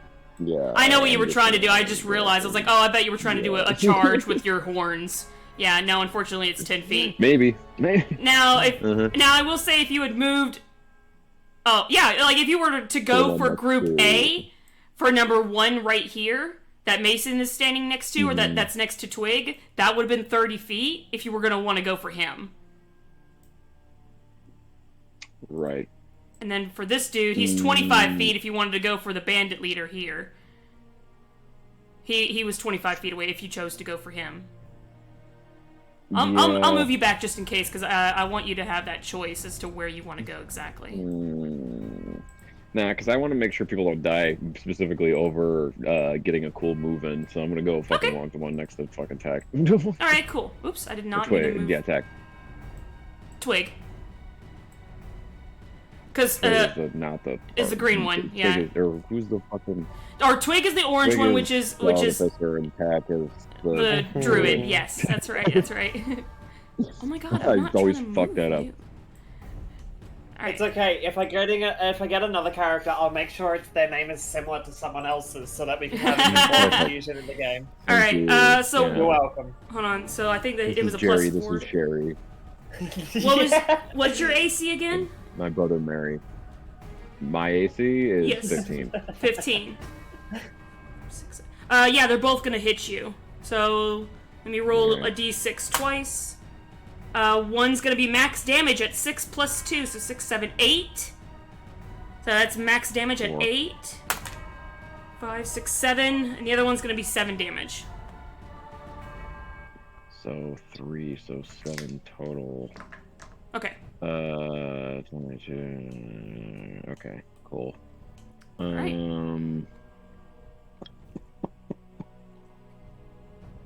I wish I could do math. Anyway, I'll do it in a second. Hold on, you said you're. That fucking... Hold on, I can help you real No, quick. I'll figure it out. I'm just doing it. No, you're Just good. doing it. I'll help you. I'll help you while you're doing this, while you're deciding what to do.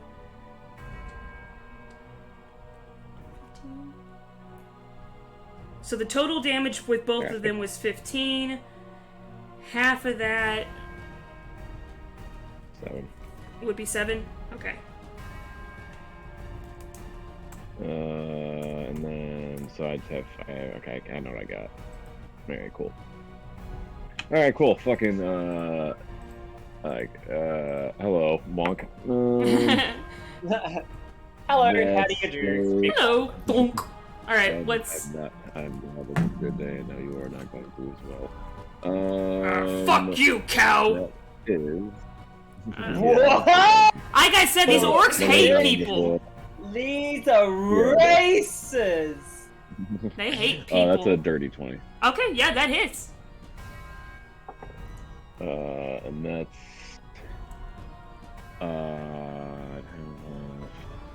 that's 15, so it's 17 damage. 17 damage to number 4. Alright, hold on. 7, 8, 9, 10, 11. That's 21 damage. This one is looking extremely bloodied. In fact, that's blinded. Do we even have a bloodied thingy? I don't think we do. We have dead. Oh, I forgot! Raging. Yeah, let me go ahead and put that on you, because you're currently raging right now. Oh my god, no. I just want to put it on him. Thank you. And then can you move me, like, parallel with the guy I just hit to the left, like, one spot? Sure. Right here? Yeah. Okay. You? Sure, no problem. That will be 25 feet that you moved then. I think that's the original movement speed there. Oh my god, if this thing would let me... Oh, excuse me, 15 feet, not 25 feet. I'm dumb. Thank God for these little tools, though, am I right? Alright, Mukatsu, it is your turn. Well, first of all, I gotta do some real quick bullshit for a fighter. Okay. So, right off the bat, Mukatsu's gonna proc fucking fighting spirit. Okay. Use his bonus action to proc fighting spirit, which gives him advantage on all weapon attack rolls until the end of the current turn. Ooh, shit. And also gives him 5 temporary HP. Okay. So, and then he'll go ahead and use his attack to hit the stinky Group A. Number 2, okay, yeah. Yep. And that's a 19. That'll hit. Alright. And that is going to be 9 damage. How do you want to do this? Hey, I think a real nice fucking just a real nice fucking disembowelment, you know. Classy. Yes! Beautiful. All right. Slash him right across the belly. Yeah. Beautiful. Mukatsu, you see that he is really bloodied. Do you have any words or anything you want to say to him before you do this? Disembowelment? Nope. Alright, yep. Nope. Nope. Alright, fine, fair He gets enough. no words from me. Fair. You, with your blades, you easily just whoosh, and it looks like you did nothing at first, but then suddenly his stomach begins to pool with blood, and Yeah, you it's like see a his... samurai movie where Exactly. it just fucking starts spurting out. Yes, and then it just fucking begins to spurt, and then you just see his intestines begin to fall out, and he goes, "Oh, fuck!" And he falls over dead. Does this... No, you're fine. Continue on. Is there anything else you're able to do after that, or is that all? I think that's it, I'm right? not finished. Oh, you're not finished. I'm not finished. I'm not. As a fighter, I'm not finished. And then I'm gonna action surge. Okay. Yeah! Woo! Hell yeah! Cause that's free. I could action surge for free. Beautiful. All right. And you know, Mukatsu, he does enjoy using his two weapons, but he gets the feeling currently he could be doing a little bit more damage with just one, so he's just gonna drop his wakizashi and wield his katana with two hands. All right. Which, unfortunately, will lower my armor class by 1. Okay. Back down to 16, which is what it usually is. And he's gonna fucking hit the boss man now. All right. Go ahead and roll. Oop. And that is going to be... I got really excited. I thought it was a fucking nat 20. No, it's 18. That still hits. Yeah. Well, 18 plus 6 because I rolled digitally, so fucking. No, of course. It just I Damn. couldn't see, and the fucking bar was in the way, and I was like, "Is that a fucking 20?" It was not. 18 plus 6, so that's 24, and he's using it two-handed, so he gets to use a D10. Beautiful. And he will be doing 11 damage. And I think you dealt damage to him earlier too. Do you remember how much it was? Because unfortunately, I didn't write it down. Oh God, I don't remember how much it was. I know it was a crit. Yeah. I sadly, I feel bad. Like, if you're doing it digitally, you should be able to like click on your thing and like look back at your past rolls if you did that digitally, unless you cleared it completely. I want to say it was like 18 or some shit. It's only like showing it me was. my recent rolls. Okay. I feel it because like I remember vaguely it was dangerously close to what I got. And that's the only reason I remembered. Okay. We'll say it's an 18 then, because you said it was a crit. I'll go ahead and let it be an 18. So it was 29 damage you did to him total. I don't know why I remember that. No, that's fine. Yeah. I don't. So I from can't the last one like- and from this one. Huh? Let's see. I'm trying to do like the. Yeah, that sounds about right for me doing my attack and bonus attack with a crit. 18 sounds right. Okay. So far, between the 18 and the 11 now, you've done 29 damage to him total.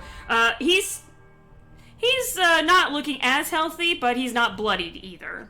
So, you know, he gets a little back down and he goes, "You think that this will stop me?" And now Actual supervillain behavior. Yeah, right. it is now Jox's Little turn. maxing. Jox is going to take the disengage Superhero action fucking again. kid out here. And he has now officially escaped. He is now no longer part of the initiative, so he's going to be hidden here. He has officially escaped the map. He is now no longer part of initiative. So let me go ahead and I guess I can't. I guess I can't. I can. I can right click on him and remove him from initiative. So I'll keep him hidden for now, but he's but he's now officially just no longer on the map. Oh my god, if I can fucking... You know what, fine, we'll just delete his icon then, sadly. So yeah, Jox is no longer an initiative, he is now gone. So he has escaped successfully. Running. He's just kept running, yeah. And I would say that when he runs, he goes, Twig, Tuck, I'm sorry, and just keeps running. Now it's time for Group A. Group A, this dude is gonna look at Mason, and he's gonna try, because he's got his buddy behind him, he's gonna try to make an attack roll against Mason. He gets advantage on that roll, which, for the first attack, it misses completely. Mason's AC is really good anyway, but I rolled really low numbers. Let's see, for this one, he gets a +4. He still doesn't fucking hit Mason! Jesus Christ! The highest roll I got was a fucking 18. Mason's fucking... What do the numbers mean, Mason? It means I'm really fucking cool, I guess. But yeah, the first dude, fucking misses. What? Where's Reznov? Where's Reznov? Let's see, and this dude, he's gonna move. He's gonna try to get over here to Mason as well. Oops, I hit the wrong icon. The man. He's gonna come over here to Mason as well, and he's gonna have... Kinda could work. He's gonna have advantage against Mason as well, which, again, he misses on his first attack. The second one actually will hit, because he rolled a 19 +4, and that does hit Mason's AC. So for his second attack, he will hit Mason. And let me see what the damage roll was again. It was a +2 with a D6. Okay, let me roll his D6. Mason's gonna take 5 damage on that attack roll there. So let me get off Lilia's sheet real quick. And then after that, it is Twig's... is that right? That's Group A. No, Blood Thug. Okay, so the Thug goes next. Let me go ahead and just minus Mason's... Mason's just been taking nothing but 5 damage almost every turn. What the fuck is this? He kicked his own ass, and that's it. Alright. Now back over to the leader. The leader looks at you, Mukatsu. He does not have advantage against you, so he's just going to roll a plain roll. Did you kill one of those guys? He did, yeah. It says the one next to him is dead.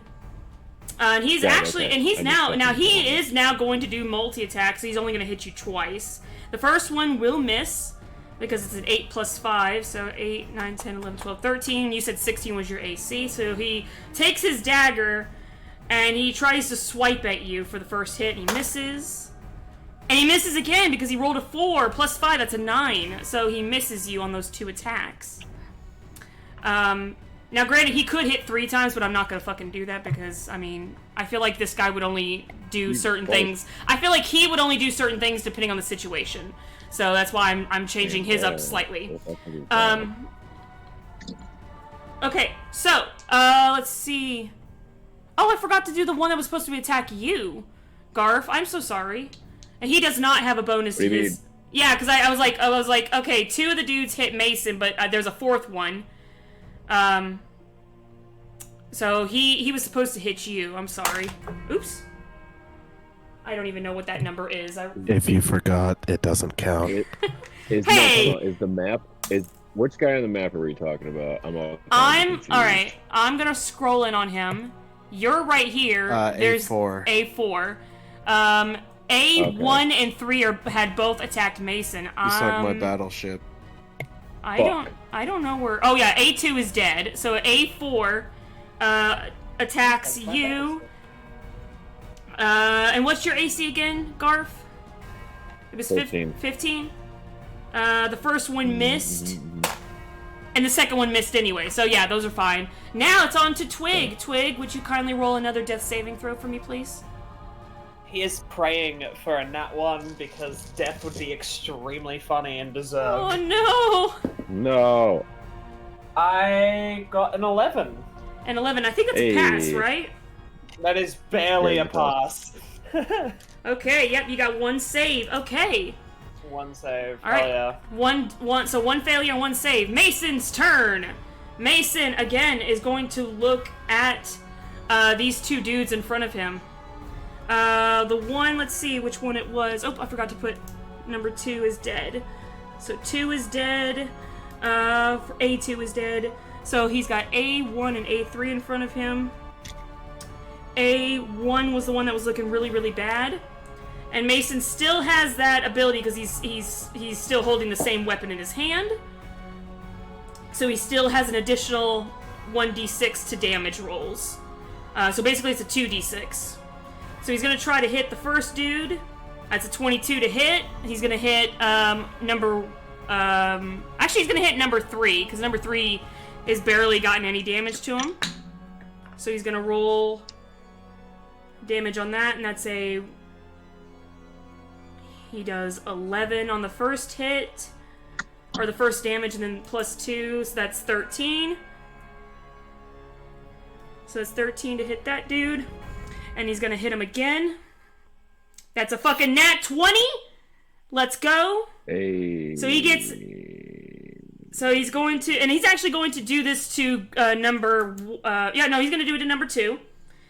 He rolled a 10 plus an additional 1d6 because of his Crimson Right. So that's an 11. And that was with the bonus because it automatically added the bonus for him. So he deals a fuck ton of damage to this dude. Let me just double check here. That's 6, 7. That's 17 plus the 11. That's 8. No, that's 28. Let me just do a roll here. Yeah, I rolled really low, so I wanted to make sure that this wasn't going to be his final hit. So yeah, you see Mason come over here and he goes, "You have any last words either?" And he's like, "Fuck you!" And I'm like, why are all of you so very... And highly original. Exactly, it's very unoriginal. And he also you see him swipe 1, 2, and then do an uppercut through the orc's jaw, and just immediately right through the brain from his lower jaw, and then swing the blade back out, and his blade just the blood splatters all over the concrete, and this orc is now dead. And that is Mason's turn. He will, however, move he's gonna just move 5 feet over. So he's just gonna move I'll say, Lilius, you're still hidden because this guy's dead, so you're still hidden even though Mason moved. Alright. After Mason, it is actually Lilius' turn. Lilius, what would you like to do? First of all, she's gonna look at Bro's remains and think to herself, I'm not necessarily enemies with this guy, but I'm gonna go ahead and turn invisible as soon as I can. Yeah. Yeah. Now, granted, you can't take this dude's shadow again. He's immune to your shadow for 24 hours, but everyone else, free game. Yeah, I think she's gonna work on that. So she is going to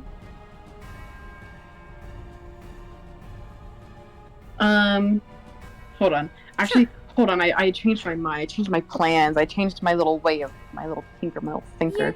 You're good. So I'm going to actually cast a little spell. Ooh. She's an arcane trickster.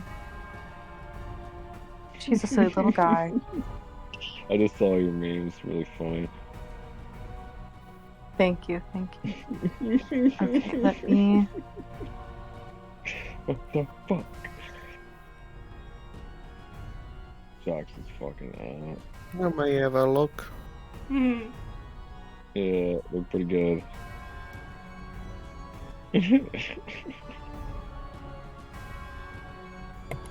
I didn't hear no bell. I didn't hear I'm going... I think I'm gonna cast... No. Okay, so... I'm gonna... Okay. I'm going to cast... I'm trying to decide who to do it to. Yeah. Could you see how far away I am? No. Okay. Sorry, I keep changing my mind. No, it's fine. So...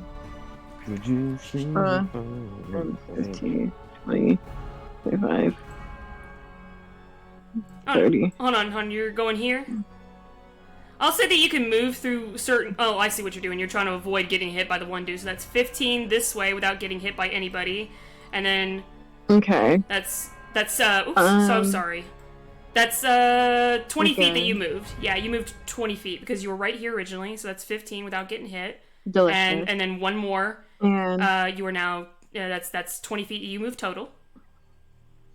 So, I am going to go ahead and on the guy like right ahead of me, I'm going to cast. Hold on, where is my? I might move to online die because my original die are being mean to me. So, like the dude right in front of me, I'm going to cast Hideous Laughter. Okay. That's fair. I'll go ahead and fix you to where you're right here now.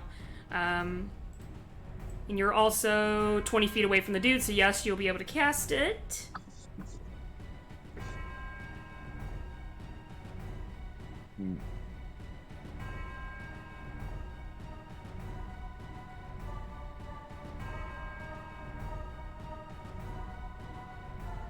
And I do declare that... Okay. I'll do declare. And he has to roll a saving throw against that, right? Yeah, it has to beat a 12. A 12. Okay. Yes. Well, that die rolled to the floor, so I'm just gonna roll a different die. And it's supposed to be a wisdom saving throw, correct? Or... let me see. Yes. Okay, well, he failed. He has no whiz modifier, so he rolled a 5. Picture this. These guys aren't wise. No, they are very unwise. They're just a bunch of thugs. They are strong. Yes. They are formidable. They're tough, but they are not wise. Constitutional? Absolutely. Strength? Wisdom, intelligence.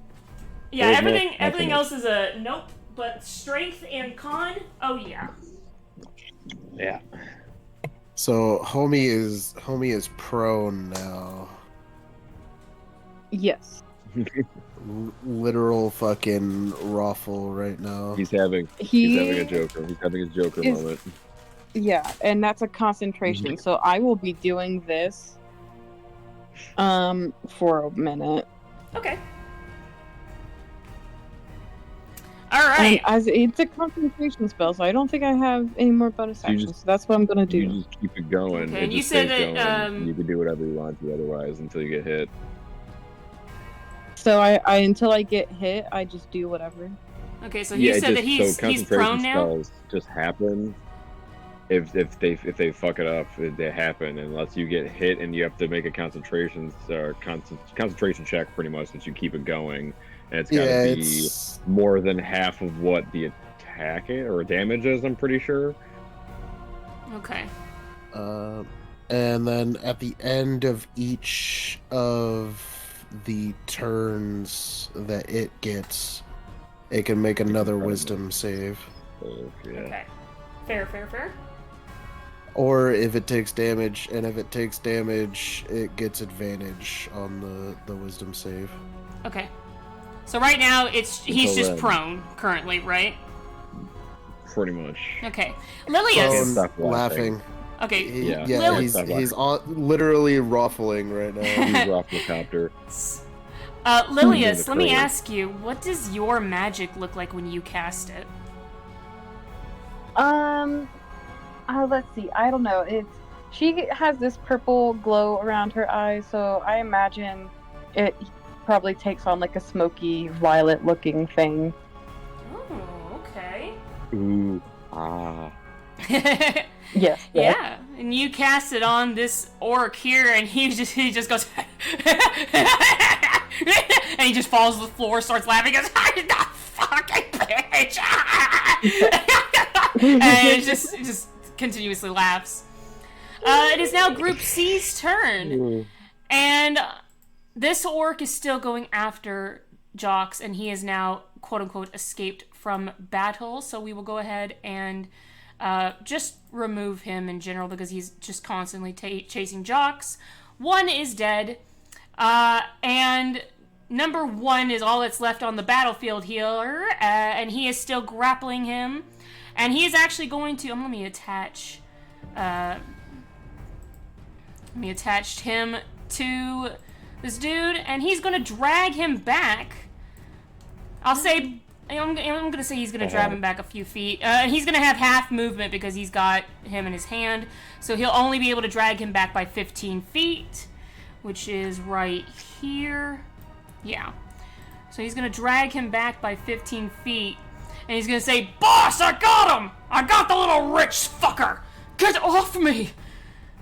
And that's his. That's kinda busy right now. Good on you, boy! And now it's gonna be Trivin's turn, and Trivin is going to try to escape again. I'm gonna roll both the strength for the enemy and the dex saving throw. All right. You know what? Yeah, Trevin actually for once is able to fucking break the grapple. I don't know how the fuck he did it, but he fucking did. Okay, yeah, no, he then decides, he's like, oh, this is gonna hurt, and he throws his head back and bonks this orc's in the face, and he's like, oh, you fucking little pretty boy. And Trevin takes that, and he thinks I'm pretty. He falls down. He's not prone, but he falls down. He's now no longer restrained or grappled. But he can't move. I mean, if he moves, he'll just get another opportunity, I think, on him. But we'll say that Trevin does attempt to make 30 feet of movement again. So Trevin, oh my god, he could. He could if he makes this. So let's see. So the orc's gonna. So as a reaction, the orc's gonna, for an opportunity attack, the orc's gonna attempt to grapple him, and Trevin is going to disengage or attempt it. Oh my god, Trevin rolled a fucking 19, and the orc rolled an 11. Yeah. I wish Trevin fucking escapes. He's gone. He's escaped from the battle. I didn't mean to duplicate him. Trevin has officially escaped from battle. He is now no longer in the initiative. Hells yeah. It is now Group B's turn. One is on the ground. I'm gonna do him first. He has to roll a wisdom saving throw. What's your spell AC? Or your spell DC, excuse me, Lilius? Oh, it says a 12. It is a 12. Unfortunately, he met this, but he's still prone. Yeah, unfortunately he did meet it. He rolled exactly a 12. So he's gonna use half his movement to get up. So he should only yep, he moves exactly. I think if he makes his save, that's the end of his turn. Oh, that's the end of his turn? Okay. He has to recover. He has to recover from his fucking thing that he had going on. Oh, okay, fair. Yeah. Can he still use his movement or no? I don't think the spell really would have had an effect otherwise. You know what I'm saying? Like. Okay, fair. I'll just say that he is. I'll keep him prone then. I'll keep him prone then, just to be on the safe side. So yeah, he's no longer hideous laughter, but he is still prone. He's recovered from it. Number 2, however, saw you do this to his buddy, and he's not gonna get an oh my god, why does this keep happening to me? He's not gonna get a bonus action or an advantage. He's not gonna get an advantage against you because he's not within 5 feet of the other dude. He would have to be directly next to him, and he's not. So he's just gonna have a normal attack against you. He's gonna try to hit you twice. The first one's a nat 1. Second one is 4 plus 4, or 14 plus 4, that's 18. So he is going to hit you 1 time. Because I know your AC is not... Hang on, what happens to him for his crit failure? He hits himself in the toe. I'll say this. Look, he critically failed. I'll say this. If I had my fucking other cards that I wanted so badly, I would actually pull those out and be like, okay, here's the crit fail, but I don't. So what kind of weapons you got? Well, he does have a mace. I believe is his weapon. He's got a mace. Yeah, he's got a mace. So maybe he just swings wide and I don't know, catches his planted foot or something. How about this? Yeah, you know what? Yeah, I'll say with a mace he fucking hurts himself. Why the fuck not? Yeah. So before I roll the damage on you, Lilius, let me do the damage on him. 4, 5, 6. He rolls 6 damage against himself. This is number 2. And he has no damage on himself anyway, so this works out beautifully. So now he's going to roll damage on you. 3, 4, 5. He hits you for 5 damage. So Lilius, yeah, Lilius, you take 5 damage. And that is the end of Group B. Tack, would you kindly roll a death saving throw for me, please? Here we go. Would you kindly tell me if you die or not? Please don't roll a nat 1. That's a... it said 1 for a second, but no, that's 9 again. 9 again. Okay, so that's a second fail. No. Oh my god. Okay. Asterius, it is your turn, my guy. Well, same game plan. Okay. I'm gonna... I'll say this, the one that you're looking at directly is a little bloodied. Yeah, I kind of figured. Mm-hmm. I'm gonna fucking splat this motherfucker all over the place. Alright, go ahead. Roll for the damage, or for the attack. That's a natural 20. Baby, let's fucking go! Hell! And I think you can do an additional 7 damage. I could use it. Actually, I think you can roll an additional, or you add 7 damage to that because it's a 20 so fucking from your blade, yeah, or your weapon. Your weapon has do? that natural. When you roll a 19 or a 20, you can add 7 damage to your crit roll, I think. Yeah, I think it's... What the fuck is the weapon? I think it's like a... Oh, you're looking for, like, what damage? Dot, or, like, what you do No, for... yeah, what does the axe do? Your it's like axe? plus Yeah. something. That's what I'm about to look at. Hold on, I've got to pull your character sheet up. Where are you? Oh, you're on the very, very top, because you start with an A. Because this thing is in alphabetical order for me. Lovely. Let's see. Do I roll a d12 twice instead of just doubling my damage? Let's see. Right? The Great Axe. Yes. Yeah, when you... excuse me, it's not a 19. It says, when you roll a 20 on your attack roll with this weapon, magic weapon, the target takes an extra 7 damage of the weapon's type. So, I will say, yes, you get the double, but you also get to add 7 on top of that. Okay, so that's... So it's 2d12 That's plus 28, 5 it's plus 28 7. damage. 28 damage. Hold on, so that was 2d12 plus 5 plus 7? That was 16 plus 5 plus 7, yeah.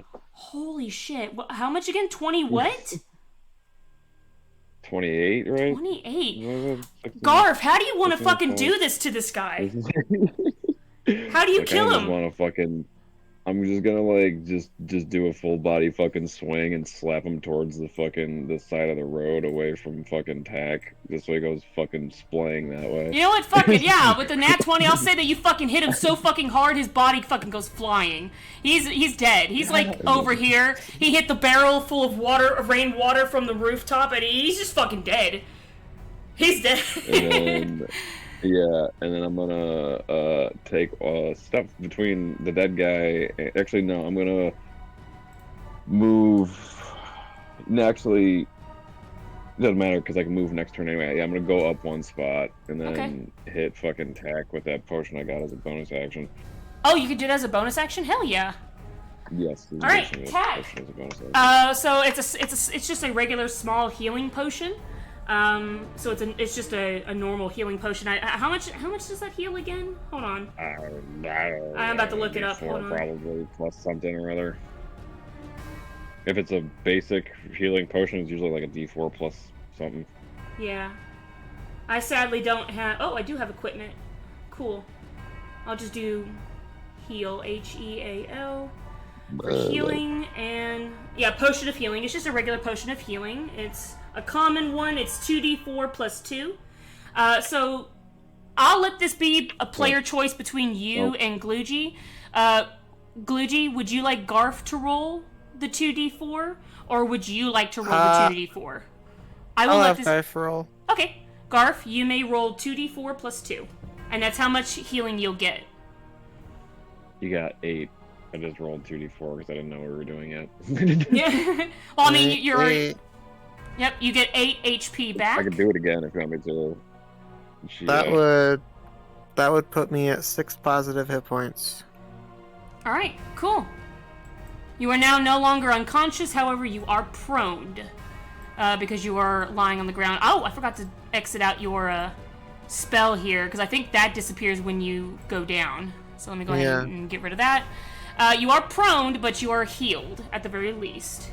That's good. Alright, Asterius is done. I'd be like, get your friend up if you are possible, if you're capable of doing so. Okay, next is Mukatsu. It is your turn again, my friend. Alright, about to slash this goober. Oh yeah. My chest hurts from that one. That was tight. Well, actually, first of all, to start out with, I'm going to do Second Wind for my bonus action. Ooh, get some HP back, hell yeah. Just expending all of my fucking fighter shit right now. This is the thing. This is the time. Now is the time. I regain 1d10 plus 3. Okay. Go ahead and roll your healing.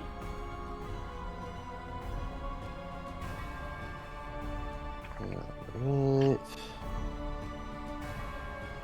8, 9, 10, 11. I get 11 hit points back. Ooh, nice.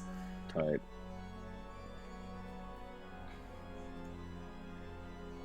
Went from 1 hit away to 2 hits away. Hell yeah. Yeah. Make all the difference in turns, baby. I'm back up to like half health. Okay. Hell yeah.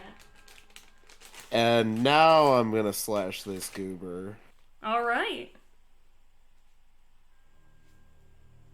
Go ahead and roll to attack, please. No. Well, okay, fine. You know what? I didn't think about that. And that's we're gonna call it. Damn. Garf, the nat 20 buddies. Hey, let's go! Nat 20 on this asshole. Let's go. So, 2d10s plus 4. Can you cooperate, please? No. No. Yeah. Stop it. Get help. Alright. That is 18, 19, 20, 21, 22. Holy shit. 22 damage. 22 Wonk. damage. Fucking Holy wonk. shit. Give me a second here to, like, look at the health that he had and just make sure that that's correct, because I was just like... Because I did, what the fuck? let me see, fucking, because I did 18, and then I did 11, and now I'm doing 22. Yeah, that's fucking 51 damage. Jesus Christ. Ishiyama solos the boss. I will say this. He is extremely bloody at this point. Are you fucking... He's on his last leg. You really did. I'm just gonna say this. I'm giving him. Everyone else's HP was at like different ranges. God. His was at the normal range that I decided to do it based on the sheet here. Everyone else's was a little bit Was lower like than what they were 55 or supposed to some be. shit? Huh? Was like 55 or some shit. Close. Mm. Either way, Good to know. he's really bloody. Like, maybe one more good hit like this and he would go down. Which I think you have an extra attack, right? Or am I mistaken? No, That's right. I did my Your second my wind. bonus action Yeah. and my attack, so that's it. That's all I can do. Okay, fair.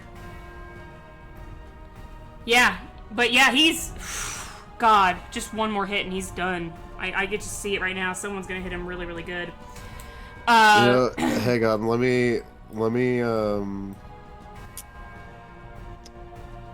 me see. Yeah, take your time.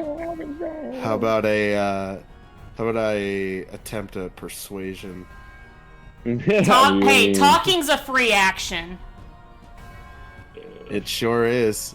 Mukatsu, fucking blade raised, just give up, and we will let you leave. He looks up at you. Go ahead and roll your persuasion. Yeah, you roll your persuasion. Dirty 20. Yeah, because I rolled a 4 anyway, so it doesn't matter.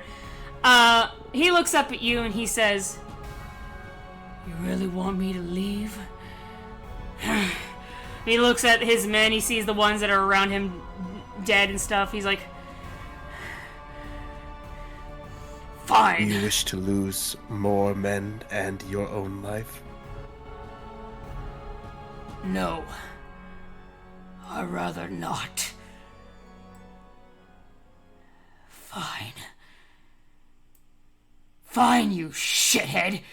We'll go. But don't think we'll forget about this. We remember. We will remember this." And he gets up.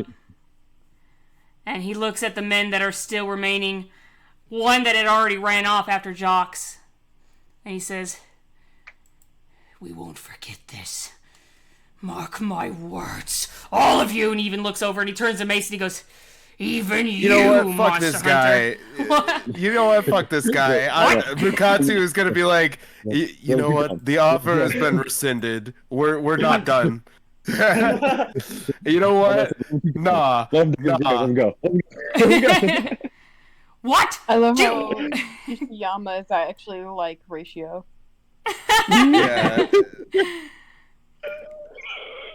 Which is really good because he absolutely knows the whereabouts and the safety of someone, you know. Yeah, you know what? This dude, Mukatsu's like, "Hey, like, just let this go and we'll let you fucking leave alive." But he's getting up and he's talking shit. Nah, fuck this guy. Mukatsu's like, "You know what? I take it back. We're going to kill you and your men." Oh, fuck! I was gonna let him start walking and just fucking javelin him in the back of the fucking head. I'm like, no, I don't think so. I don't agree with this. Alright. So since he started walking, doesn't no. If that didn't happen, then fuck it. A reaction? Doesn't Ishiyama get a reaction? Yeah, can I will please say have this. a reaction for the law? Well, I mean, I'll say this because he did begin to move. Yes, I will give you that. Even though it wasn't his turn, he fucking. I will go ahead and give it to you. Yeah, because this dude fucking got up, started talking shit after I was like, "Yeah, you know what? You can leave." So Mukatsu, he's just gonna slash his fucking neck. You know what? Go ahead. Go ahead. Roll to hit. Not honorable, but you know what? Fuck this guy. You know, he wasn't acting too cool either. Okay, can I fucking pull up my shit? That is a 18. Yep, that hits. Roll your damage.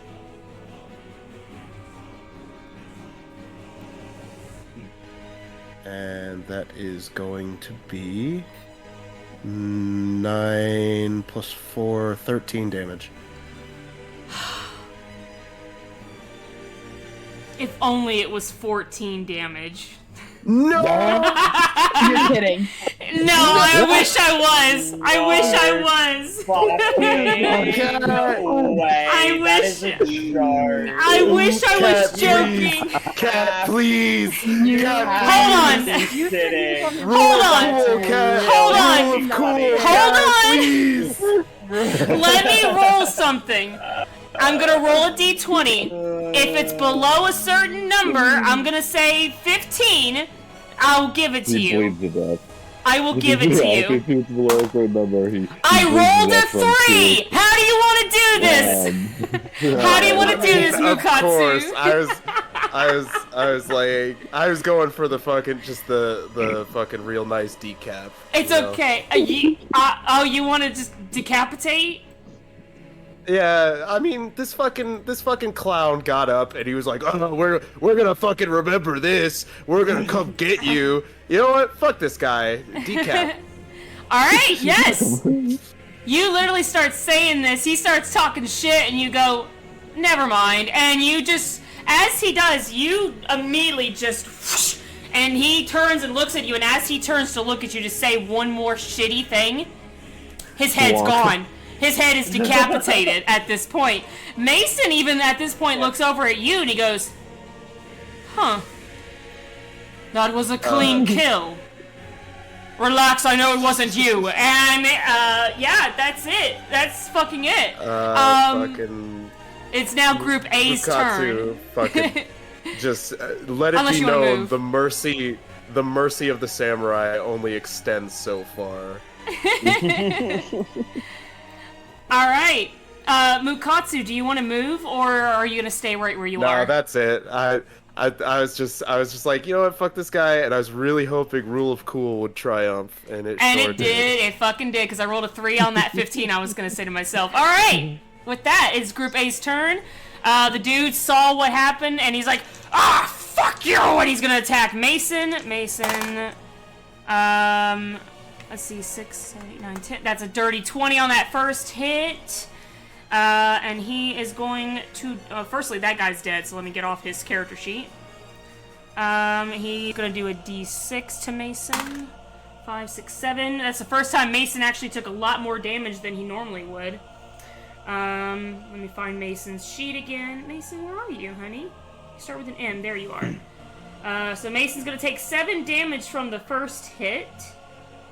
Go over to 7 damage. And then he's going to try to hit him again. And he misses. I could make Mason do... Actually, you know what?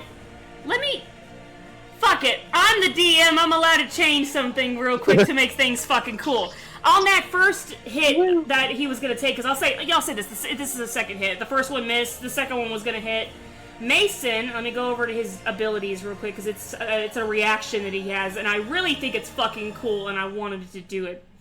Where is your reactions, baby boy? Here it is! When a creature hits you with a melee attack, you can use your reaction to make a ranged attack against the creature. The attack deals no damage, but reduces the damage of the triggering ball. Bless you. Alright, so yes, he is going to do... You guys see, as... this guy hits him for, and he was gonna hit him for, it was 7 damage. He turns around as this guy goes, "Ah, fuck you!" and he, comes down with the mace. You see Mason swipe with his longsword just to, throw it out of the way, and he throws his coat back, and Ishiyama, you saw this weapon before. But now he's pulled it out completely, and it is this beautiful, ornate pistol. And as he does, real quick, as fast as one could blink, he immediately pulls the weapon out and pulls the trigger against this man's weapon. Oh my god! 20. I'm supposed to roll how much damage he's supposed to reduce this by? And it says that if I reduce the triggering attack to 0, the creature is stunned until the start of its next turn. So he literally, as this guy tries to attack Mason, he rolled a fucking 8 out of the 7. So here's stunned. So now this dude right here is stunned. If I can freaking move it. Nope, I didn't want to do that. I want to move. Move back. Move you on top. Now this guy is stunned. Mason, you just see Mason just immediately... and the gun goes off. And you see the weapon ricochet back. He goes, "Oh, shit!" And he's, stunned a bit. And Mason goes, "There's more where that came from. Also, the thug is dead. So let me remove him from initiative. The blood thugs. Yeah, the blood. Quite cooler name. Yep, the blood drug thug is dead. He was basically the main leader. He's dead. It is now Twig's turn. Twig, you have to roll me another death saving throw, please. Let's do it. And that's a 12. So that's a 12. It's another success. Okay. Let's do it. Let's go. How many do you got? All right. 2 succeeds and 1 failure so far for Twig. That's all 3. So you're fucking good right now. No, they're still incapacitated because they have to have 3 saves. I have to get to 3 to saves or 3 fails. I'll get to 3. Yeah. That's what it is. Yeah. And nat 1 is automatically 2 failures, and nat 20 is you automatically get back up. Or you're automatically awake, I should say, conscious. Stabilized. You get Stabilized, hit yeah. point, yeah. Yeah. Okay. With that, it is now Mason's turn. Mason's looking at this guy who is stunned in front of him. And he is looking at him. He still can deal a lot of damage because he's still holding his short sword in his hand. And you see he puts the gun back. And as a... I think he can... Oh, I'm not going to do that, actually. He's just going to look at this guy that's in front of him. This is number 1. Yes. And he's like... and he says... Well, that's more where that came from. Now, if you don't mind. And he's now going to attack him. 17 hits. And he does 1d6 plus 7 plus another 1d6. So that's 8. Do you get advantage for somebody who's stunned or no? I don't know, actually. I don't know the rules of stun. Hitting somebody who's stunned. Well, either way, he rolled a high enough number, so I don't think it really mattered. I mean, I'll roll I'll roll another d20. You have advantage on attacks on any stunned creature. Okay, well, either way, he rolled a really good number. This one's still not. Roll it again. Maybe it'll be a crit. I did, but it's not a crit. Yeah. It was 17. It was a 17 plus that number. So either way, he still beat the AC. The first one made it up to a 17. This one was a 17 plus that number, which made it a 25. So either way, he still did not crit. So that was it was 1d6. Oh shit! What was the damage? I got the D3, which was or the first D6, which was 3. I don't know what the original damage was. Crap. I'll just roll a D6 again. Yeah, that's actually that's right. That's correct. It was a D8 plus the 3, so 8, 9, 10, 11. He deals 11 damage on the first hit, which let's see, 7, 8, 9, 10, 11, 12. That's 21. That's 32. Yep. Nope. That's it for this guy. He takes this blade and he automatically just, without even saying anything to like be all dramatic or whatever, he just attacks him. And again, oh my god, I wish my mouse would stop being such a poopy head. He kills this one too, and then he turns around and he sees you, Lilius, that we're being attacked by another. That was for his first hit. Let me just make sure. Yep, he can reach him. Obviously he can. So he's going to run over behind this dude. And now this guy's looking directly at you. So he's like kind of 3rd, 4th behind him. But he's not going to have no advantages or anything. But he's going to roll again to hit this dude. Now that is a fucking crit. Okay. So he's going to roll his damage. That's 16 plus his extra D6. 16, 17, 18, 19, that's 20 damage to this dude. This is B2. Oh my fucking god, Mason, you goddamn beast. This man, this guy is extremely bloody in front of Mason. He now is like going down on one knee, he goes up and he's like, what the hell? I'll say that when he hit him, let me roll a d20 real quick.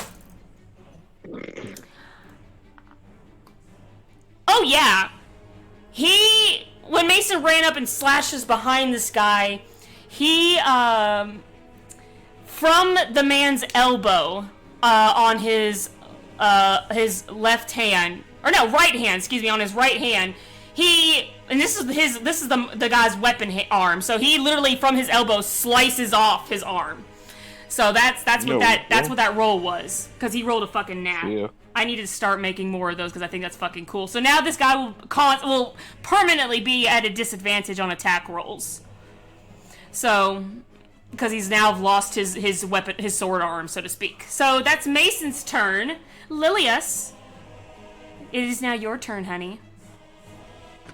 Lilius is seeing this guy just kill like so many people, and she's just like, Jesus fuck.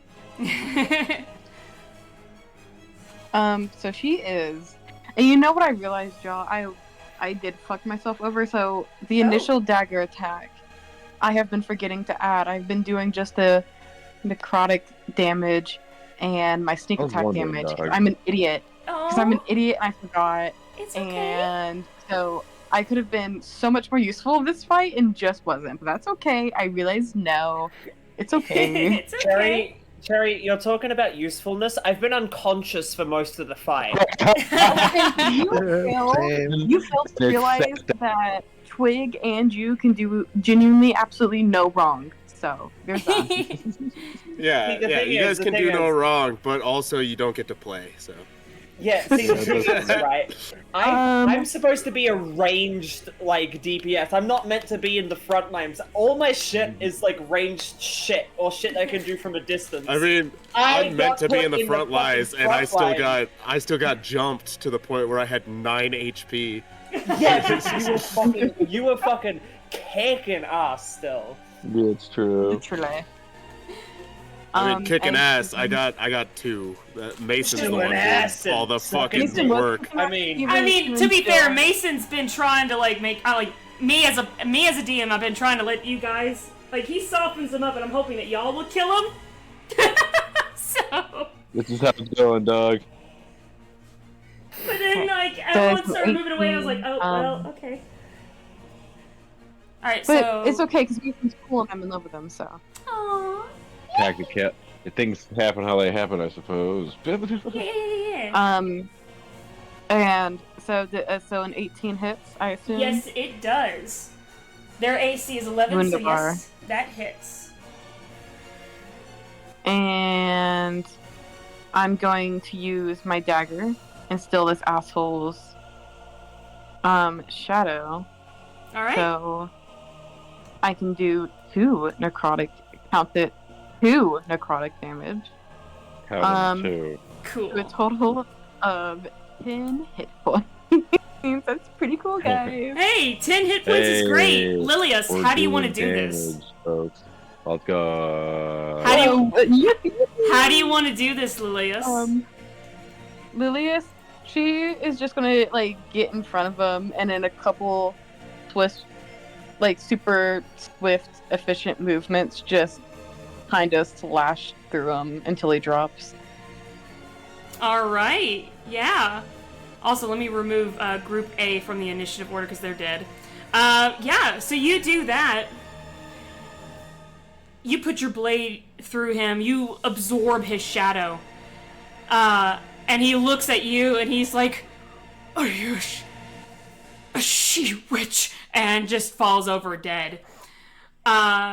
Would you like to make any movements or anything, or? No, but in answer to his question, she kind of shrugs. That's the last thing he sees before he dies is you just shrugging. Yeah. Oh. Yeah. Instead, you don't have to answer. No, but I feel like I have to have an answer to that question because am I? She questions herself. I mean, are you? That's what I mean. Am I? Alright. I will say this. I don't know.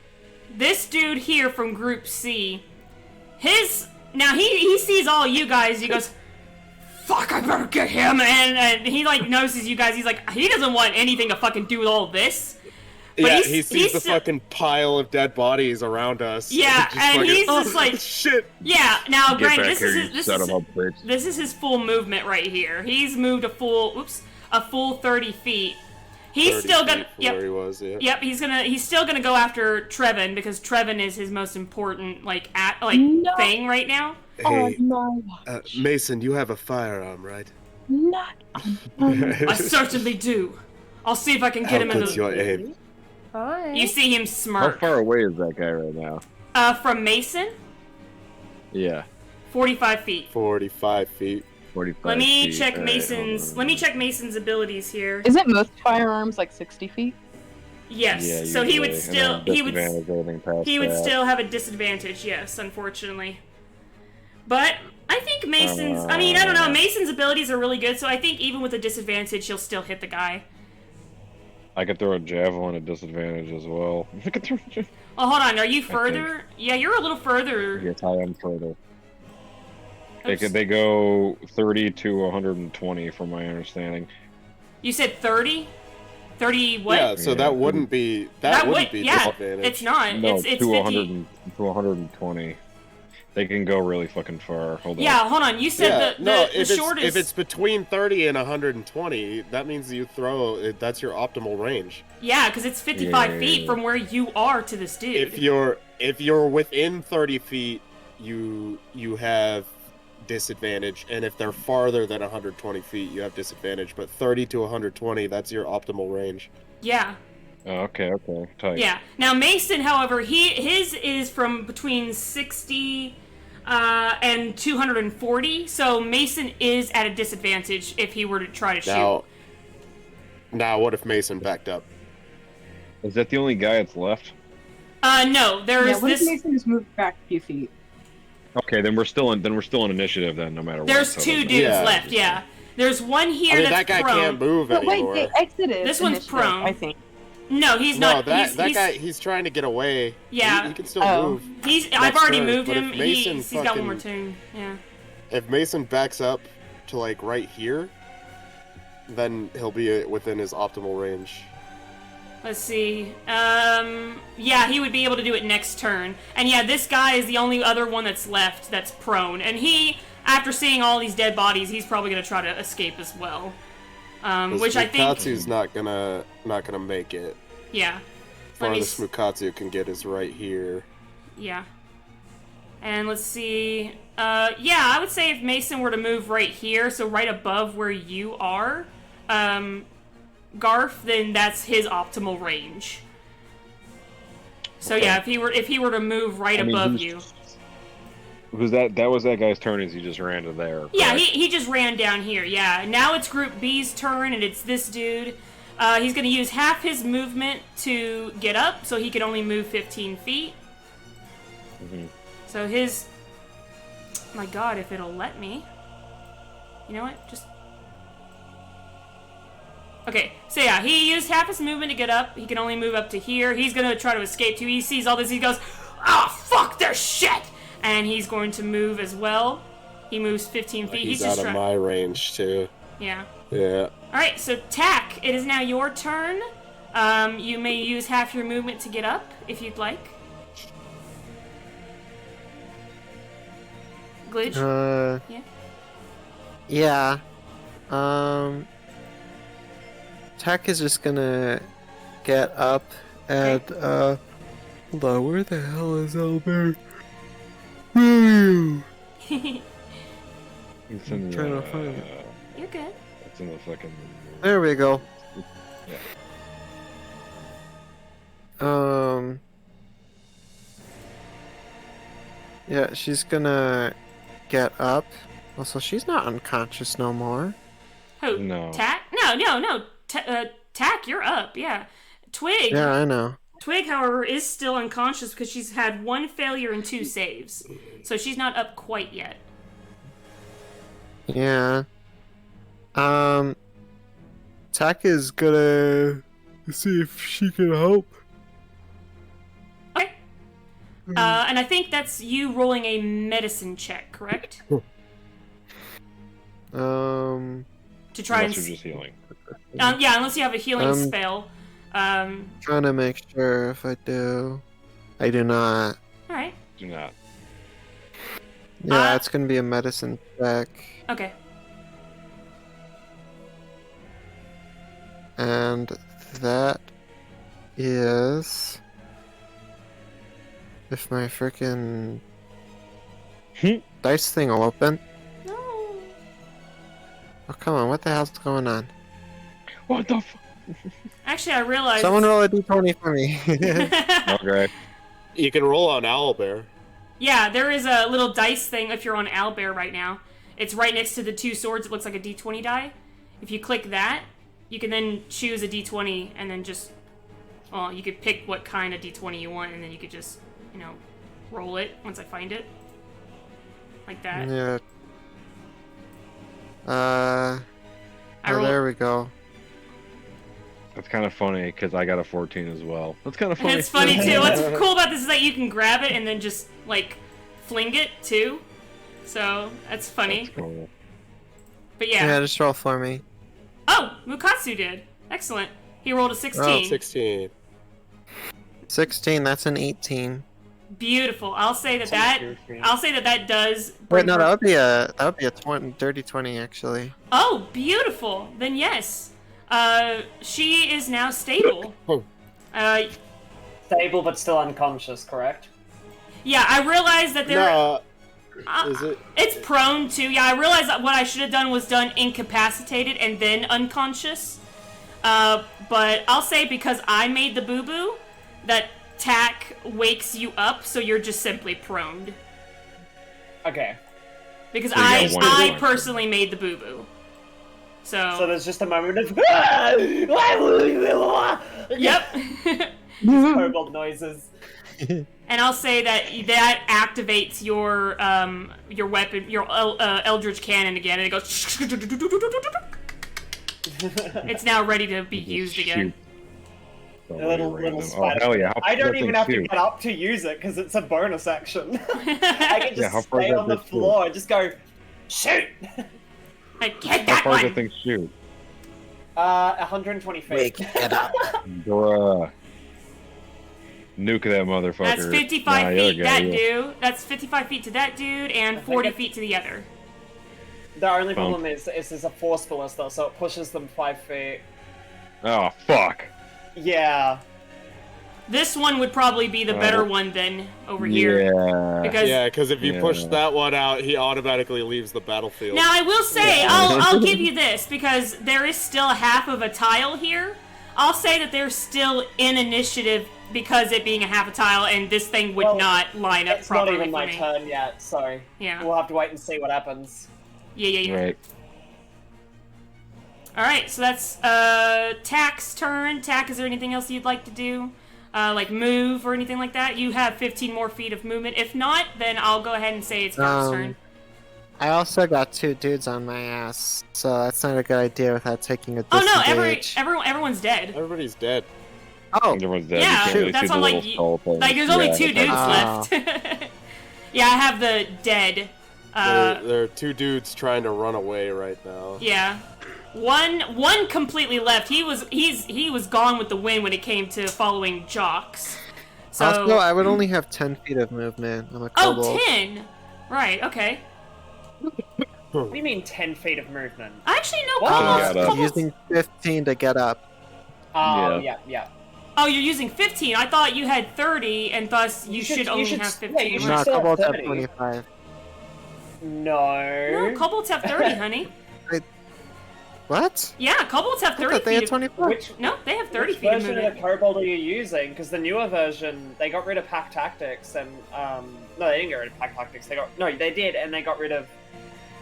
No, the new version of the kobold is 30. Yeah, because I built yours and Faith's characters on D&D Beyond, and it says you got 30 feet of movement. I was like, oh, okay. Yeah, it's 30. Tack's legs grew 0.5 inches that day. So yeah, you've still got 15 more feet of movement if you want to move anywhere. I'm just gonna stick by my siesta. Okay. All right, then Garf, it is your turn. If you want to throw a javelin, let's see. If you're gonna throw a javelin at this dude, it's at 30 feet, so you'll make it at this dude over here. If you want to throw it at that dude, I think it's, you got 55, which is still in range. Both of them are technically in range. So that is your choice on who you want to do this to. That's the thing, too.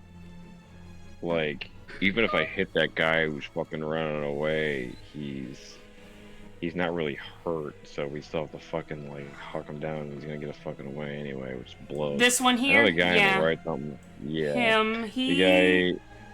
He actually doesn't have He's a lot almost of. dead, but yeah, I know. But if fucking Tack can hit him at some point, that's fucking fine. That and somebody could probably hawk him down in regular feet and fucking get him anyway. I might just actually get closer to the Group B guy and still throw a javelin at the fucking Group C guy.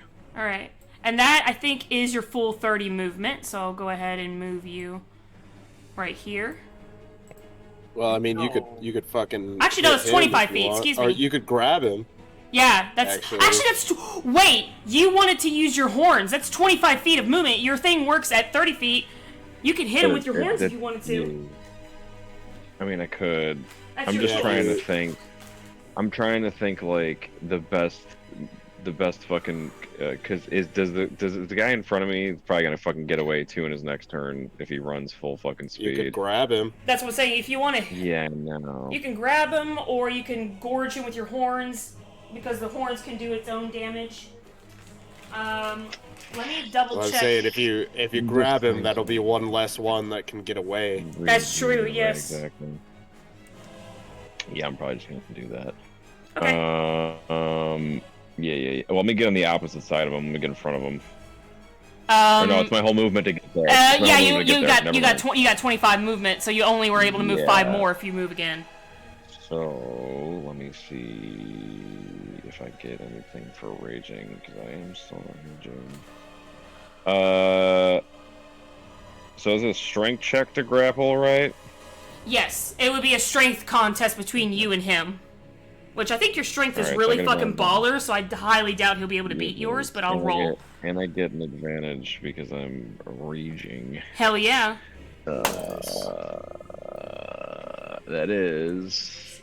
He has a 16, so you have advantage, that's what you have to beat, is a 16. That's his. It's an 18 plus 7. No, sorry.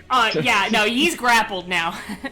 You come raging over to this guy, you're thumping, thump, thump, thump, with your hooves. I'm trying to find grappled. Here's grappled. He is now, officially... God dang it. He is now officially grappled. You grapple him, and he goes, "Let go of me, you stupid cow!" And... Go ahead, say it. You're a cow! I'm gonna fucking headbutt him in the back of the head. I'm just gonna headbutt him in the back of the head. Thunk. Hell yeah. It is now, let's see, that's your turn. Mukatsu, back to your... Can I threaten... Can I threaten the other guy who's running away and just, like, yell at him? Can I just threaten the other guy? Yeah, talking's a free action. You can intimidate him. It's like, there's no distance you can run that we will not find you. So Mukatsu, it's just now occurring to him, now that the battle is winding down, there was a boy being pursued, and he's gonna start making his way towards the edge of the map. Okay. Now, even though these things are happening off screen, let me do a couple rolls here for those characters. Yeah. I'll say at this point, Jox is hiding, and the other guy is feverishly looking for him not too far away. Off map, of course, but that's what's happening currently. So yes, so Mukatsu, yeah, he'll make his way right there. Alrighty. Also, And Garf. Oh, sorry. Continue. I was just gonna say, and that's all I can do because I don't have any ranged options. All right. Garf, you did say you were trying to intimidate the other dude. Is that correct? Yeah. Did you roll intimidation for me? No, I did not. All right, go ahead and roll your intimidation roll for him, please. Oh, shit. That's pretty fucking good. So intimidation. It's not... Oh, actually, I am... What's it called in intimidation? Proficient? So that is a... Yeah. 17, 18, 19, 21. I was about to say, he rolled basically a wisdom against you, and his wisdom was 19, so yeah, you beat it. That's fucking lucky as shit. Hell yeah. I'm just trying to make him so scared that he doesn't ever fucking say anything that he saw today. All right, yeah. Now, which one of these guys had the I Heart Mom tattoo? Hold on. Actually, no. I think it was the guy. Hold on, I'll say this. Got grappled. Hold on. I'll say this. Nihilus, odds or evens? Evens. It's the one that's labeled Group C. It is not the one that you have grappled, Garf. It'll be the one that's running away currently. Getting away. Oh, at least he's got something to live for. Think of your mother. Oh, that's a good one. That's so funny. Shit, dude. Oh my god. Is this a persuasion or intimidation roll for Mukatsu? I'll give you that option. I'll say it's a persuasion because he's not like threatening his mom. True. He's just saying like, hey, think of how sad your mother would be if we have to kill you. All right, roll me a persuasion check. I'm gonna be really proud. Actually, never mind. You don't need to roll a persuasion check because I was gonna ask you to, but I rolled a nat 1. I'm pretty sure you're gonna beat that. So I'll say this. Yeah, 17. So. Yeah. So he looks at you and he says, "All right, you're right. Look. I only did this because we needed money too. All right. We gotta live and eat and breathe like everyone else around here. Look. Get a job." Get a job. It's not that easy for us. Look, just... Oh, well. I won't pursue the pretty boy, alright? Just don't kill me. I'm hiring. Oh yeah, that's true. I'm hiring. I'll leave, alright? I'll leave. And, yeah. He now will no longer pursue Trevin. Trevin just went down the street. It looks like he was making his way toward where the brothel is. Whereas this guy is... Did he want a job? Did he want a job? Huh? It'd be really funny. Did he want a job? Fucking... Yeah. I'm hiring. Look, I can't. I just needed money, alright? What, are you hiring? No, I mean... looking at you, Mukatsu's like, are you hiring? I mean, if you're looking for a blood debt, yeah. How much are you making now?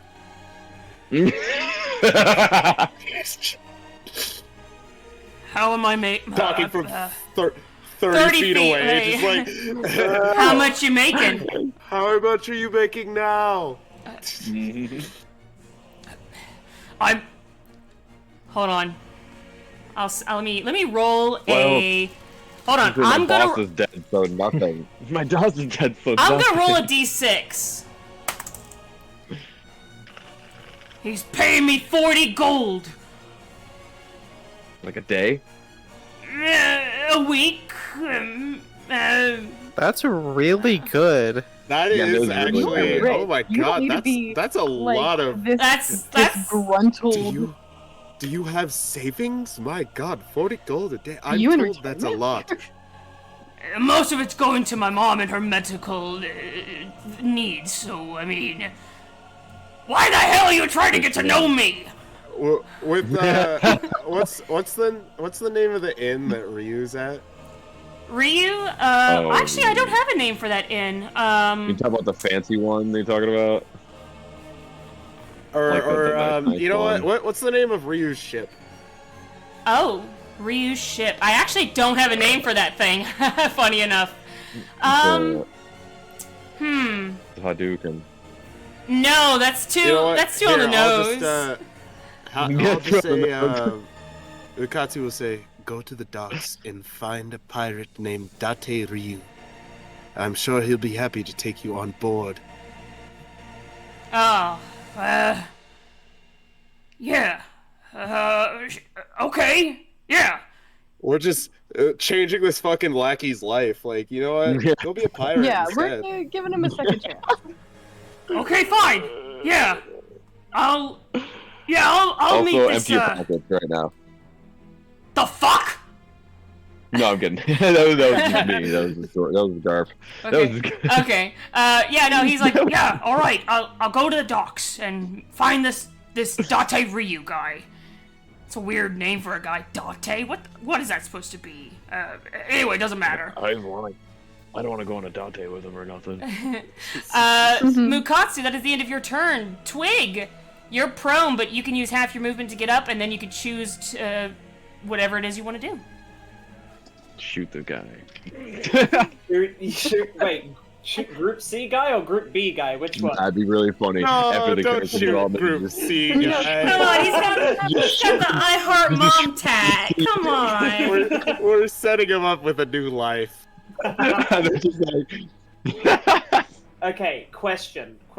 So you know how I have my my little dude over here, right? Yeah. If I was to move him 15 feet, like over here, right? Would this angle be able to hit the grappled guy without hurting the raging barbarian? I would say yes. Tell him to move. How? Just have him turn around like fucking Goku with Raditz. Yeah, exactly. Nelson. No. Yeah, you could do that. I would. With the go. No, I was gonna say yeah. With that, you can move him and move it and put it there, and it would still hit and it won't hurt Garf. All you hear is me say, "Cannon! Fire!" From like just sitting on the ground, my hand up in the air. Fucking special beam cannon. And what? It's gonna do. It's gonna do its attack. All right. Now hold on. Does it have It's a +5. Sorry. Yeah, I was gonna ask what the range is on that. I think it's 120. Far.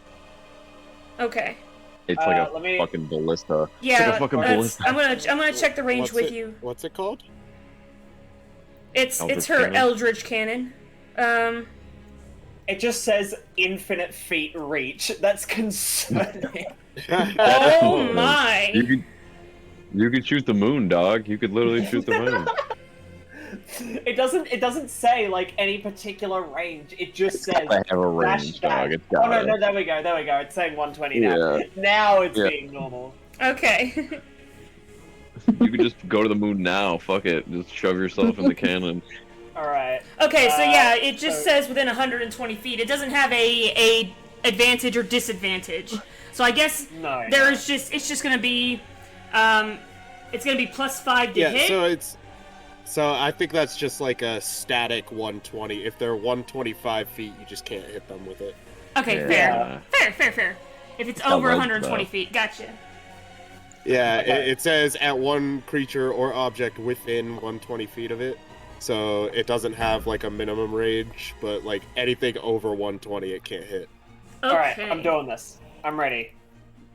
Alright. It's a +5. That's a fucking 8 total. An 8 total? I found my fucking combat up so fucking bad. You know what? I'm gonna give you advantage on this because he's grappled. I got grappled. Oh yeah, no, I you get can move advantage because he's grappled. Isn't that like the fucking rule? Yeah, go ahead and roll again, baby. It is now. That's a fucking 18! Yeah! Hell yeah! So the damage will so be... what is the angle you shot? Come on. I want to see the angle you shot this motherfucker at. Come on. Yeah, sure. So here it is right over here, Garf. And let me go ahead and just... Yep. Fucking line. Gotta refresh the page. Yep, Hold on. you're good. My page is fucking buggy. There you go. Yep. Alright, go ahead. See that blue Yeah, line? just whiz past you. Now, the question is, since that guy's grappled, is he now not grappled because of the 5 feet movement, or does Darth go with him? I'll say this. I think I'd make a strength check to hold on to him. Can I make a strength check? Yes, if you... Oh my God, yeah! If you get a high enough strength check, you keep him in place. Yes, I will. No. I will allow it. If that's what you guys want to do, I will allow it. Yes. I think that'd be so cooler. fucking cool. His lower half like comes off. His fucking lower half. So I'm doing the 2d8. Yep. 2d8 which plus is- 3. Which is 8 plus 5, meaning 13 damage total. Wait, are you sure? It says damage is 2d8 plus 3. Oh, plus 3? Yeah. To hit That's 16 damage. 16? Okay. Damn. Damn. All right, so hold on. That's group B. That's 16. Garth, go ahead and make a strength saving throw to keep him grappled. If you didn't want to die during this encounter, you should have had an I Heart Mom tattoo. That's the lesson I'm taking away. So from here's this. the thing, Garth. If you want to keep holding this guy, let me know because you need to do a strength grapple. Yeah. I got a dirty 20. That's dirty 20. Yep. I'll just say you fucking keep a hold of him. Also, Twig, how do you want to do this? I want to do this. I am aiming for the I imagine that there's big Minotaur grabbing the top of them. I have to aim for the lower half, right? I think what Garth said is very fitting. Like his fucking bottom half just rips off. I just want to imagine that this eldritch blast coming out of a cannon shoots, and bottom half is gone. Garth is holding onto a torso. Yeah.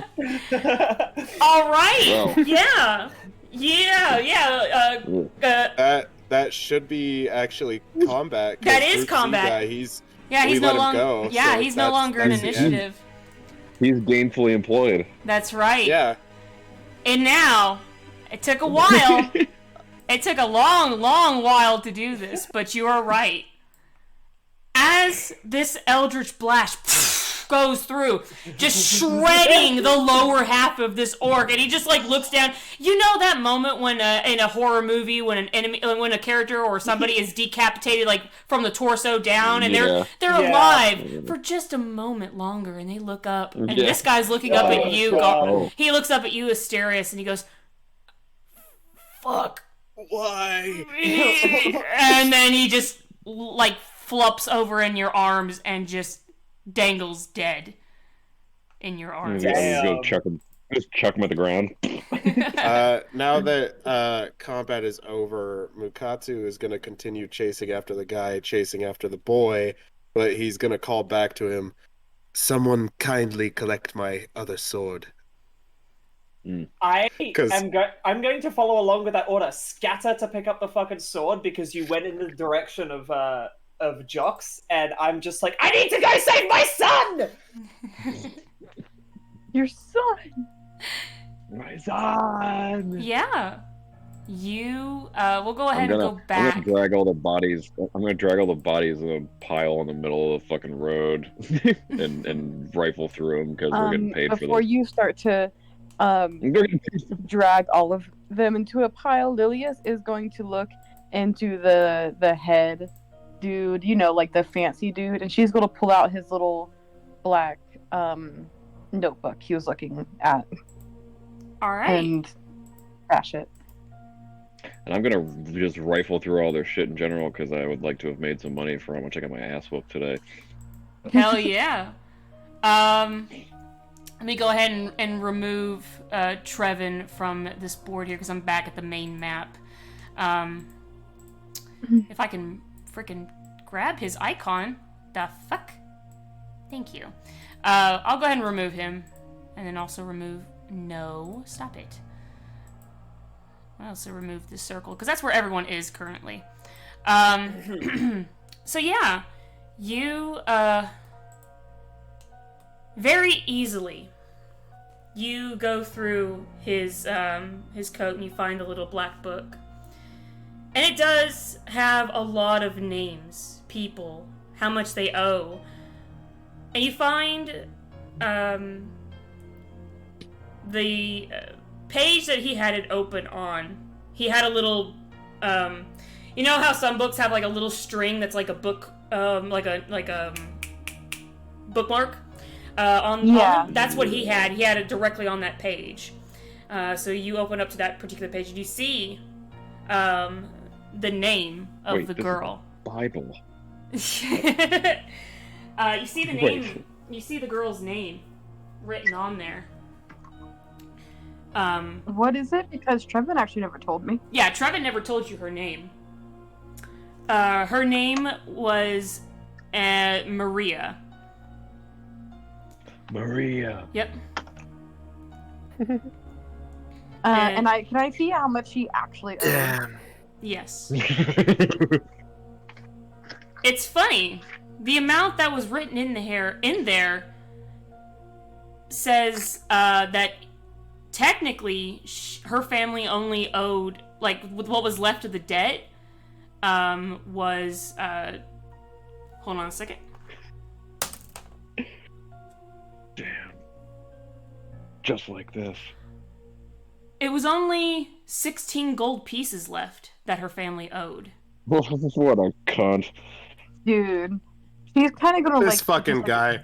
He turned down 200 gold over 16 gold. What a Hey, fucking dumbass. anything to con more money out of a rich person. He was a bastard. That's all he wanted was more money. Yeah.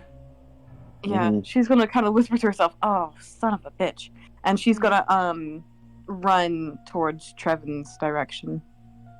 All right. Yeah, you picking up Trevin's trail is easy enough.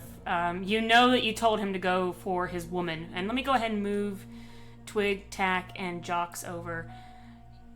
You do make your way over to where he is, which is right here at the brothel. Also Mukatsu, because Mukatsu is going after Jocks. Oh, Jocks went in the opposite direction. Like, granted, they both went down, but like in the initiative map, they both went down. You said Tack and Twig going after Jocks. I was like, also Mukatsu, because he's going. Yeah, you are. Yeah, they're following you. At least I know Twig is. Tack, I'm sure you're following because of following your sister. Yep. Yeah, you guys follow. Mason is looking at this bloody mess, and he goes, huh? Waste not, want not, and then begins to follow after you, Mukatsu. Or Ishiyama. He technically knows you by Ishiyama. So he begins to follow you. Asterius, what are you gonna do? You're rifling...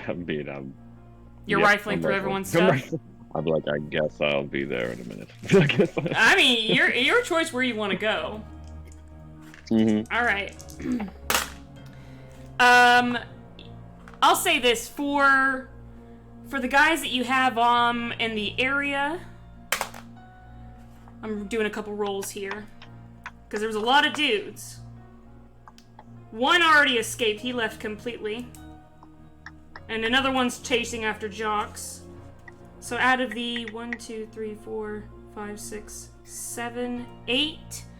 Out of the 8 folks that you have in front of you, 7, 6.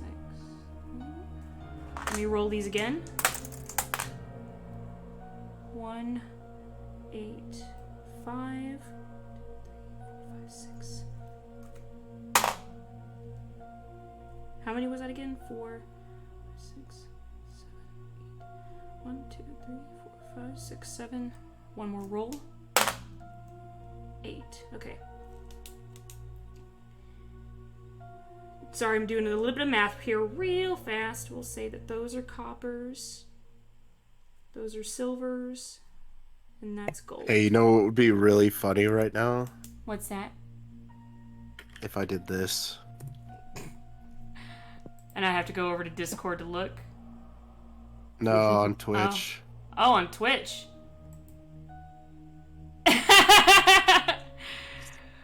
Okay. You know what? Fair enough. No cursing. I will do my best not to curse. So that's just me, myself, I think that should go for I think that should go for all of us. Balls. We're good people. Okay, no fair. cursing for 10 minutes, guys. Oh god. Okay. Oh no. Okay. Oh, What a dang prick, God, I swear. But my name on here is literally Fiddlesticks, guys. We're gonna get banned. No. Flip. Ah, shucks. I'm about to flip the frick out. Great. What the heck? I'm I started a 10-minute timer, and if we curse, I'm gonna add another 10 minutes on there. Don't you fucking dare! Oh! Oh! What? Don't you dare! No! 19 I'm minutes. sorry! God Not dang even it! minute in. Okay. Firstly, I apologize. Secondly, I forgot. Garf, I'm gonna tell you what you found. You find, and this is like money-wise on their person, because I think that's the only thing you're really looking for, correct? Specific, unless I find something interesting, but yeah, pretty much. Okay. Well, they don't really have much on them, save for their own weaponry and things. They didn't even have any potions of healing, unfortunately. However, you were able to walk away with 22 copper pieces and 13 silver pieces out of all their bodies, because you searched the 8 bodies that are still here. Mm-hmm. So on all 8 of... silver and what was it? 13 silver and 22 copper pieces. Okay. So that's how much money you were able to obtain off the 8 bodies that are here. Gonna rip a tusk off of one of them. Okay. I would probably say the bandit, or I keep saying bandit leader, but he technically was the leader of this little group. Of just this little group of them. So yeah, I'll say that you rip a tusk off him. I'll give you that. A leader of bandits. Yeah, he's a leader of bandits. Exactly. Thank you. Yes. Mukatsu, Twig, Tak, and Mason all chase after the one blood drop thug. And it takes a little, not too long of a time, but you do eventually stumble upon him, and he's ripping through some barrels and things, tearing it apart. He's like, "Where's that little fucker? Where are you?" And he's like tearing him apart. Yeah. I'm on fucking 1 hit point. I don't know if I can feasibly fight this guy, but I'm going to do it anyways. We're up to almost 30 minutes, by the way, because you just cursed again. Oh no! God dang it! Oh my God, Garf! Hey, stop it, all of you! Quit! Bruh, I'm talking about the thing that blocks water. Okay. Look. Anyway. Take that 10 mints off right now. That was a water blocker. I'll say this again. We're Jocks, at 37 minutes right now. Don't. Anyway, Jocks, again, for some magical reason, this boy is rolling nat 20s, and I don't know why. The bandit, or the thug that's looking for him rolled a 14, and he has no extra, like, stats to search, so I'll just say he still cannot find Jocks. But yeah, he's still tearing it through. He doesn't even notice you guys coming up behind him. What do y'all do? It's just one guy. Well, Mukatsu is going to start off by saying, well, at this point, I'm sure I got my other blade back from Twig, right? Yeah, yes, I would say Twig. I do have your blade. So Mukatsu, he's gonna get his second sword back. And he's going to JoJo walk over to this motherfucker. God damn it! Hey! Boy, you did it now. That's 21 minutes. No, wow. Let's just forgo it. Just forgo it right now because it's gonna happen. Fine. I'll say it's only for me. I have to not curse. You guys are okay. Fine. Okay. Continue. Put it up to almost an hour because I cursed twice. God dang it. So Mukatsu's gonna walk up to this. Yeah, right? You JoJo style walk up to him. What what do you do? Oh, you're approaching me, walk. And he's going to say, going after an innocent boy. It's shameful. All you hear from the background is, "Don't you touch my son!" The hell? Now, I'm in character, so he has to curse. I apologize. That was a character. He's in character. Yeah, he turns around and goes, I feel should count. No. Okay, fine. Okay, fair. He turns around and goes, what? You... How? Your friends are dead. Oh! Oh. I want to curse. I want to curse so bad. He's got a magical spell preventing him from cursing. That's great. It's canon. It's canon now that Twig has a spell that makes people not curse.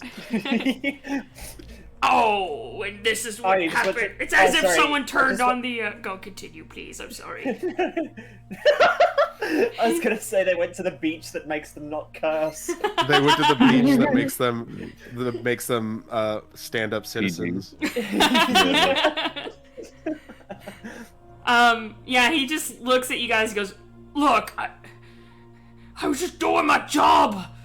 I'll walk away if you let me live. Look," and he tried to laid hands on my motherfucking son. I'm sorry. Look, and he reaches into his pouch and he throws a little coin pouch towards you, Twig, and he says, "Look, I'll walk away if you take." Yeah, he just throws it. I kick it to the side. Mukatsu,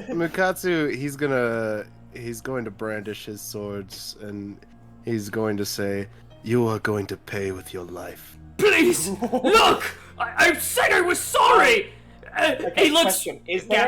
Question, is there a pebble nearby? Like a stone that I can pick up? Yes! If you had not noticed in the battle map earlier, there was a bunch of little stones on the ground, because you're in a cobblestone area and it's not perfectly maintained. So yes, there is plenty of little stones nearby. I just go, "Wait, before we continue!" And I just pick up 3 little stones. And I'm gonna cast a magic stone on them. and then I'm gonna pull out my sling. I just told everyone to wait whilst I did this, by the way, so I don't know if they're actually waiting. I think they'll still talk while you're doing this, yeah. He's begging for his life. He's like, "Look, I was just doing my job." Mukatsu, while Twig is doing this whole song and dance, Mukatsu, he's going to clean off his wakizashi, and he's going to drop it at the bandit's feet, and he's going to say, "Go with honor." I am going to What's that supposed to mean? Go ahead. Kill yourself.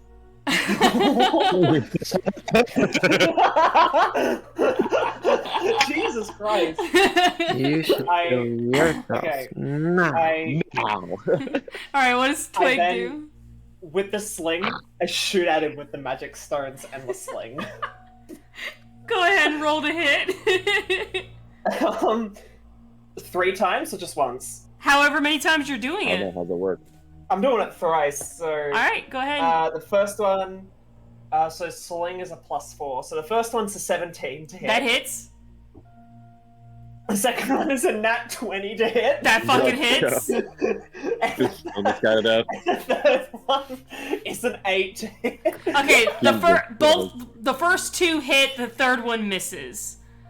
Okay, so now, the thing is, right, the sling by itself does 1d4 damage, right? Right. It does 1d4 damage with one of the dice being doubled because I rolled a nat. I did roll a nat, so let me get my dice out real quick. That's fine. Make sure that we're doing this properly. Yes, you did different damage because it was a spell? Also, D&D did the sling dirty. Those things can really do a lot of damage. Yeah. Yeah, David and Goliath. And I'm not sure if this replaces it, but each magical pebble gets a 1d6 plus my spellcasting ability modifier, which is 3, to hit. So I don't know if you want me to do the 1d6 plus the spellcasting, or just do the d4s, or do both. I'll say this, because you're hitting. What's the plus damage on the slingshot by itself? The slingshot by itself, the plus damage is a +2. +2, and what's the DC modifier, or the plus modifier for the magic stone? +3. Make it a +5. Wait, is it a sling or a slingshot? Because those are 2 different things. So let's sling. It's a sling. Sling. Well, either. Okay. Okay, I think it's. Well, I mean, yes, they are 2 different things, but I'll let it work. It's a sling that shoots. He's slinging. He's slinging a stone from it. I'll say that. Yeah, I'm literally slinging a magic stone. I'm just like, I'm getting ready to throw it. I'll say this, because the sling has a +2 to damage, and the magic stones have a +3. Make it a +5. That way, Make it a +5. Yep, that's the best best of both worlds. Now, do you want me to roll the d6 or the d4, or do you want me to roll both? I'll say this: since it's a magic stone, roll the magic stone die, but make it a +5 to. With the extra, yeah. So roll the magic stone die with a +5 instead of a +3.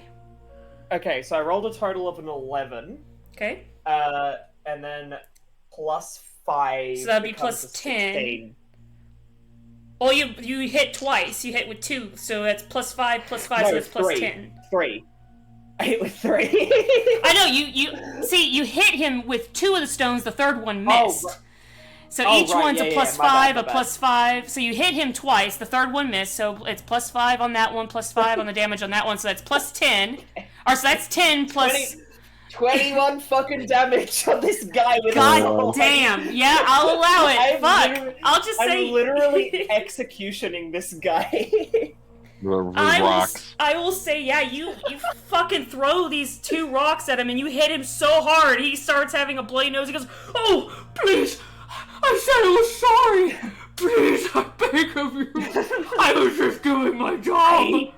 Enough of this nonsense. And Mukatsu's just gonna fucking go for the decap. Yeah, go ahead and roll to attack. I'll give you advantage on it because the guy's like really fucking bloody right now and he's just cowering. Let me just. I like how we're literally just committing war crimes right now. No. Oh no. I'm not rolling for the bandit, I'm rolling for something else. Did you roll to attack with advantage, Mukatsu? I'm not gonna let you roll damage. Yeah, it's a 22. Okay, yeah. I will say this. I rolled a nat 20 again. This fucking child. As you. For what? To see what happens? Yes. Uh-oh. He literally, he hears Twig's voice and he gets excited. He's like, "They came back. They came for me." And he like pulls his head. He goes, "I'm so happy you guys are." And then as he sees that, suddenly Mukatsu just decapitates this man in front of him and blood just splatters. And it unfortunately splatters onto Jox's face. He just blinks and now he's just standing there stunned. I turn to my child, and I'm just like there's rage in my face, and then there's calm, and then there's a realization moment, and then there's just limping up, hugging, and pulling the face into the chest. He can't speak. He's extremely stunned. He's just staring at Mukatsu, staring at this horrifying image. Let me roll a.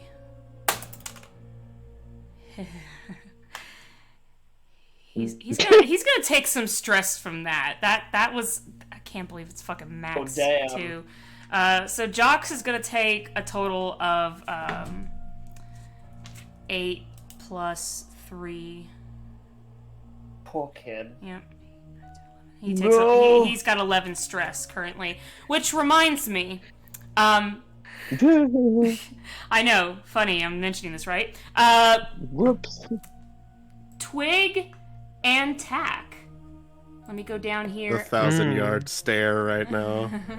I have to scroll up and find it, but I did have it labeled here. Where did I put it? I would like. Oh, where did it go? I had a thing for this, didn't I? That's the stress sheet, but I thought I had the link for stress somewhere on here. I guess I don't. Weirdly enough, I know I did. I don't know about you guys, but I'm not stressed at all. I'm having a jolly old time right now. This is kind of just my job. All right, here we go. Sorry, I have to look at this. Yeah, this is what I do. I know you guys can like, see daily. it, but it's fine.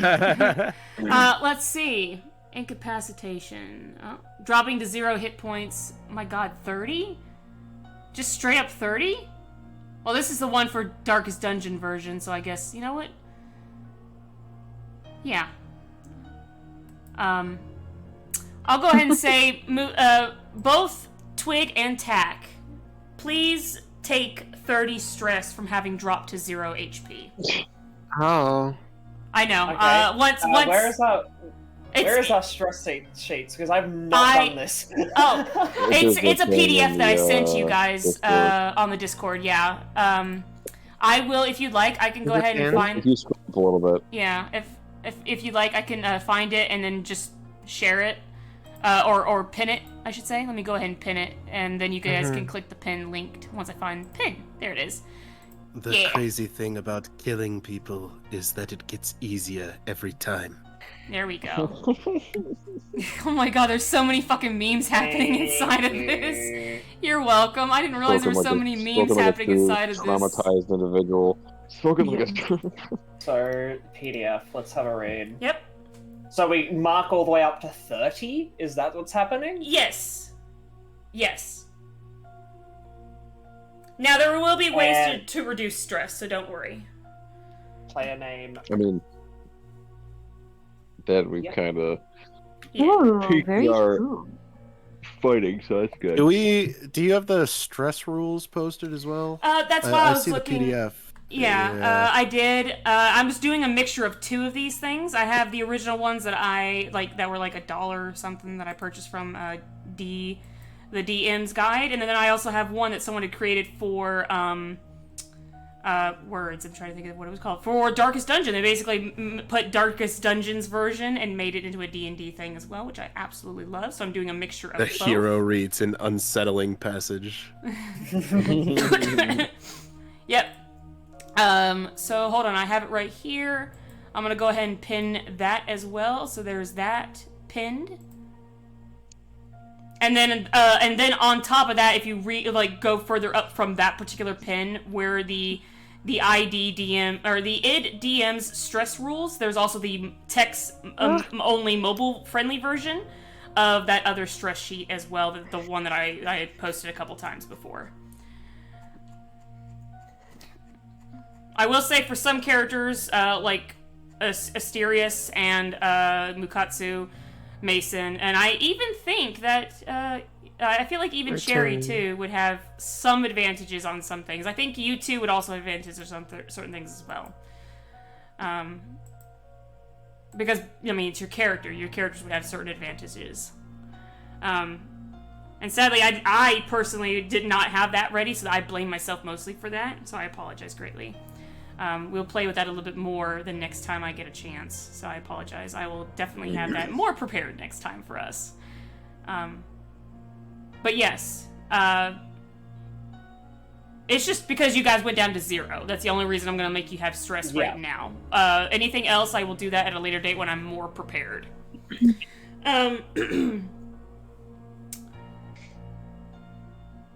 With that, Jocks is just... He just doesn't speak. He's too scared to speak. He's got tears bubbling in like right there at the edges of his eyelids as he's staring back at Mukatsu's face, unable to break away.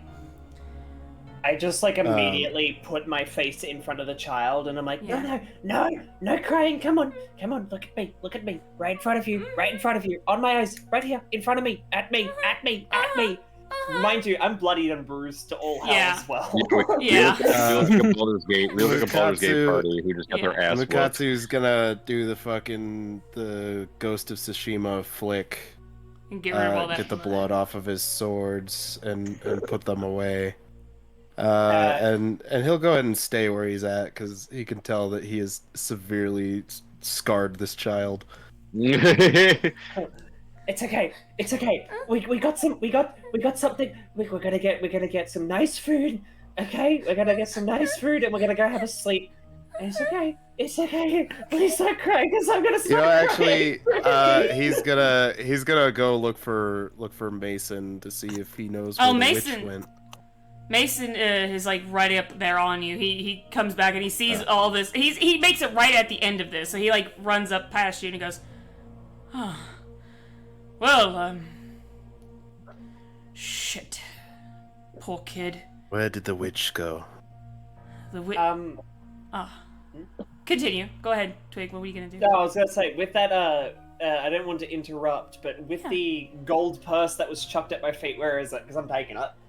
I would say it's right there next to Tack as well. Yeah, Bukatsu completely disregarded that. He doesn't care about money. Yeah. So that's all yours, homie. Yeah, I'm gonna grab that so we can actually feed ourselves for a little bit. Let me go ahead and roll for you. Yeah. Alright, so that's for 1. Let me do another roll here. Okay. You find a total of 5 silver and 60 copper pieces. 5 silver, 60 copper. Yep. Okay, I'll put that in my. Well, I can't put it on my sheet. Could you put it on my sheet, please? Yeah, sure. I'll write it down for you, and then I'll put it on your sheet for you. It's 5 silver and 60 copper. Damn, Thank broke you. ass. Hey, any money is bitter money. No, I was talking about the dead guy. Yeah, the dead. Yeah, you gotta think they probably Broke ass. spend it on wine, women, and song. Yeah, the other guy gets paid 40 gold a week. Where's that guy? Oh no, like paycheck. Oh, they all get They paid. They spend all it. get paid that, but they just spend it. Weird They just assholes. spend it a certain way. Yeah. Wow. So yeah. What a goober, broke ass. They all spend it on wine, women, and song, and the one that says "I heart mom" fucking spends it on his mom's medical bills. So I mean, the only good kid. that's why we let him go. And, we brutally killed the rest of them. Yeah, we murdered the rest in cold blood. It's not murder if it's self-defense. True that. They attacked you first. But Maybe yeah. this one guy. This guy specifically, yeah, kind of a murder. To be fair, he deserved it. He was going after my kid. Yeah. All right, what's Where did up? Trevor go? Trevin went up to the brothel, so he was going in the opposite direction of basically wherever Lilius was going, which is where she is now, is at the brothel, chasing after Trevin. Yeah. Is where Yeah. she went and where he is at. Where she is currently located. Mukatsu, realizing somebody might need to hire a samurai, he's now asking Mason where the witch went, because he also wants to know if she's a witch. Yeah, Mason, when he makes it to you guys and he sees the scene behind you, he goes, "Poor kid. It's not easy seeing."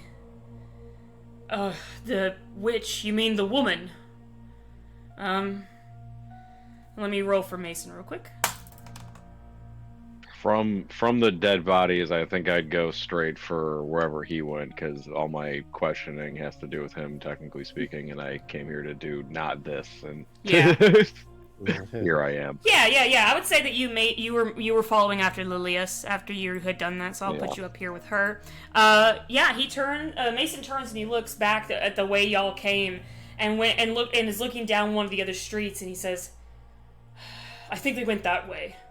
The Minotaur was heading that way as well. I'm not sure And then exactly it what that seems means, but our night is not finished." no, it seems not.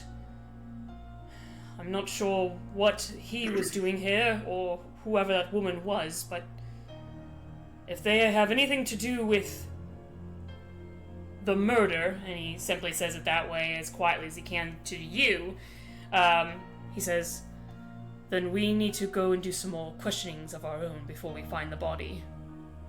You know what's really funny is that these are the exact people to talk about, but we don't know that, so we're gonna go look for the other people. Exactly. There's just a moment. I just go, just wait here a minute, and I kind of like kobold shy walk up to the two. Excuse me. Mason looks down at you, and you see that he's put his weapons away. He just like flicks his coat back and puts his hands in his pocket. Yes. Ew. No, the other one. Oh, him? Yes. Thank you for saving me and my son, I don't know what to offer you as payment. It's just like a breakdown. I did not do it for a reward. Really? Most people would. Most people are without honor. Well, thank you kindly. I really appreciate the, and you too, sir. And I look at Mason. Mason just kind of shrugs his shoulders a bit and he goes, "Oh, I really didn't do much. What the fuck you mean? Fuck you mean? Okay, Fuck you mean? I think we're gonna go now, but thank you again. And I like scamper off back towards the other two. Jocks is still... Let me actually roll again for Jocks. Why is this child rolling fucking high-ass numbers? You're the main player, you tell me! I don't know! It's just this one die has such a high roll. Like, what the fuck? I swear it's not weighted or anything either. Jesus Christ. It's weighted. It's not. I swear it isn't. But yeah, no, he rolled a 17 on his wisdom save against all this shit. Yeah, he kind of blinks a little bit and looks up at you, Twig, as you come over with to him and Tack, and he says, "Can we go home now?" Yeah, we've got some more. We've got some money that we could use on food, so we could go home and get a nice breakfast in the morning. Okay. Nobody ate dinner that night. Yeah, you, Twig, Tack, with Jocks, you do make your way out, and you return home. You now leave Mason and Ishiyama to their own devices. You guys make your way out. I'm gonna go ahead and put you guys back over to your home, just to keep you guys, because that's where you are going currently. So we'll say you guys are on your way home. Ishiyama and Mason. What is Ishiyama doing now? You are going to make your way toward where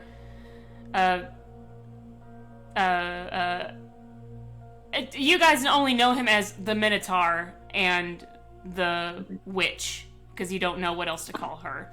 That's a hell of a story. That's a hell of a story right there. So yeah, you guys walk into a bar. They walk into a samurai, a minotaur, a witch, and and a preppy Twinkus walk into a bar. Drunkard. Actually, Mirror of Night sounds good. A carouser. I will say that Mason kind of like looks at you and he goes, "They were down on their luck, but if it was anyone else, I would have definitely asked them for a pretty penny. So, good on you to not let the kobolds give you all that they had." No. Why would I do that? Because sadly, money is what makes this whole city go round and round. Showbiz, baby. Oh, not for me. Weird disembodied voice from a distance. Sadly, as I said, money is very important in this city. But it's none of my business, of course. I'm just saying that it was good for you to let them go on their way. But that's not important at this point. We do need to speak to that woman and that Minotaur, especially for my understanding, the Minotaur. I want to understand why he's here and what was he doing there. And then, of course, that woman. She was with another man as well. Why were they here? Well, I have a theory. A game theory. Oh boy, of course you do. No. Oh God. But yes, let's. Well then. New face claim for Ishiyama is Matt Pat. Matthew Patrick. Hey, but that's just a theory. A game theory. I played Ghost of Tsushima once, and I made a D&D. Yeah, you, I'll say this. You both make your way up, following the streets, and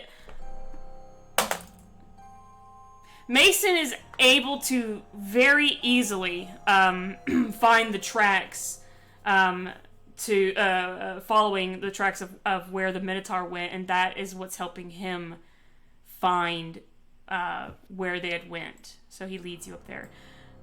Lilius, you are currently standing just a couple houses down from this very elaborate, lavish, and gorgeous looking building. It's got roses billowing off the sides. There are rose bushes surrounding the perimeter of this building. There are ribbons and bows and like long ribbon strings, just like as like streamers, like billowing out of the windows and the banisters and things of this building. And you see a lot of women and men alike just standing around, catcalling to the people that come back and forth. You see a couple men flirting with each other. You see a woman tempting a man to follow her inside. This is the Cardinal Rose brothel. And it's it's a beautiful building. Well.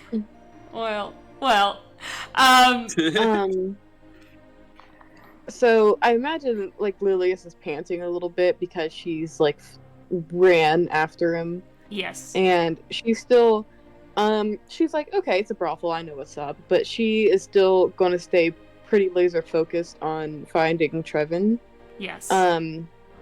And she's like, I imagine he went inside.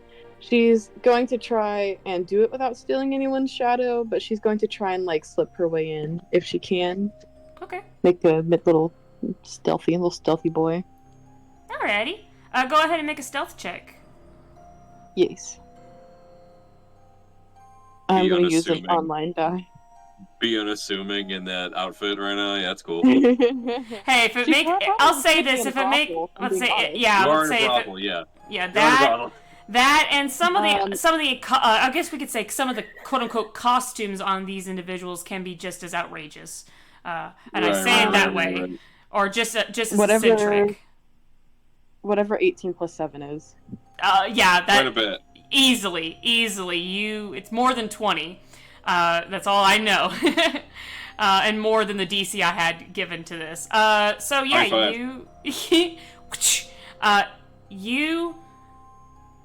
you were easily able to walk, just like literally walking in plain sight through this brothel. You even like casually, just to continue your stealth roll, your stealth here. You were able to casually ask about a very handsome-looking young man coming through here recently, and one does point up to you and goes, "Oh yes, that one. Such a handsome man. He's up on the second floor, probably with Maria again."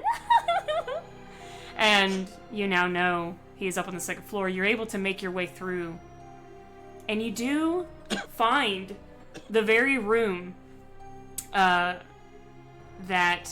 he is in. And as you make your way closer and closer to the door, you hear two people talking. Okay. Okay. Gasp. Trevin, you can't be serious, darling. You offered to... Why? Why would you do something so foolish like that? Because I love you, Maria. Idiot. I wanted to free you from this hell.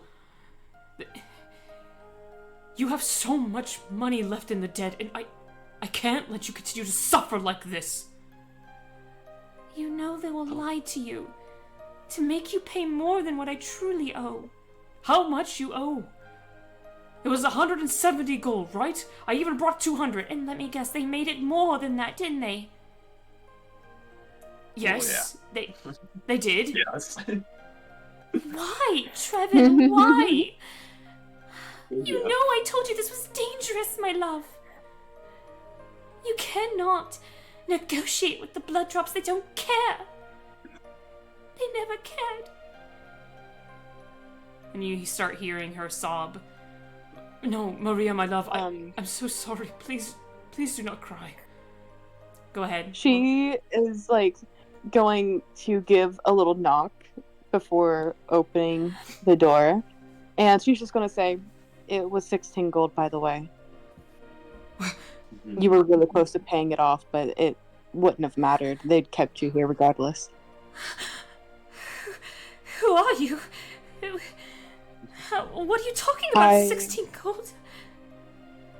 I am under the service of Mr. Rivico tonight, and I'm going to escort you back to his house safely. Wait, so she did not owe 100 and... She didn't owe that much gold? She flips to the page, like the bookmarked page, and shows it to him. He comes over and he snatches that out of your hand. Not to be rude, he just needs to look at it. So he, like, grabs it in your hand. Like, he just, like... Yeah, he's, like, looking at it. He goes... Damned! And he grabs it, he throws it on the ground very harshly. And he's like... I cannot believe it! They plagued me for a damn fiddle! Oh, my gods! I am so sorry! Maria, I am so sorry! He takes her hands. We are leaving this hell. We are not coming back here again. You are going to come home with me. Trevin, that's too dangerous. We will go back to Black Lake and it will be safe there. I will keep you safe. I don't care. I love you. I will keep you safe. Aww. Trevin! Oh, God! And she just hugs him and sobs into his shoulder. Lilius is going to pick the book back up because she has a feeling she's going to want to flip through it a little bit more, like the names and the depths and stuff. And she's going to stash it. And she's going to, like, gently put her each hand on their shoulders and be like, we really must go now. You're right. Of course. Thank you again, madam. For all of this. I'm sorry to have caused you so much trouble, but I appreciate it. Thank you. A friend of Lilius is a friend of mine. Come on, let's go. Maria, will the madam let you leave? Yes. Yes, she will. She's a kind soul. I'm sorry. I just need a moment to collect some things before we leave. Is that all right? Just a few things, not many, I promise. I only have a couple possessions I need to bring with me. Yes, I'll help you. Is that all right, madam? Just be swift. Yes. All right. And she's gonna, like, keep a lookout and stuff, because she has this burning feeling that they're not out of the shit just yet. Yeah. And it is as they gather the couple of possessions that she owns, and you all make your way out of this building. Asterius, you're right there in front of that building now, right before they exit. What are you doing? I'd be like, depending on if you could answer a couple of questions for me, this might not be over yet. Oh god. Hey, your timer's up, by the way. Oh, thank you. Right. Not that it mattered, but thank you. Yes.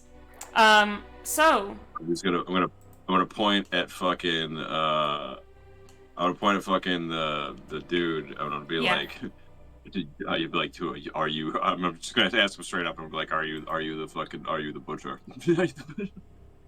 You see the woman gasp and then and look over at the man that you're pointing at, and she says, "Trevin, what does this mean? Why is he asking you this?" I don't know. I'm not the butcher. I'm not. Answer the question. I don't know what. So that's an insight roll. Yes, you can roll insight. That's gonna be a 14. It beats it because he rolled a. Just gonna. I'll say this: he rolled a 4 on his persuasion, so I'll say with a 14, you. I'm kind of just trying to I'm trying to intimidate him to the point where he can't lie. Yeah, I'll say this: he's telling you wholeheartedly that he's telling the truth. You could see that he's not lying to you. He's rolling. Okay, Yeah, you could see that he's telling the truth. As you are noticing his body language and things, you see that he's holding on to this woman protectively next to him, this other human. He's holding her tightly. And he looks as if he's trying to be very defensive about her. Very protective of her. Mm-hmm. I'm gonna look at Lily. It's gonna be like, okay, I don't know her fucking name, but I'm gonna be do you have the capability of removing one's head magically? What?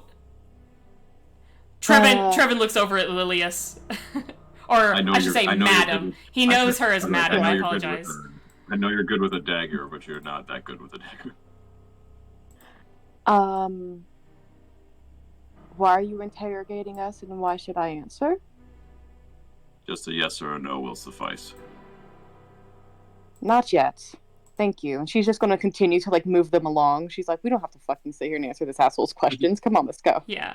She's just kind of going to move them along with her. Mm-hmm. As you, sorry, what is the stairs? While they're walking away, I'm happy because I got my answers regardless. Yeah. It is. I'm just gonna ask the fucking lady while they're walking away. I'm like, are you happy with those people you are dealing with currently? Are you asking Madam this or the young Maria? Yeah. So wait, Madam or the young woman that the man's protectively holding on to? Yes. Her. Oh, the second girl. Okay. Yeah, she looks over at you. Maria. Yeah, Maria. Maria.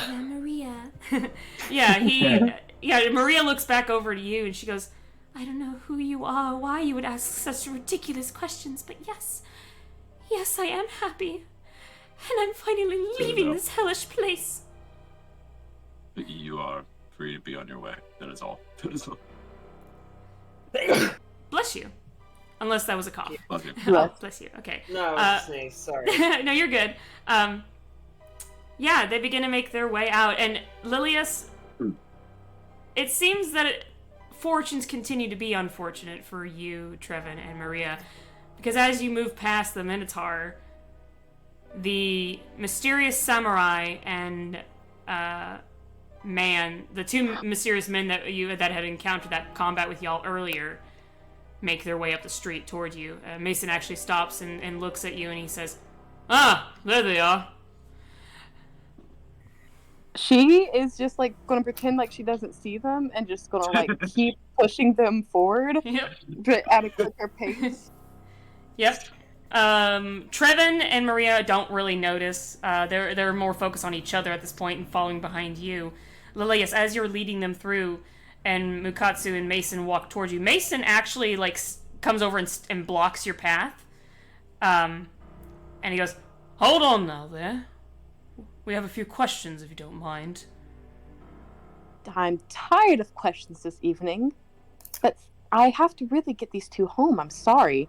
And she's gonna why do random people, even though they helped me not die tonight, want to ask me questions? It is what it is. We gotta go, dog. Mukatsu, do you have any? I'll let you start the questioning first, Mukatsu. Oh, Mukatsu, I was just assuming would stand there stoically. Alright, fair. I killed people. Alright, yeah, no, Mason looks between you and Mukatsu waiting for you to say something. When you don't, he goes, I guess I have to do all the talking again. Firstly... Funny cop movie going on over here, by the way. Very much is. So... Personally, I'm not sure why, and he looks over at Trev and he looks him up and down, he sees the girl he's with, he goes, well, I was going to ask why a man so well dressed is in a place such as this, but I see now that I don't really need to ask. He's here for a lady. Now, I guess I could look at you, and he looks back at you, madam, and he says, what are you doing here? She just takes a deep breath. I'm here to protect Mr. Riffico and his lady going home, as I will demonstrate. And she keeps pushing them forward. He lifts his hand up and gently stops you for a moment. He goes, I don't know who you are, but I saw the magic you displayed last night. No, you're good. He just got his... I just saw the Bat soda. I'm sorry, what were you saying? No, you're good. I said he puts his hand up in front of you and just, like, stops you again as you try to push past him. I've been putting that together for, like, the past 10 minutes. It's incredible, thank you. But yeah, he just kind of, like, puts his hand in front of you and, like, across from your chest. So it's just like his arm is body blocking you, so to speak. And as he stops you from walking, goes, I don't know who exactly you are, but I did notice you demonstrated some very strange magics tonight. Now granted, all it did was make a man fall over and laugh hideously, but I also noticed you have a very deadly weapon there. I saw their shadows being absorbed. I'm not sure who you are. She's wearing a veil, that's the point. Doi. She's like, well, I saw you also perform some strange magics tonight. I really don't want to make an enemy of you because of it, sir. But it's just a tool. It helps me do things like try and protect Mr. Rivko.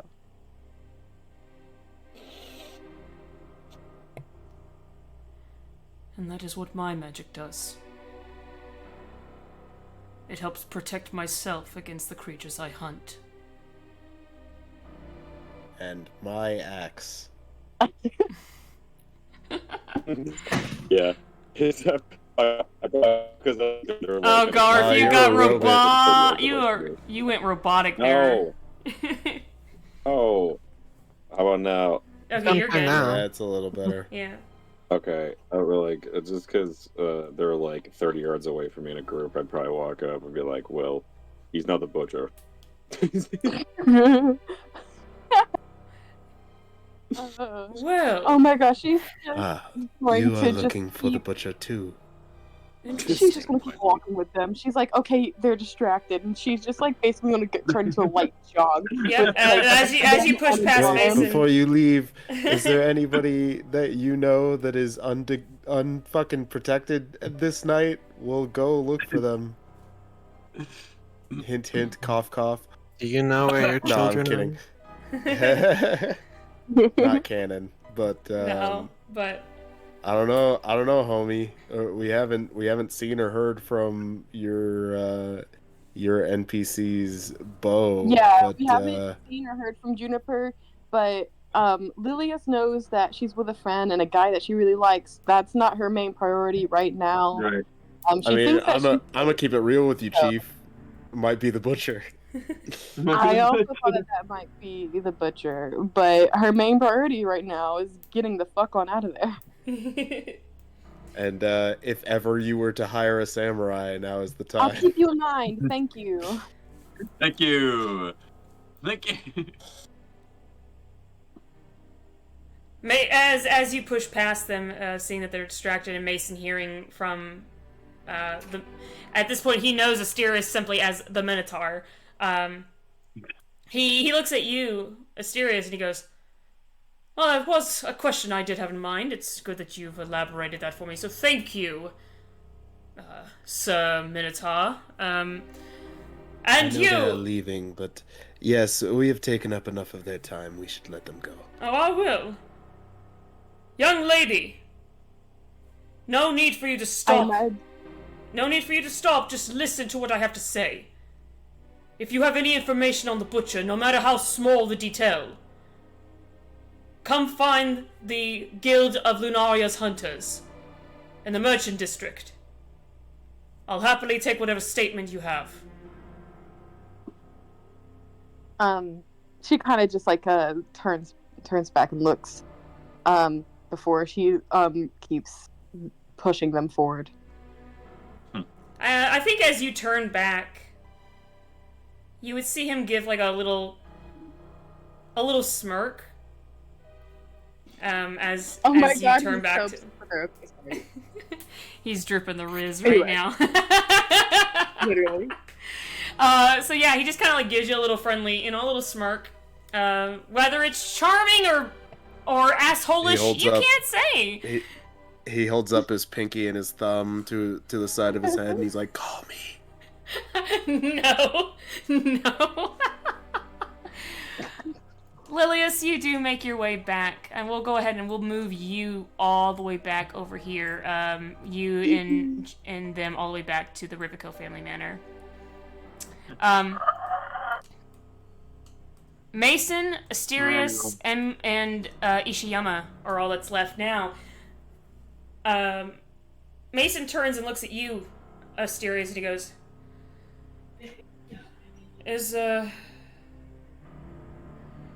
I'm going to assume that you want to ask us some questions, or are you going to be on your way? Well, I'm a pretty decent judge of character, and you seem as different as you seem in appearance. Look like the closest thing to any kind of authority I've seen in the last couple of weeks. So I'm gonna make a safe bet that you're not who I'm looking for. Certainly not. The fact that you even think I'm authority.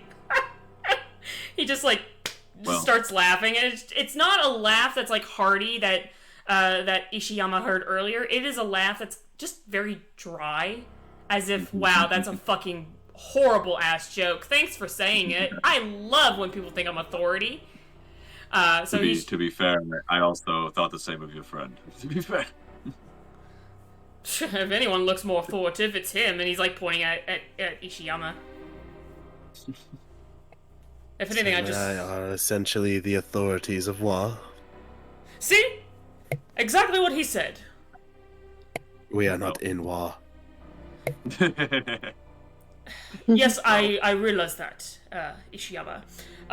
No, we were here simply because we were on our way to investigate a murder that we had heard about, one that had happened some time ago, believing it could be one of the butcher's victims. So, we were on our way there to investigate the body. Oh, you're speaking about the one in the beggar's nest, yes. That's, You know it. I may have... Yeah, Was that a cough? I may have been there already.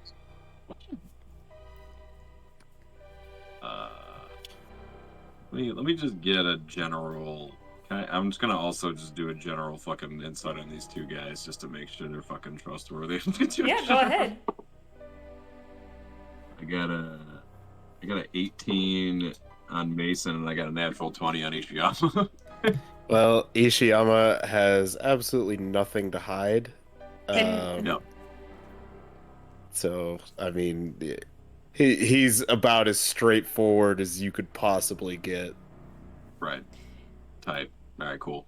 Alright, and when it comes to Mason, like I'll say with an insight of an 18, you know that he's pretty much a straight arrow as well. However, with what he did in battle and things that he did, you even still see the mark, the cut on his hand, and you see him just gently squeezing and releasing and squeezing and releasing that spot where he had cut his hand. So whatever that was, that you've never you never knows, never seen, a blood hunter before, so you've never seen anyone do magic like this. He's still constantly like wincing over that pain in his hand as he is so you see that he's probably hiding something back, which is probably more like his abilities and things, but otherwise for the reason why he is here, that much you could tell that he's being as straight as an arrow. Alright. I'd be like, well, I can show it to you if you would like. That would actually be very helpful if you do not mind. I'll show you mine if you show me yours. Oh, Ishiyama. You guys want to go see a dead body? I'm doing it for an investigation, mind you. I don't know what it is you two are trying to pull, but I know this is not canon, but Funny. It's just funny. Not canon jokes. Silly. Yes, very silly. You can tell it's not canon because I'm doing the Jita voice. Exactly. That would be very handy, yes. Thank you. Well, we only got so much night to burn. Come with me. Guys. And I would lead them there. Yeah, I'm about to say. And with that, once I click it, and yes, I can. I'll say that you lead them there. And when you do, Mason enters first after he sees the flowers and things. He goes, so people did care about her. And he opens the door. He sees the body. And the first thing he notices, that you, Ishiyama, as well notice, is that it's a bloody mess in here. Granted, the blood is old, but you see it. I thought you said that the bodies were bloodless. That was the thing that was suspicious to me as well, is why every other one there was not that, and then this one it was like that. Maybe they were in a rush? But they did everything else the same otherwise, so it's kind of... It's not that hard to remove a head. Especially if it's someone of pure strength or of magic. But if the blood was important, I mean, why leave it? It seems that they need it for some reason. You see Mason go over. And he has advantage on this too, so give me a second. Okay. That's 15 and 8. Yeah, he walks over, and you see, Ishiyama, you see for the first time, he pulls something out of his coat. It looks like a little kit. He kneels down next to the body, and he pulls a little kit out, and he pulls like what looks like an empty vial or a vial with little clear liquid. And as he's holding it between a couple of his fingers, he lifts the girl's hand, and with another tool from this same kit, he begins to, he lays a very small parchment underneath one of her fingers and looks at it. He goes, interesting, and begins to scrape whatever she had underneath her fingernails onto the parchment. And then once he finishes that, he unpops the little cork on the small vial and very carefully takes the little scrappings that he pulled from her fingernail and very, very carefully dumps this little bit of content into the small, clear liquid vial. He puts the stopper back on it and shakes it a little bit and then looks at it. And suddenly it is no longer a clear liquid. I wrote it down, what the color would be. Give me just a moment. He's like, if I'm correct, the color should be blue, and if it's blue, then we're good. But instead...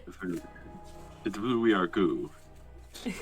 No. As he's looking at it, the color instead does not become blue.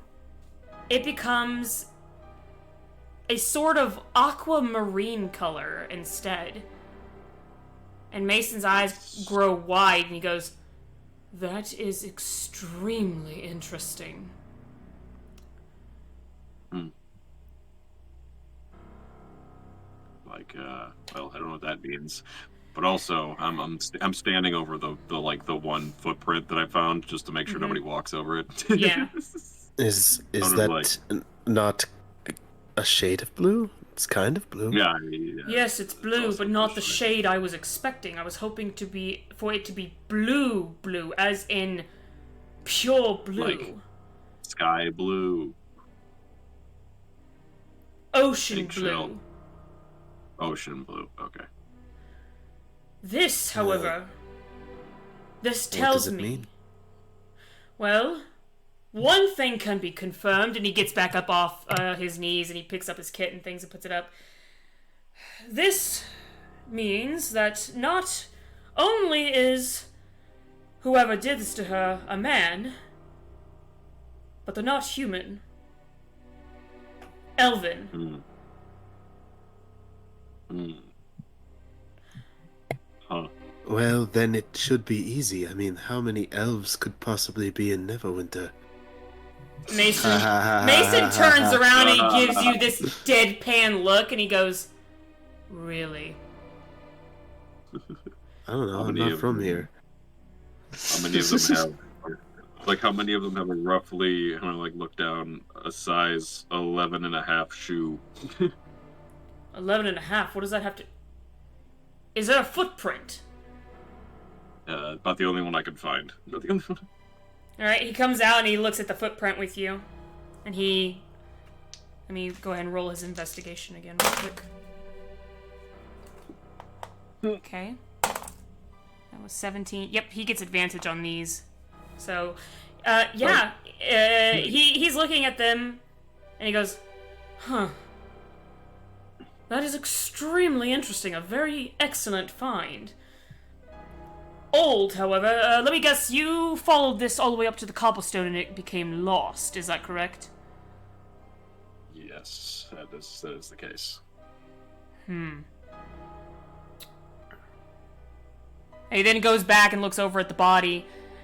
And he looks at her hands again and he goes, "Whoever this elven man was, she did attack him. She has a bit of his skin under her fingernails, which is how I was able to find."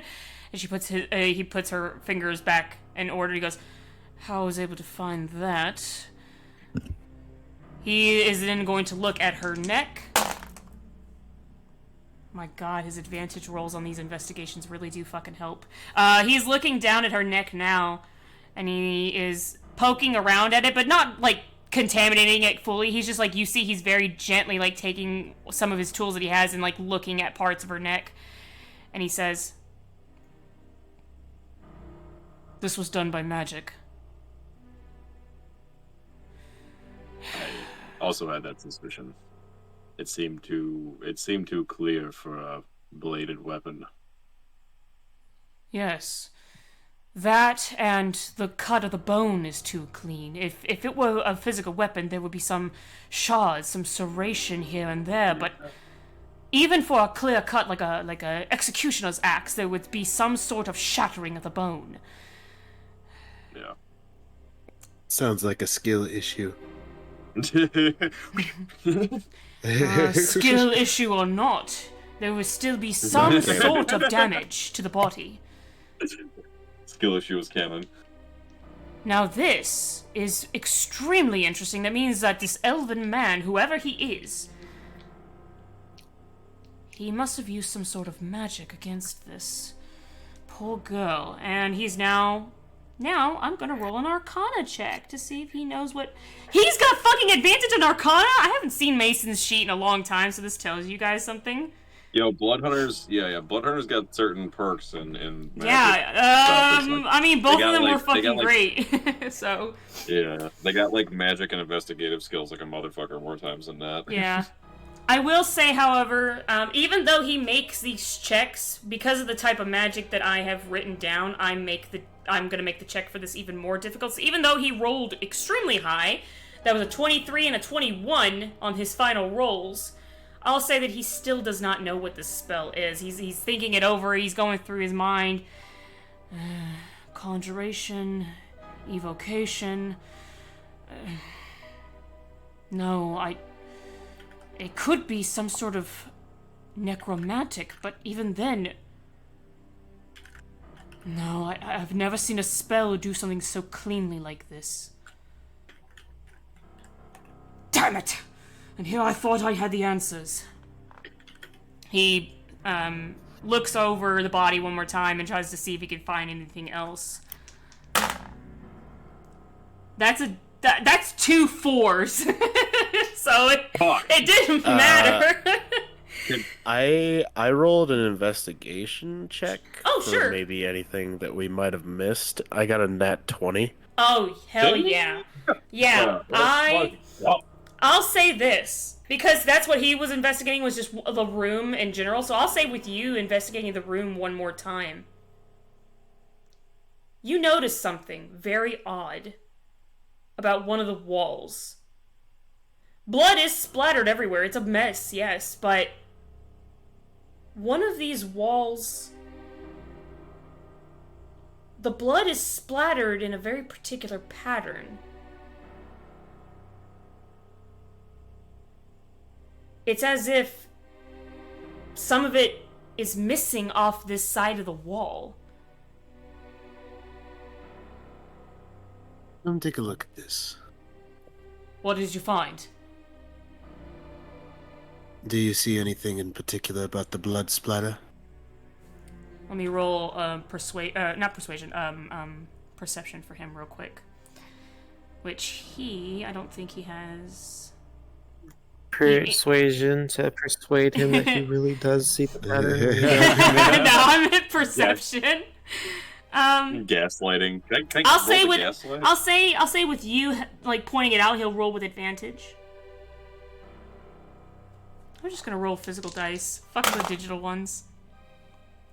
God, fuck the physical dice too. You know what? I'll just say that with you fucking helping me, he goes. He'll spell it out. He'll be like, "Look, right there. If it's like there was something like it's in right the way." there. Oh, It's sorry, right I'm slightly drunk. And he like leans down, and you do see him like every so often as you guys were traveling over here. He does take his little flask out, and he just like starts sucking down on his whiskey. So he is drinking as you guys were traveling and shit. It's like there was something in the way right here when the blood splattered. He's going to roll his own investigation. Investigation with you pointing this out. He's like looking it over. Yeah. He looks this over and he goes, Ishiyama, you brilliant bastard, you're right. Look here. And he then like reaches into his pouch and you see he takes out a white piece of chalk and very carefully he comes over and he begins to line out the strange pattern. And you notice after he's done and he backs up, it's the silhouette of a body. It seems to me that whatever happened... He then turns around and he looks down and back up at the portrait, at the silhouette of the outline that he did, and then he turns around and then he starts kneeling down on his knees and like trying to line himself up. It'd be easy if I had a woman underneath me. Not like that, don't you even... Anyways, Ishiyama. I don't follow. I look around. I'm like, nope. You two, come over here and stand right here. Just look. Is Mason looking for volunteers? Question mark. Since you've already left, I'll say this as a parameter: if you had came with them to help on this, yes, he would have asked you if you'd like to volunteer. Got me spinning like a battery. But that's only if you had chose to follow him down here. But you had your own priorities, so it made complete sense. But yeah, he's like looking around. He's like looking behind him. He's like, I need you two to look at this together, and you both can roll investigation or perception, your choice, with advantage on what he's trying to show you here. We're good. It is. Which one's better? My investigation's not so good, so I'm gonna use my perception.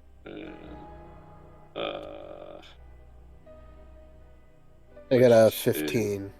Okay.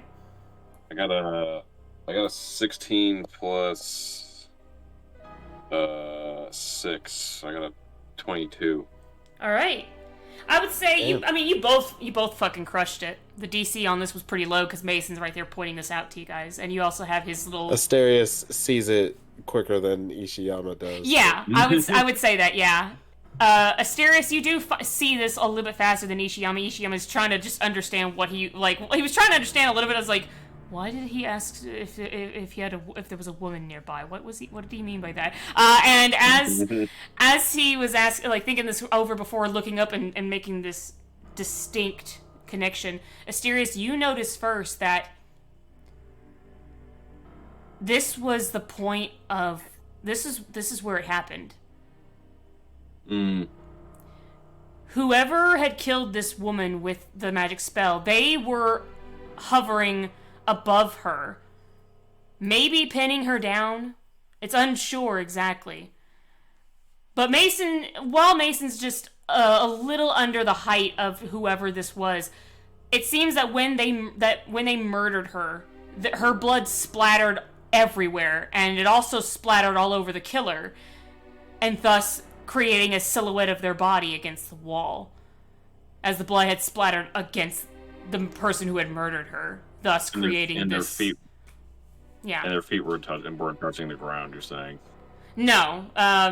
There's no like bloody footprints as far as you could tell.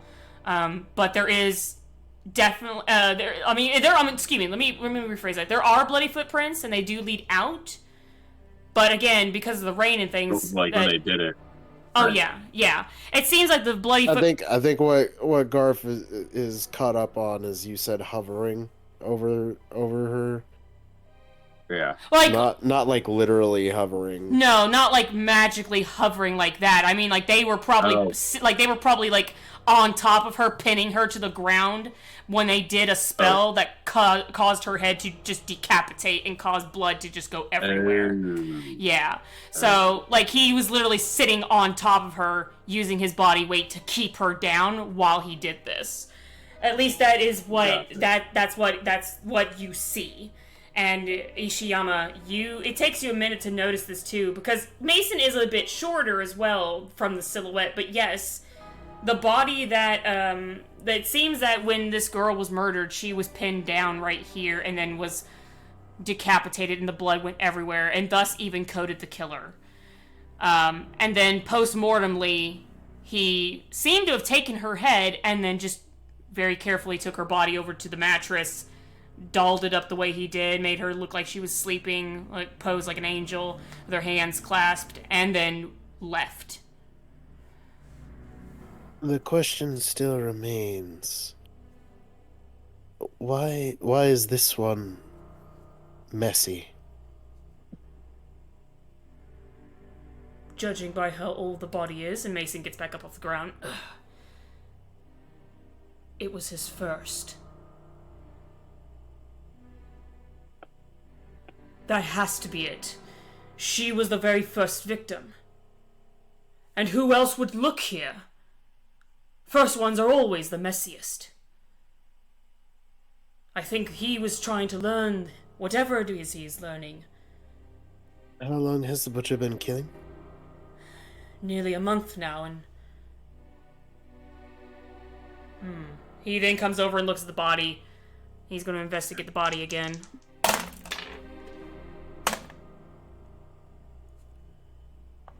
She's been dead for nearly a month. Yeah. Go ahead. Real quick pause in the cause. We should probably let Cherry and Glutes go because they're both very tired. That's fine, yeah. That's what I was going to say. You guys can go ahead and go because this is where I'm going to end the session, is right here at these guys. Mm-hmm. They're going to learn this big thing, and then that's it. Yeah, we're doing our murder investigation. It's yes, fine. so if you guys need to go, please go ahead and go. Right. Thank you for joining us Yeah, today. have a good one. Have a good one, guys.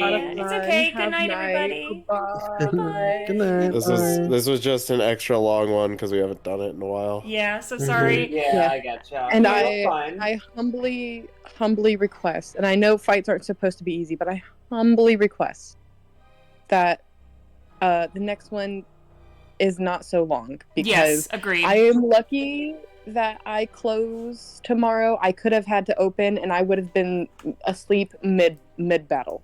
No, I completely understand, so I apologize greatly. So don't worry, the next one won't be for a little while anyway, so this helps out. Beautiful. Okay. So thank you, I still had guys. tons of fun. Goodbye. Goodbye. Thank you, love you. Love you guys. Thank you. Bye. All right. Oh, Faith left too. Okay. Yeah, it's just us. I don't blame her. I don't blame her. She's good. So yes, you two, because like I said, you two were where I was gonna end the session here. But yes, where? Oh my gosh, I lost my train of thought. Oh yeah, no. Is that a vibrator? No. It's a cow. Oh. Where the fuck are what? I'm not even gonna ask. Sorry, just holding it up to the camera like that kind of looks like. Oh yeah, you're on Discord with his camera on right now, and I'm just like, I'm not even on Discord right now. Anyways, real quickly. So yeah, Mason's like looking the body over, and he investigates it one more time, and he again rolls really high because I'm surprised. With his oh advantage. My god, you guys. It's us. It's the investigation team. We're the last ones standing. Mason looks the body over, and he looks up at you, Ishiyama, and he says, "She's been dead for nearly a month now.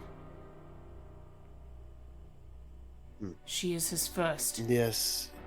You might be right. That would make sense, actually. That would make sense.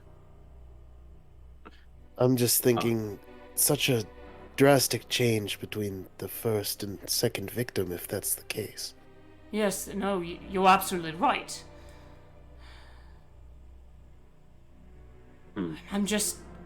Maybe they didn't realize that whatever the blood did for them until after the first one.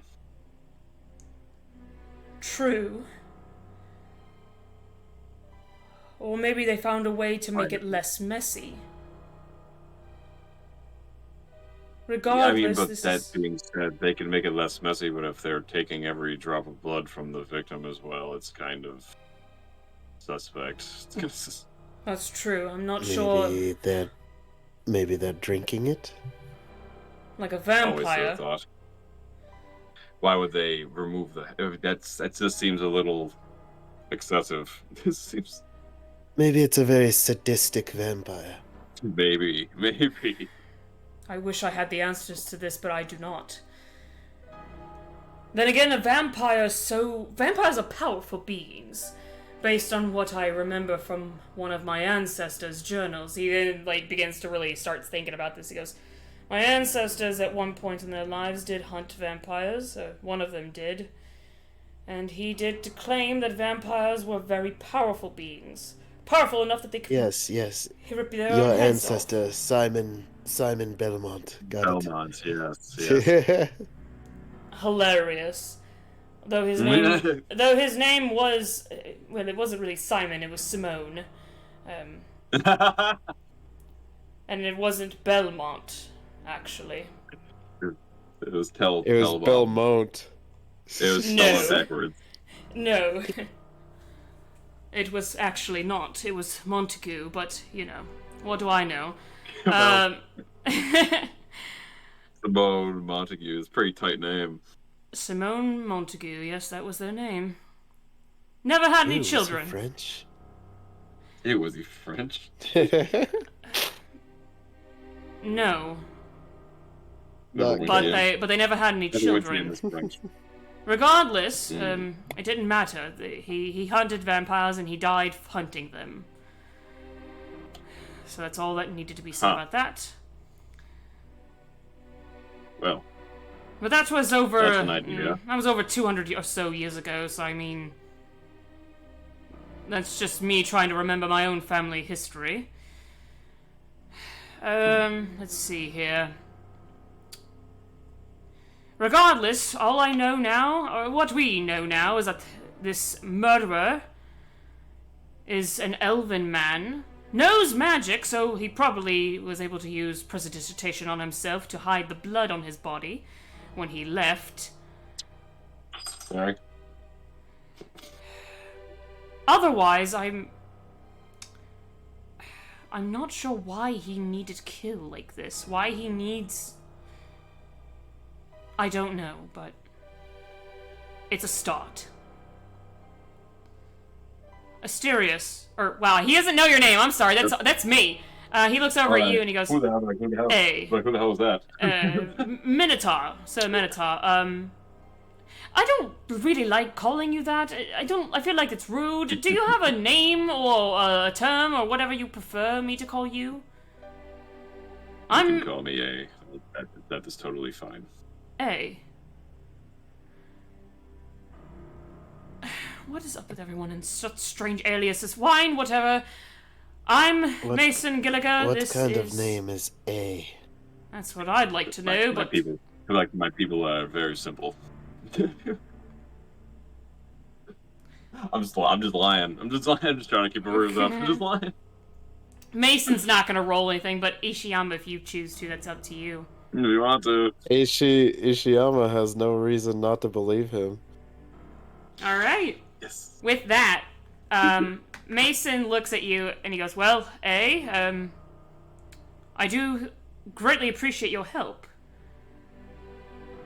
I'm not sure if you're willing to continue to help, but if you'd like, and as you as well, Ishiyama, if you would also like to join me, you both can come back with me to the guild and we can think about this over a nice cup of whiskey.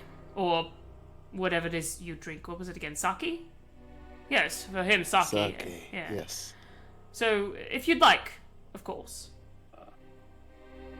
I think the rest of my afternoon is open. I not want to turn down a courtesy.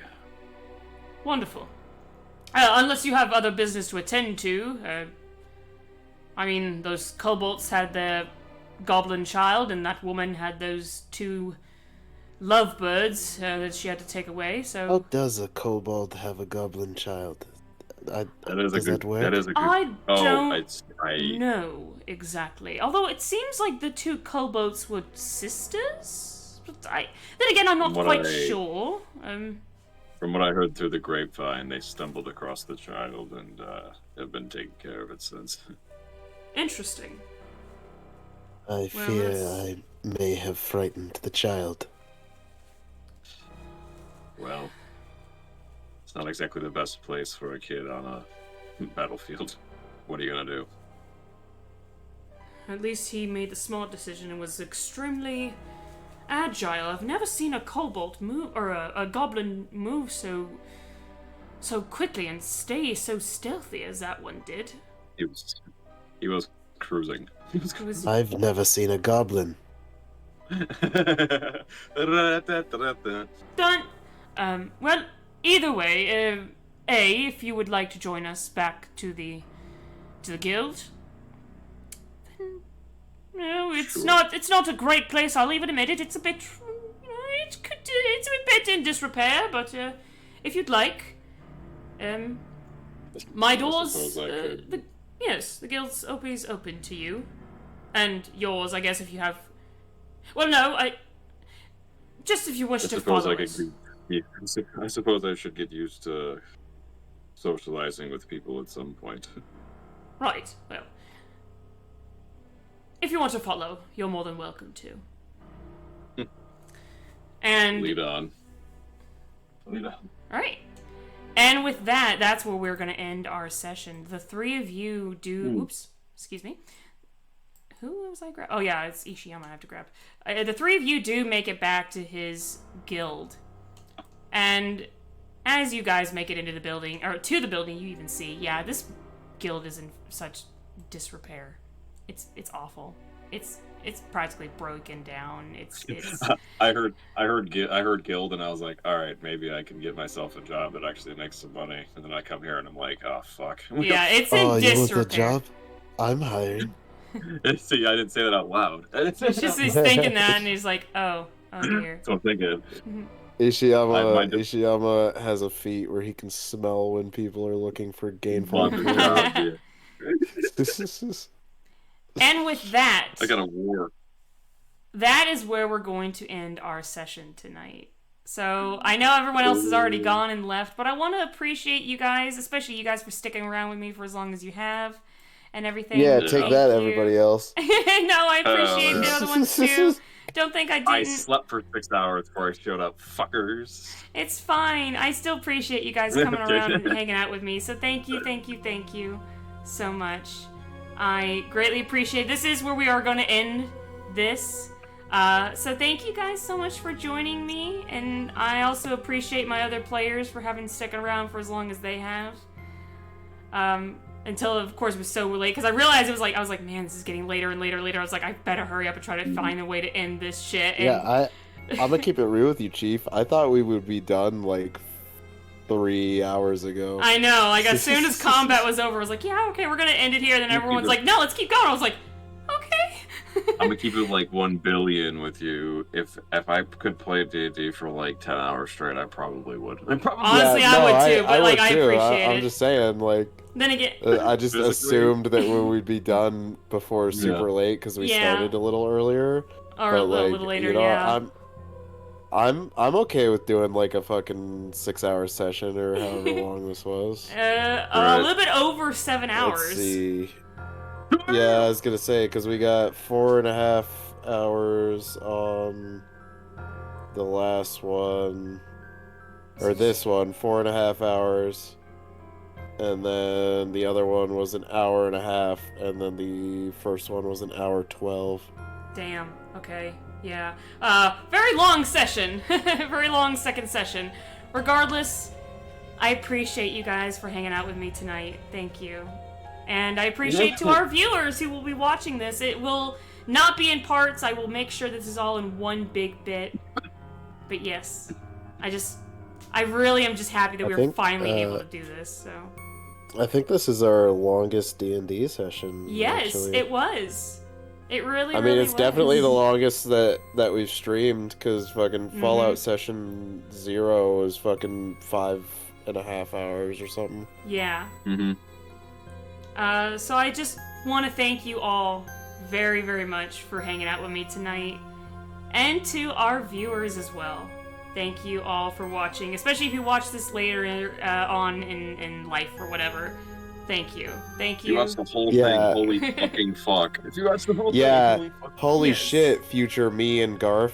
Yeah. You did it. You got through it. Watch this at work. I won't watch it at work, but I'll turn it on before I go to bed, I guarantee. Oh, yeah, you know it. You know it. I do that sometimes. Like, I'll put on, like, the Fallout playlist before I go to bed. Hell yeah. Alright, guys. So, once again, thank you for joining us all tonight, and we will see you next time on the Nightmares of Neverwinter. Take care! Yo,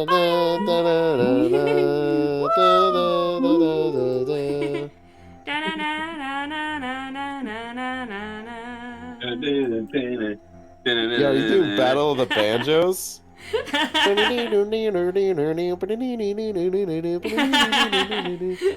dun, dun, dun, dun.